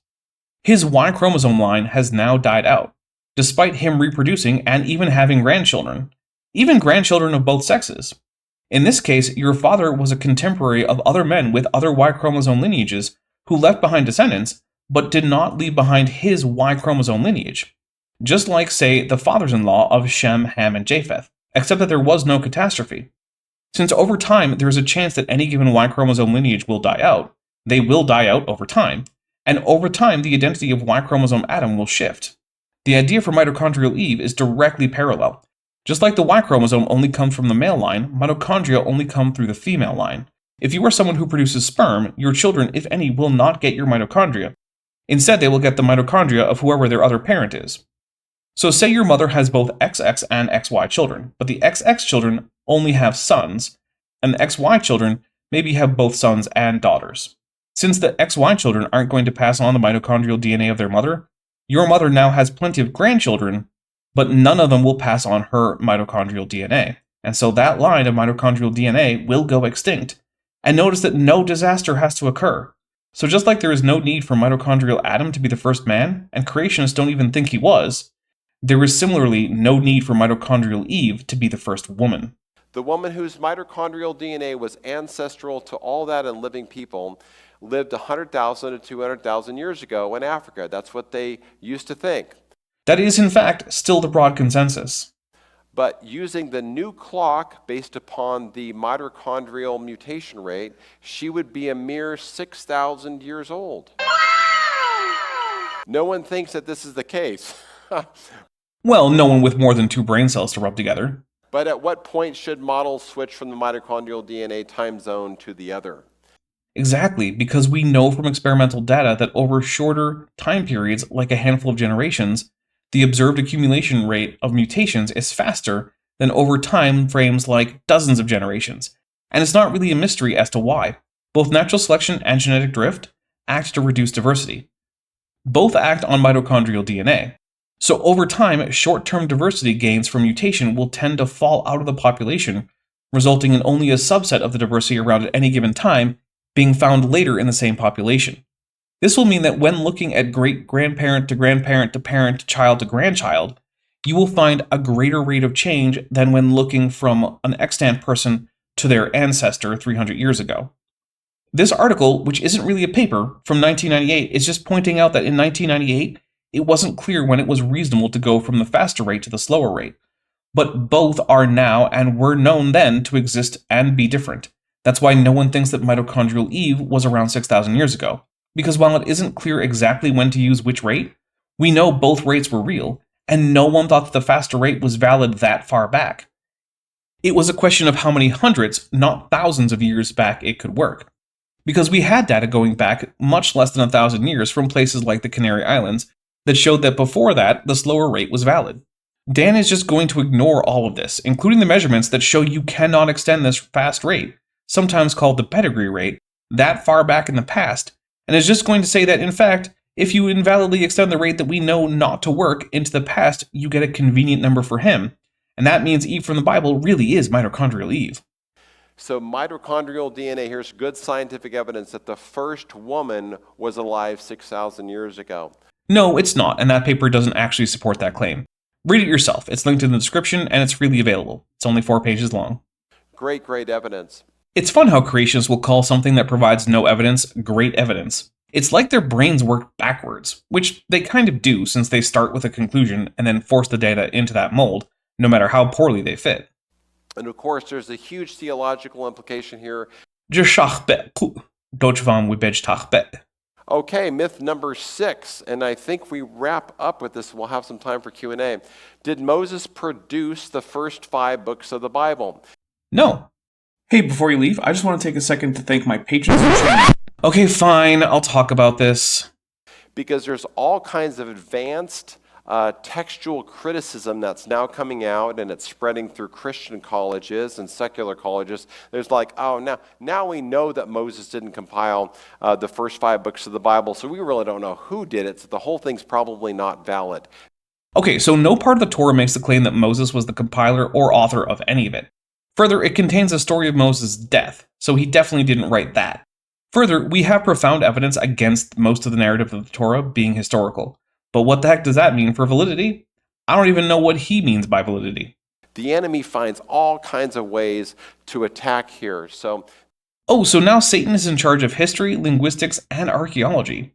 Man, it's almost like when you blame Satan for reality, your real fight is with reality. Because, you're just wrong. I wonder if he will provide even an attempt at positive evidence of the Mosaic authorship or compilation of Torah. That's what the myth is. We can't even trust that Moses himself wrote or compiled the Torah because it looks like different authors were the ones writing it. The question of authorship and trustworthiness are separate. A work can be created by multiple people and be historically accurate and trustworthy. It can be created by multiple people and be untrustworthy and historically inaccurate. It can be by a single author and be trustworthy, or it can be by a single author and untrustworthy. Many scientific and historical papers are written by teams and are trustworthy. Similarly, a newspaper article can be trustworthy with only one author, whereas, say, Chariot of the Gods is by a single man and is basically all lies. Now, the Torah is by multiple people and is generally a bad guide to history. But it's not a bad guide to history because it had multiple authors. Well, the Jews believe in this thing called Matan Torah, or the giving of the Torah.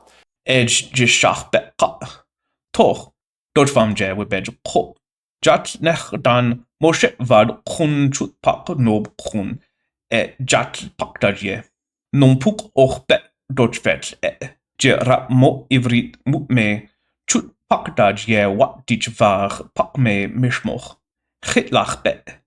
Okay, so last myth in 5 minutes. We're going to touch some more things on dinosaurs. Some of this is going to be was also covered in the flood, but we're going to cover some more things about dinosaurs specifically. Let's go! I love dinosaurs. They're my people. It's interesting that dinosaurs are leveraged to reach today's youth to pitch evolution. No, they're not. Dinosaurs are just cool and kids like cool stuff. Then when they learn about dinosaurs, they learn what the scientific consensus is. That's it. They're no more leveraged to reach youth about evolution than Star Trek is leveraged to convince the youth that the Earth is a globe. So the myth here is this. Dinosaurs lived and died out millions of years ago, and they're not alive today, so this supports evolution. A few things. Dinosaurs are doing quite well today. In fact, I see more dinosaurs outside than mammals on most days. Further, the extinction of a group of animals doesn't really support or disconfirm evolution. Evolution doesn't require some particular group of organisms to go extinct in order for it to function. Neither does creationism, really. If non-avian dinosaurs were found alive, it would mean nothing for the theory of evolution. It would be super cool, and I'm sure lots of vertebrate paleontologists and zoologists would be super stoked by such a find. Look at these kids' books. Life Through Time. Wow, someone is writing kids' books that follow the scientific consensus. Oh, won't somebody please think of the children? What's next? A kid's book about gravity to indoctrinate children to reject the flat Earth? The horror! Has anyone heard of the era of dinosaurs or the time of dinosaurs? There was never that. That's all fancy stuff. Well, it was indeed quite fancy, and I'm evidence of that. But normally, the time of dinosaurs means more or less the Mesozoic, that is, the Triassic, the Jurassic, and the Cretaceous periods. While dinosaurs were the dominant terrestrial megafauna through most of this time, there were many other terrestrial vertebrates alive at the time, including crocodilians and their relatives, lizards, turtles, rhynchocephalians, choristoderans, pterosaurs, and mammals and their relatives. Birds also evolved sometime in the Jurassic as one group among many dinosaurs, and the group that contained the only dinosaurs to make it past the Cretaceous. It is for this reason that I don't like the phrase, the time of dinosaurs, and similar phrases. It makes it seem like they were the only animals around, at least on land, and that couldn't be further from the truth. I'm going to skip him listing more kids' books. We get it. There are kids' books based on the science he hates. But here's the truth. This is probably the most condemning slide you could ever show to an evolutionist, and there's one that looks like it. A guy named Carl Werner, a young Earth creationist with a medical degree and no actual degree in paleontology or evolutionary biology. In other words, not an authority on any of this. That doesn't make him wrong. I just want to head off any attempts at an argument from authority at the pass. spent 10 years and took 60,000 pictures in museums all over the world. A whole 10 years, went there with his wife. They took 60,000 pictures. I think this might be a big number there for God, but I'm not sure. You keep your own bingo card. And he went and interviewed all these museum curators about dinosaur ancestors and dinosaur transitions. Sounds like a good time. He would corner these head paleontologists all over different countries and ask them, what's your evidence for a transitionary form between this dinosaur, when it evolved from that kind of dinosaur into this kind of dinosaur? Or what about this group? Or what about that group? And did you know that this chart shows that they could find 0 transitions between these different dinosaurs? Because that's how that kind of chart works. That's a cladogram. When you are constructing a cladogram, all taxa in it will be on terminal branches. That's just how they're drawn. Even if you have the actual ancestor of several other taxa in your dataset, it will still be drawn as a terminal branch that will come off basally to those other organisms it is the ancestor to. But hey, when it comes to transitions from non-dinosaurs to dinosaurs, or between dinosaurs, here we go.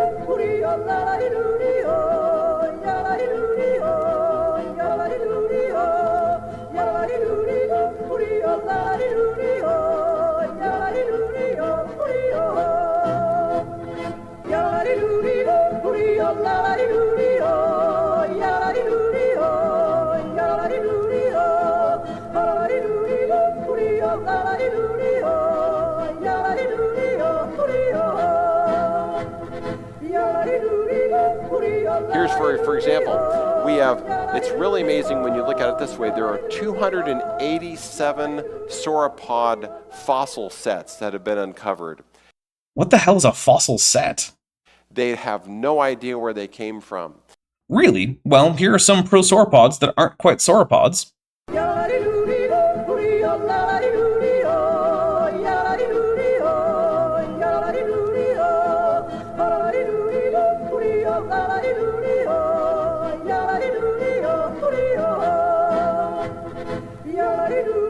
We even have a video of the lead expert in the world on pterodactyls, on those big flying pterodors.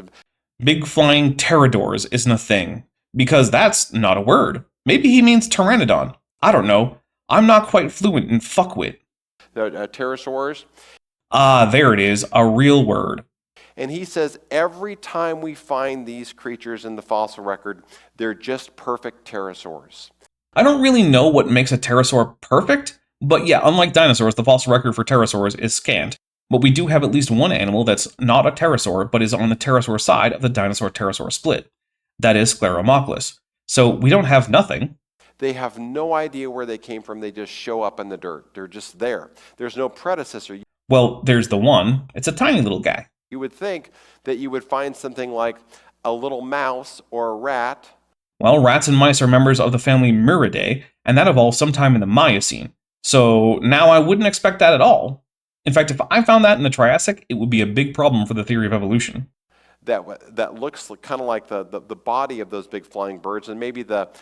Pterosaurs are neither birds nor are they mammals. So finding a mammal that shouldn't exist transitioning into a flying reptile that's somehow a bird, and also a pterosaur, would completely overturn everything we know about vertebrate evolution. Maybe this is just Dan's wish fulfillment fantasy, but also the thing he's asking for is Scleromochlus. The rat would grow little wings so it would look like a bat, and then it would turn into like a pterosaur, but they have no such examples like that. Yeah, because nothing even close to that would be expected if evolution is true. This is the same as someone telling Dan that Christianity is fake because the kingdom of heaven doesn't issue passports like a real country. Nothing in between 0, 0, 0, 0, and it goes on. I mean, we have all these T-Rexes, all these centrosaurs. T-Rex is a species. If it's in T-Rex, then it's not evolving into T-Rex, it's already there. But if you want a montage of the evolution of Tyrannosauroids, well, here you go.